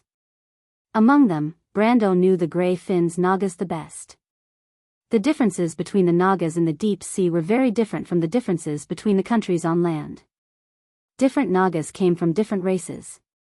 The Grey Fins Nagas were the descendants of the legendary heavenly serpent Manus. In Cruz's mythology, the dragon of calamity, Tsanglan, an immortal, gave birth to a monster with 12 wings. This monster was the feathered serpent in the legends. It was both good and evil, symbolizing the pinnacle of order. Even today, there were still carvings of this monster under the eaves of courts and arbitration courts. The feathered serpent had 12 descendants, and the heavenly serpent Manus was one of them. According to legends, the heavenly serpent Manus' body was gray and white, and it guarded the entire North Sea. The North Sea was now the outer sea of Fanzan. Hence, the heavenly serpent Manus had always been regarded as the guardian of the 10 cities. As the descendants of Manus, the Grey Fins Nagas inherited its gray scales and fins. Of course, there was no way to verify whether the legends in the dusty ancient books were true or not. However, Brando knew about these monsters because of his experience in the Amber Sword. He stood at the side of the ship and looked at the Nagas below without saying a word. He knew that these people were not the real leaders of the Nagas. He was waiting for the real leader to come out. The others, including Captain James, received Brando's signal and stood at the side without saying a word. The sailors were also curious about what this young lord wanted to do. From the strength that Greysword Saint Mephistopheles had shown, he had the ability to do so. Everyone's eyes were now fixed on Brando. The Nagas in the sea saw that the humans on the ship did not say anything and became restless. But after a while, the sea parted, and a male and female Naga swam out. The male Naga was tall and strong, and his eyes were different from the other Naga's silver-purple eyes. Instead, they were a translucent amber color. He wore a dark blue fish scale armor, and his weapon was a strangely shaped long sword. It looked like a recurved sword, but the average recurved sword was obviously not as big as this one. The tattoos on the male Naga's face were much more detailed than the other Nagas, and it was filled with a strange, wild beauty. When Brando saw this Naga, he recognized him. This Naga was a wandering boss in the sea. The players used to call him Yellow Eye, but Brando knew its real name. The Naga. It was a Naga. Name it was Naga was a Naga. It was said that when it was was much bigger than the average Naga. That was the reason why it was given its name. This story was definitely a joke among the humans, but in the culture of the Nagas, it was something worth boasting about. Being bigger meant being stronger. Sani was born to be a warrior. When he grew up, he became the commander of the Grey Fin Nagas. In the eyes of the players, it was only natural that he would become a boss. Humans, where did you come from? Sani raised his head and glanced at the three-masted ship. A hint of doubt flashed in his amber eyes, but he was much more mature and did not jump to a conclusion. Captain James was about to answer, but Brando beat him to it and said, "Sani, the Seven Seas is the land of freedom to carry out the will of Martha. You Nagas have received the grace of the goddess, but you do not repent. Instead, you continue to plunder ships and kill people. Are you not afraid of punishment?" His words shocked everyone. Although they had the Sword Saint as their backer, there was no need to offend the Naga. The demon whale was also a legendary sea monster. Brando's words were purely to tease the Naga. Even Mephisto looked at him in confusion. "Little guy, what are you up to now?" Orthlis, who was in Brando's ring, knew Brando better. She knew that he would not do anything rash. "Watch me," Brando replied secretly. Sani's expression changed. Of course, he could hear the ridicule in the other party's words. But what made him even more surprised was that the other party actually called out his name. The Grey Finns had recently encountered some unforeseen events, and he had only recently taken over the position of the previous Legion commander and became the new commander of the Grey Finns Naga army. It was impossible for him to have any reputation in the Seven Seas. "Who are you? How do you know me?" Sani thought for a long time but could not think of a reason. Instead, he felt that this group of humans was more mysterious and suspicious. However, the more mysterious the opponent was, the more he did not dare to act rashly. He could only frown and ask, "My lord, you know these Nagas?" Captain James could not help but ask. He. Brando could not help but smile proudly. The people on the land had always been arrogant. Outside of civilization, there was only wilderness. Although the Nagas often attacked merchant ships and even ports, no one would know the details of a group of bandits. Perhaps the naval commanders in places like Grey Harbor and Ampere Seal would know some detailed information, but the lords and nobles on the land would not care about this. But he just knew. Brendel was secretly delighted. Compared to the others on the ship at this moment, the nervousness caused by the thought of being attacked had disappeared. Of course, he knew the other party. Not only did he know the other party's name, he also knew that this guy was a simple-minded fool. Other than being brave and good at fighting and having a brain full of muscles, there was nothing good about him. He even had the nickname, Dumb Fish. He knew this guy from the first time he explored the Kalanga Mountains in the game. They were both attacked by the Grey Fin Nagas, but the team led by his senior was not to be trifled with. They easily defeated the other party's attack. The Nagas did not always bring the demon whales and mermaids along as bandits. Otherwise, they would have been annihilated by the navies of the surrounding countries. What happened next was that Erewhon's players generously released the other party's captives and won the friendship of the other party. This friendship did not seem to be very strong, but the Grey Fin Nagas had always kept this friendship. Even when Erewhon was destroyed, Sani, who had already sat on the throne, led the Grey Fin Nagas to support Erewhon's navy. This was only because Brando's guild was on Erewhon's side. This friendship had been maintained for a long time in the Amber Sword. Before Brando went north to join the Knight's Kingdom, Grecius, he had stayed in the Shining Sea for a period of time. At that time, many Erewhon's players used this as a base to fight guerrilla warfare in Erewhon's territory. Although they did not manage to save the kingdom's fate in the end, the Grey Fin Naga's favor was remembered in everyone's heart. Brando was no exception. When he saw this familiar face, although the Naga's face looked a little strange, his heart was filled with a strange feeling. It was just like when he saw the Valkyrie when she was still a village girl. The feeling of returning to the old land and seeing everything in history unfold in front of his eyes spontaneously arose. Brando couldn't help but take a deep breath. Only when he saw these familiar people did he feel like he was truly living in this world. But of course, he knew that this sense of familiarity was just an illusion. At this moment, the Naga didn't recognize him, and he didn't know him either. The Faraway had never released the Grey Fin Naga's prisoners, and they had never received any favors from the Grey Fin Naga. Both sides had nothing to do with each other, and if he didn't answer his next question properly, he was afraid that both sides would meet on the battlefield. At this moment, everyone was waiting for him to answer. Brando thought about it seriously and replied, "I think your father should remember the merchant ship that passed by here 20 years ago, right?" When Sani heard 20 years ago, he couldn't help but raise his eyebrows. This was the first possibility that came to his mind. This was actually related to his own privacy. His father was saved by a human merchant on this sea 20 years ago. If it wasn't for this matter, Sani might not even exist in this world. The Grey Fin Naga valued their reputation and knew how to repay kindness.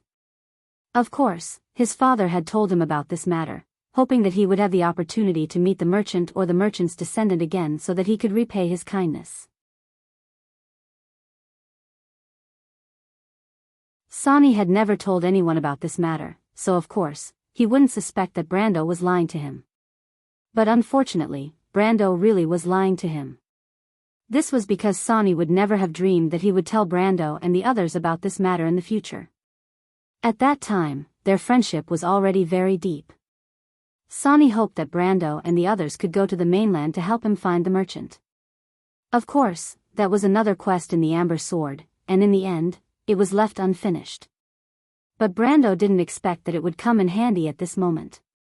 And coincidentally, the merchant was a hawk from the south of Saint Tassel, which was relatively close to Karsuk. It was only separated by a strait, and there were also ruins of the Highland Wizards. Brando's lie about being the merchant's descendant or being related to the merchant was completely understandable. "My father passed away 3 years ago," Sani replied, "but I dare not forget the matter you mentioned." "You are." "I'm not the merchant's descendant, but I have some relationship with him. I heard him talk about this matter. I'm the descendant of the Highland Wizards. You know that people like us like to get to the bottom of things, so I specifically investigated this matter to see if it was true or not. That's how I learned about your father and your situation. If I have offended you, please forgive me." Brando smiled and replied. He didn't want to force Sani to repay his kindness. In the game, he and Sani were very close, so he wouldn't do such a thing. In fact, he only mentioned this matter to find an excuse to get closer to Sani. Brando believed that he could win Sani's favor, just like in the game. Because in a sense, they and the players in Senpai's team who had been fighting for Erewhon's fate were actually the same kind of people. Sani was silent for a while. Finally, he nodded and replied, "I see. Then the attack just now was our fault. Fortunately, it didn't cause any serious consequences. Since you are the friend of an old friend, I promise that your ships will be able to pass through the sea area without being attacked. The Grey Fin Nagas will never go back on their words." Sani's words were very awkward, and Brando couldn't help but laugh secretly. This guy was still as stupid as before. He knew that Sani wouldn't do anything to harm the Grey Fin Nagas because of personal friendship. If he was really the descendant of an old friend, Sani would definitely report to the queen. Thinking about it, the Grey Fin Nagas should still be ruled by the Frost Dew Queen. Brando remembered that the pearl of the Grey Fin Nagas would die of illness 3 years later. After that, Sani rose step by step and became the king of the Grey Fin Nagas. But now, the most powerful and beautiful queen in the history of the Grey Fin Nagas should still be in power.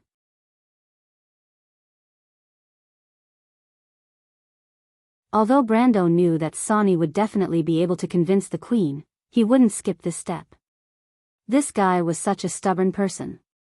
And now, he was saying this because Brando's strength had won the respect of the other party. The Nagas were unwilling to fight with a warship with a sword saint, so they were forced to find an excuse. Brando had seen many such excuses before, but to be able to say it as bluntly as Sani, he was the only one in the entire Shining Sea. Thinking of this, he smiled and asked, "Thank you very much, but I still have a question." Everyone was stunned. When they heard that the Nagas would let them go, Captain James and the other sailors heaved a sigh of relief. After all, no one would feel good when there was a prehistoric beast cruising next to them. When they heard that they could escape, they were naturally relieved. But they didn't expect that not only did Brando not leave, he even took the initiative to climb over. What was there to discuss with a robber? Wouldn't it be better to leave as soon as possible? Everyone couldn't help but have such a thought. To be continued. If you like this work, you are welcome to come to Chidian.com to vote for me. Your support is my biggest motivation.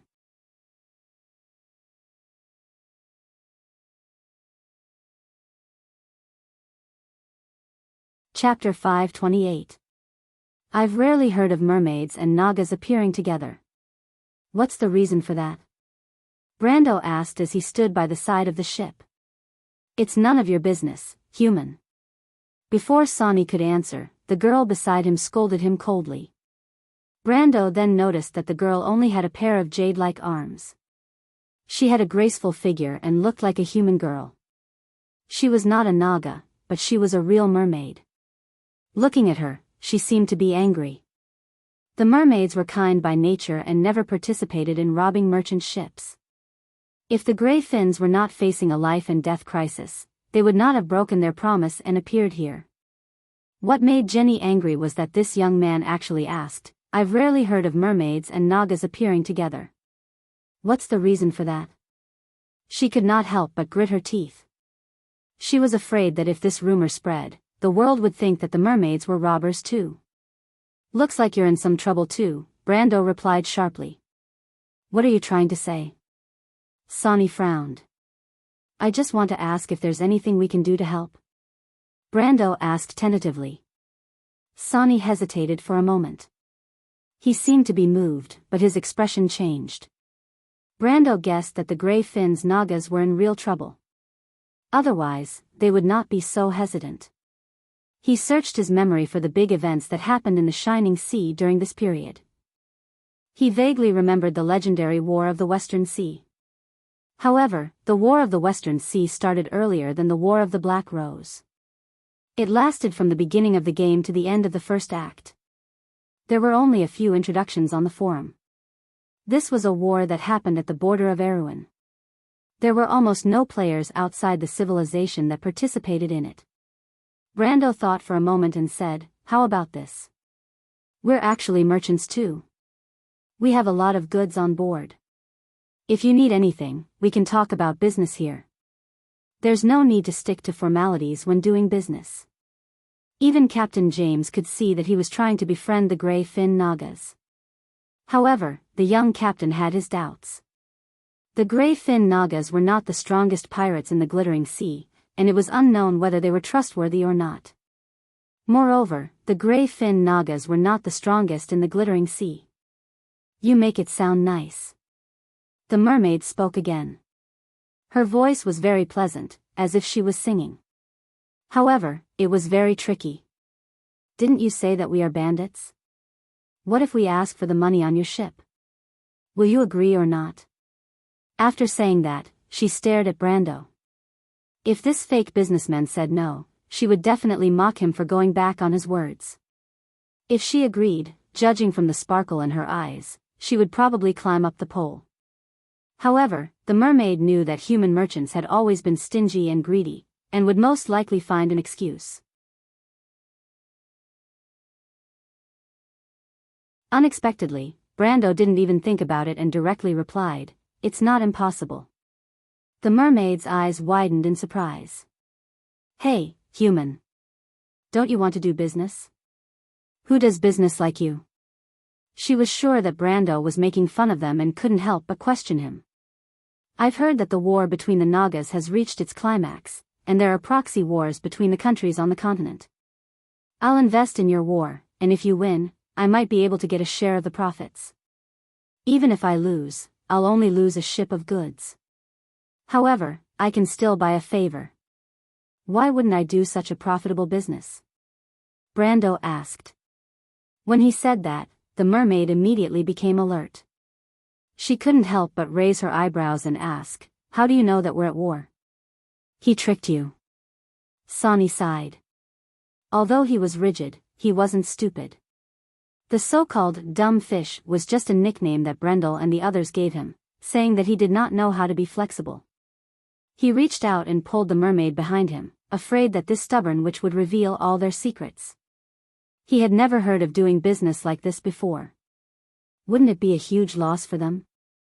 The mermaid finally reacted and couldn't help but gnash her teeth as she glared at Brando. She had never seen such a despicable person before. No wonder the elders in her tribe said that humans were treacherous and cunning. The people behind Brando wanted to laugh but didn't dare to, especially Carglass. The young man felt that his lord was extremely cunning.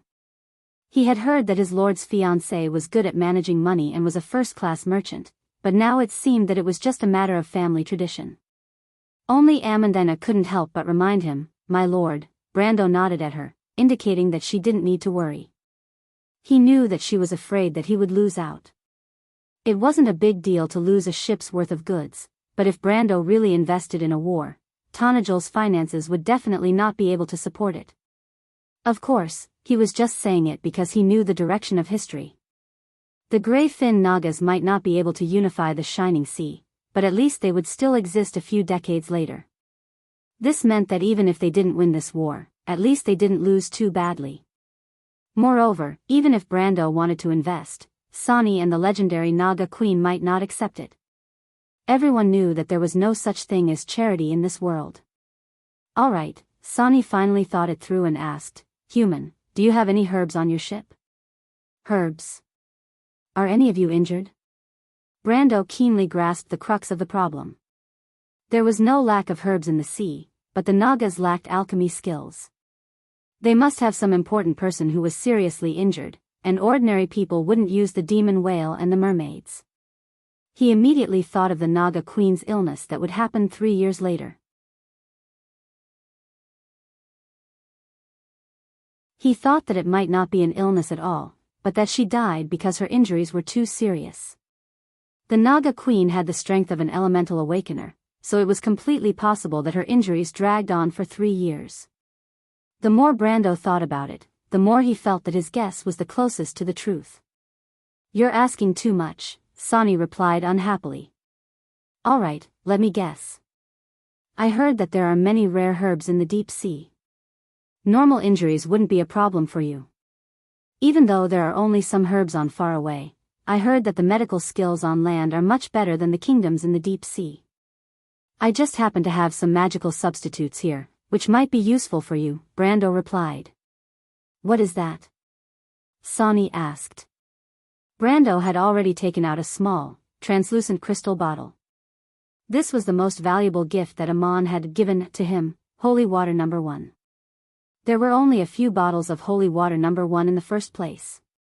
This was a product that even the top archbishop and alchemist of the Holy Cathedral of Fire had to put in all their effort and take months to complete. The 2 bottles in his hands might be the last samples left in the world. Brando decided to take a gamble. If the other party was really injured by the legendary queen, then this bottle of potion would be worth it. If not, then he would lose everything. But since he had already taken it out, he wouldn't be stingy. He directly threw the bottle that was worth 10,000 gold. Sani took the bottle of holy water number 1 and was a little confused. Of course, he recognized that this was the water of life. However, the Nagas had been robbing Erewhon's merchant ships for many years, so they had a lot of holy water in stock. It was not that they hadn't used these holy water before, but it was useless. The bottle of holy water in his hand was one size smaller than the average holy water, so it might be even less useful. He raised his head and was about to ask when the mermaid behind him suddenly changed her expression.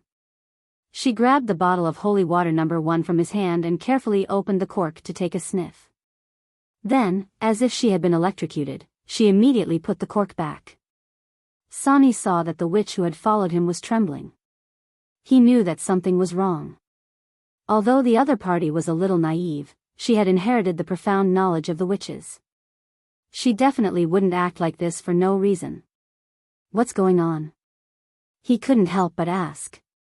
If I'm not wrong, this should be holy water number 1. The mermaid's voice was trembling as she whispered. Holy water number 1? What's that? Sani didn't understand. Let's put it this way. Master Sani, if the glittering sea has an owner, with just this bottle of holy water, you can buy half of the glittering sea. Jenny replied with a strange expression. Ah. This time, Sani was also stunned. He suddenly felt that what he had just received was not a bottle of potion, but a heavy bomb. Although it wasn't the first time he had participated in a robbery, he had never seen goods of this level of value. The Nagas were also selective when they robbed merchant ships. They would usually avoid the truly large merchant ships and royal fleets. Otherwise, the navies of the various countries around the glittering sea would not be easy to deal with. Can it be cured? Sani couldn't help but stutter. Enough. It's completely enough. We don't need that much at all. Just a little will do. The mermaid replied happily. Sani fell silent for a moment. Then, he raised his head and looked at Brando. Human, are you really going to give this to us? You know, we can't possibly afford this price. It's okay, Brando replied as if he didn't care. Like I said before, if we can't afford it, I can buy a share. How could he buy a share in a war? Sani felt that this human was becoming more and more mysterious. He had never seen anyone do business like this. However, he thought for a moment and asked seriously, then, may I know your name, sir? Just call me Brando. Because of what I'm doing now, it's not convenient for me to reveal my surname, Brando replied half-truthfully. I understand. Alright, I'll say it again here. I, Sani, in the name of the Grey Finns clan, declare that from today onwards, as long as the merchant ships on this sea carry your name, they will be under the protection of the Grey Finns Nagas. Any attack on these merchant ships will be seen as a provocation to the Grey Finns Nagas. We will fight back with war. Sani's resolute voice echoed on the surface of the sea. As soon as he said this, it was Captain James's turn to change his expression. Sani seemed to be repeating what he had said before, but the meaning behind it was completely different. This time, Sani's promise was obviously more formal and detailed. If what he said was true, then it meant that in the future, all of Brando's merchant ships on the shining sea would have almost no chance of being robbed. And as long as the Grey Finns Nagas existed, this fact would continue. As someone who made a living on the sea all year round, the young captain naturally understood the meaning behind this. One had to know that apart from the large merchant ships and the royal fleet, the probability of ordinary merchant ships being robbed on the shining sea was as high as 30%. Small merchants could face the situation of losing everything at any time. However, with this promise from Sani, it was almost certain that Brando's merchant fleet would be comparable to the famous merchant groups in Ampere Seal in the future. If Brando had the intention to do business, however, Sani looked deeply at Brando and added, not only that, if your excellency's goods are really as effective as you say, then I promise, as long as your excellency does not do anything hostile to the Grey Finns Nagas in the future, your excellency will always be a friend of our clan. What he meant was that if Brando lied about the holy water, then the previous agreement would definitely not be valid. Sani did not say anything definite. After all, he still did not believe that a strange human would promise such a huge benefit for no reason. Since the witch said that this bottle of potion was worth half of the Shining Sea, then the true value of this bottle of potion was worth half of the Shining Sea. Sani did not believe that any human would be willing to give away such a huge fortune. However, after the experiment, everything would be determined. He gestured to the other Nagas, then turned around and dived into the sea with the mermaid, leaving only a white trail on the surface of the sea.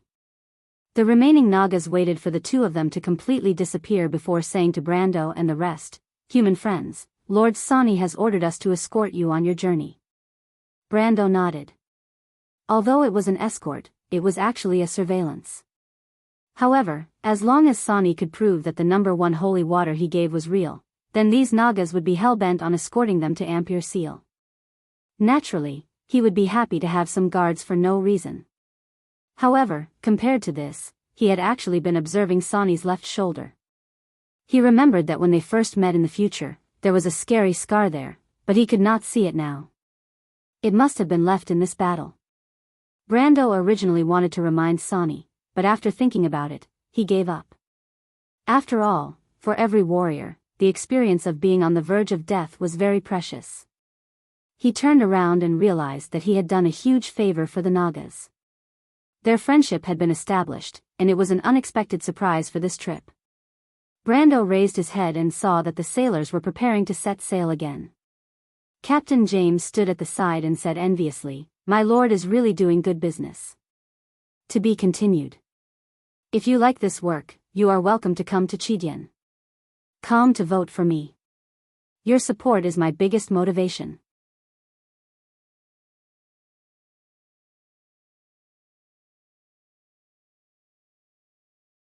Chapter 529.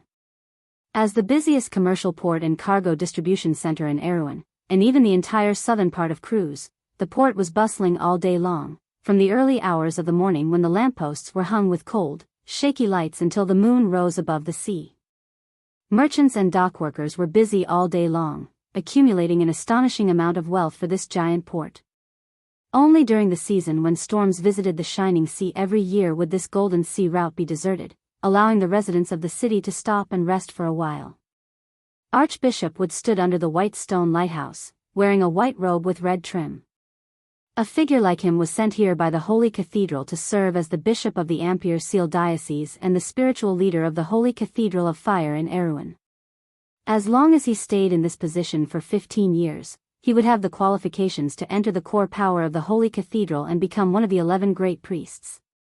At that point, even the position of High Priest of the Holy Cathedral of Fire was just a step away. Most people would not be able to imagine what a person of his status would want. Wood's face was thin, and his cheeks were sunken. Even though he was not even 80 years old, he looked like an old man who had been through a lot. Only his sunken eyes were still bright and full of vigor. His majestic aura was enough to make a normal person cower in fear. The archbishop pursed his lips and looked calm, but his heart was not any calmer than the nobles in Awin who had been around for a while. The lion beast men in Tokunin are ready to make a move. They must have the support of the Holy Cathedral of Earth. Wood stood on the hillside and looked at the sailing ships of various sizes coming in and out of the port, leaving long trails in the blue bay. The sailing sails formed a strange sight in the waters of the pier. Every waterway was full of experienced navigators waiting to enter and exit. The wealth contained in the endless stream made the high and mighty man sigh. Erewhon is the front line against the Holy Cathedral of Earth. We cannot allow this civil war to continue for too long. We don't have much time left. Beside him, his good friend, Priest Icon, nodded in agreement. The two of them had been partners for many years. Although neither of them were natives of Erewhon, they knew this ancient kingdom like the back of their hand. However, the lion beast men are getting restless. If they really want to invade, they'll probably have to wait until next year. Especially since they haven't received any rations this autumn, the Earth Holy Hall won't dare to act rashly. Wood glanced at his companion. Do you know how old this white stone lighthouse is, Icon? Priest Icon glanced at the lighthouse beside them. This lighthouse was once the symbol of Ampere Seal, When the late King Eric built the port here, Ampere Seal was far from its current size, and it was not a so-called trading port. This lighthouse once guided the navy of the late King Eric and the navy of the Holy Cathedral of Fire to battle on the nearby sea. The Whitestone Lighthouse had always been seen as a symbol of Erewhon, a symbol of persistence in the darkness. It's a pity that the lighthouse was destroyed in a fire 50 years ago. Its historical value was also destroyed. Although a new lighthouse was rebuilt, it's not the same as the original. Icon understood what his companion meant. He admired the royal faction and Her Royal Highness because they had the same persistence for glory as him. However, history was history, and Wood was obviously reminding him to look at all of this fairly. This kingdom is the same. No matter how old it is, the glory it insisted on has been abandoned by its descendants. What's left is just a shell. In comparison, it was given a new mission, just like this lighthouse, that's its true value. I understand, Lord Archbishop, Icon replied humbly. Wood nodded. The Holy Cathedral had always been fair and would not easily interfere in the internal affairs of its subordinate countries. That was why they could maintain their authority. He and his assistant had been partners for many years, and he admired his insistence on justice and honor.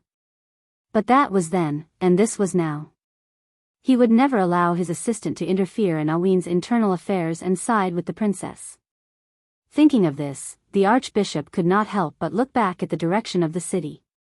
Ampere Seal was one of the largest cities in the south. The harbor was connected to the back and the roofs extended far into the horizon like an ant's nest. The tallest building in the city was undoubtedly the Temple of the Holy Cathedral of Fire.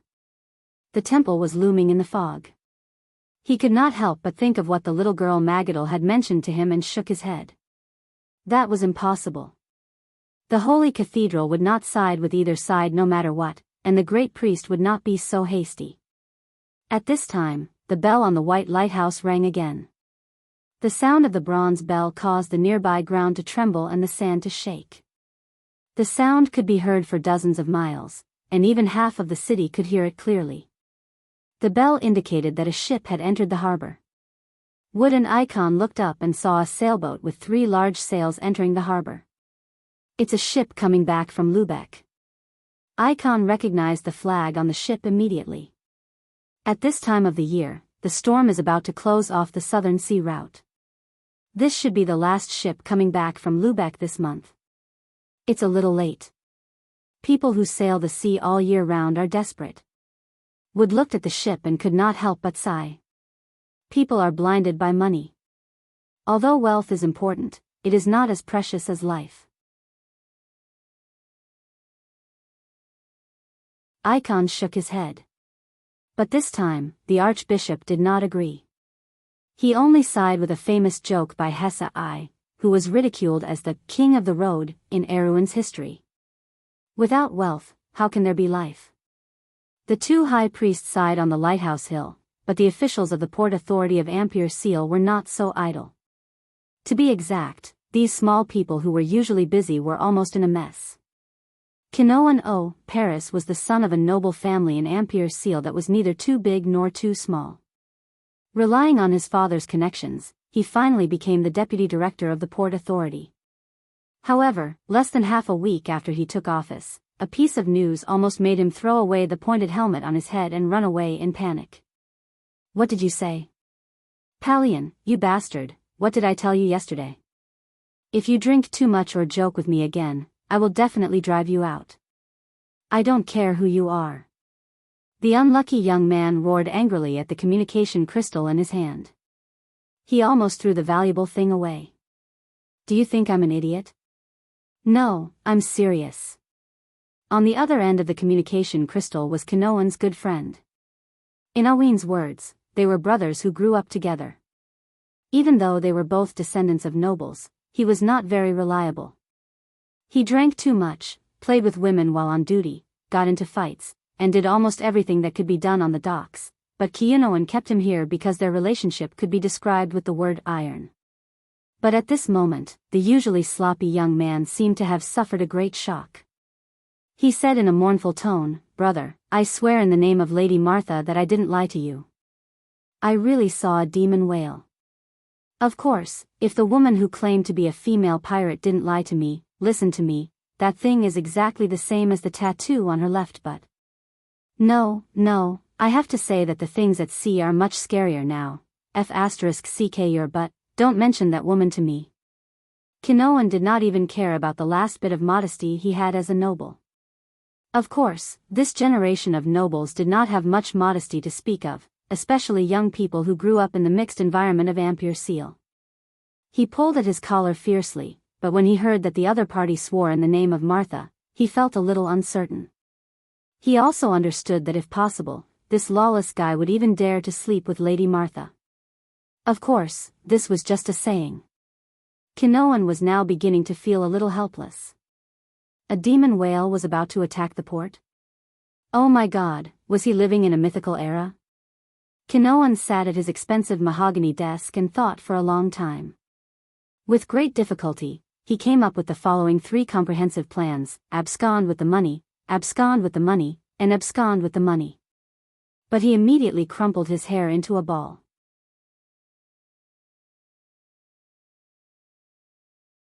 If he did that, his old man would be the first to kill him. Kinoan was born to be as lawless as his good brother, and he was not even afraid of the king of Awin. However, he immediately revealed his true colors in front of his old man. When he thought of his old man's angry face, his legs turned to jelly. He grabbed the communication crystal with great difficulty and swallowed his saliva. Brother, good luck, I'll take my leave first. Wait for me, I'll be right there. Kinoan's words turned into, wait for me, I'll be there right away. The soldiers at the port were in a mess, but at this moment, a certain person on the sea looked at Ampere Seal from afar and felt very helpless. The port city of Ampere Seal and the surrounding areas and towns have a population of 310,000. A huge magic system maintains the operation of the city, such as sewage, lighting, water supply, and garbage disposal. The mysterious magic that is rarely seen in the countryside south of Erewhon is everywhere here. Merchants spend a lot of money to hire wizards to serve them. Some of these wizards have worked here for decades and are deeply rooted in their positions. The wizards have formed their own guild called the Eye of Ampere Seal. This wizard organization not only maintains the daily operation of the city, but also intervenes in the security of the port. They prevent adventurers from fighting and set up a city lock to prevent foreign wizards from casting spells in the city. They also set up a super large anti-air magic circle in the inner city of Ampere Seal to prevent the port from being attacked from the sky. Brando stood at the side of the ship and introduced the port to the others. Suddenly, he sighed. He turned his head with a helpless and almost desperate look in his eyes. Finally, he saw the legendary monster, the king of the sea beasts, the demon whale that was as huge as a mountain, wave its fins at them like a naughty child, and then slowly dived into the deep sea. My old man said that the demon whale's intelligence is not inferior to that of an adult, and now it seems that it is true. Captain James also saw this scene and could not help but sigh. But Amandina looked at Brando suspiciously and could not help but ask, "My lord, what exactly did you give the Nagas? Why did they look at you as if they were looking at their king? They actually let the demon whale escort us into the port. How are we going to hide our identities now? But I heard that the Nagas' king is a woman." After a week of training, the little Roman could now freely appear on the deck. She rolled her eyes and directly feminized Brando. Brando wiped the sweat off his forehead. He did not expect the Nagas to be so hospitable, but to let the demon whale escort them into the port, Brando felt that other than the dumb fish Sani, most people would not be able to do something so creative. He coughed and said in disbelief, "Let's see how it goes."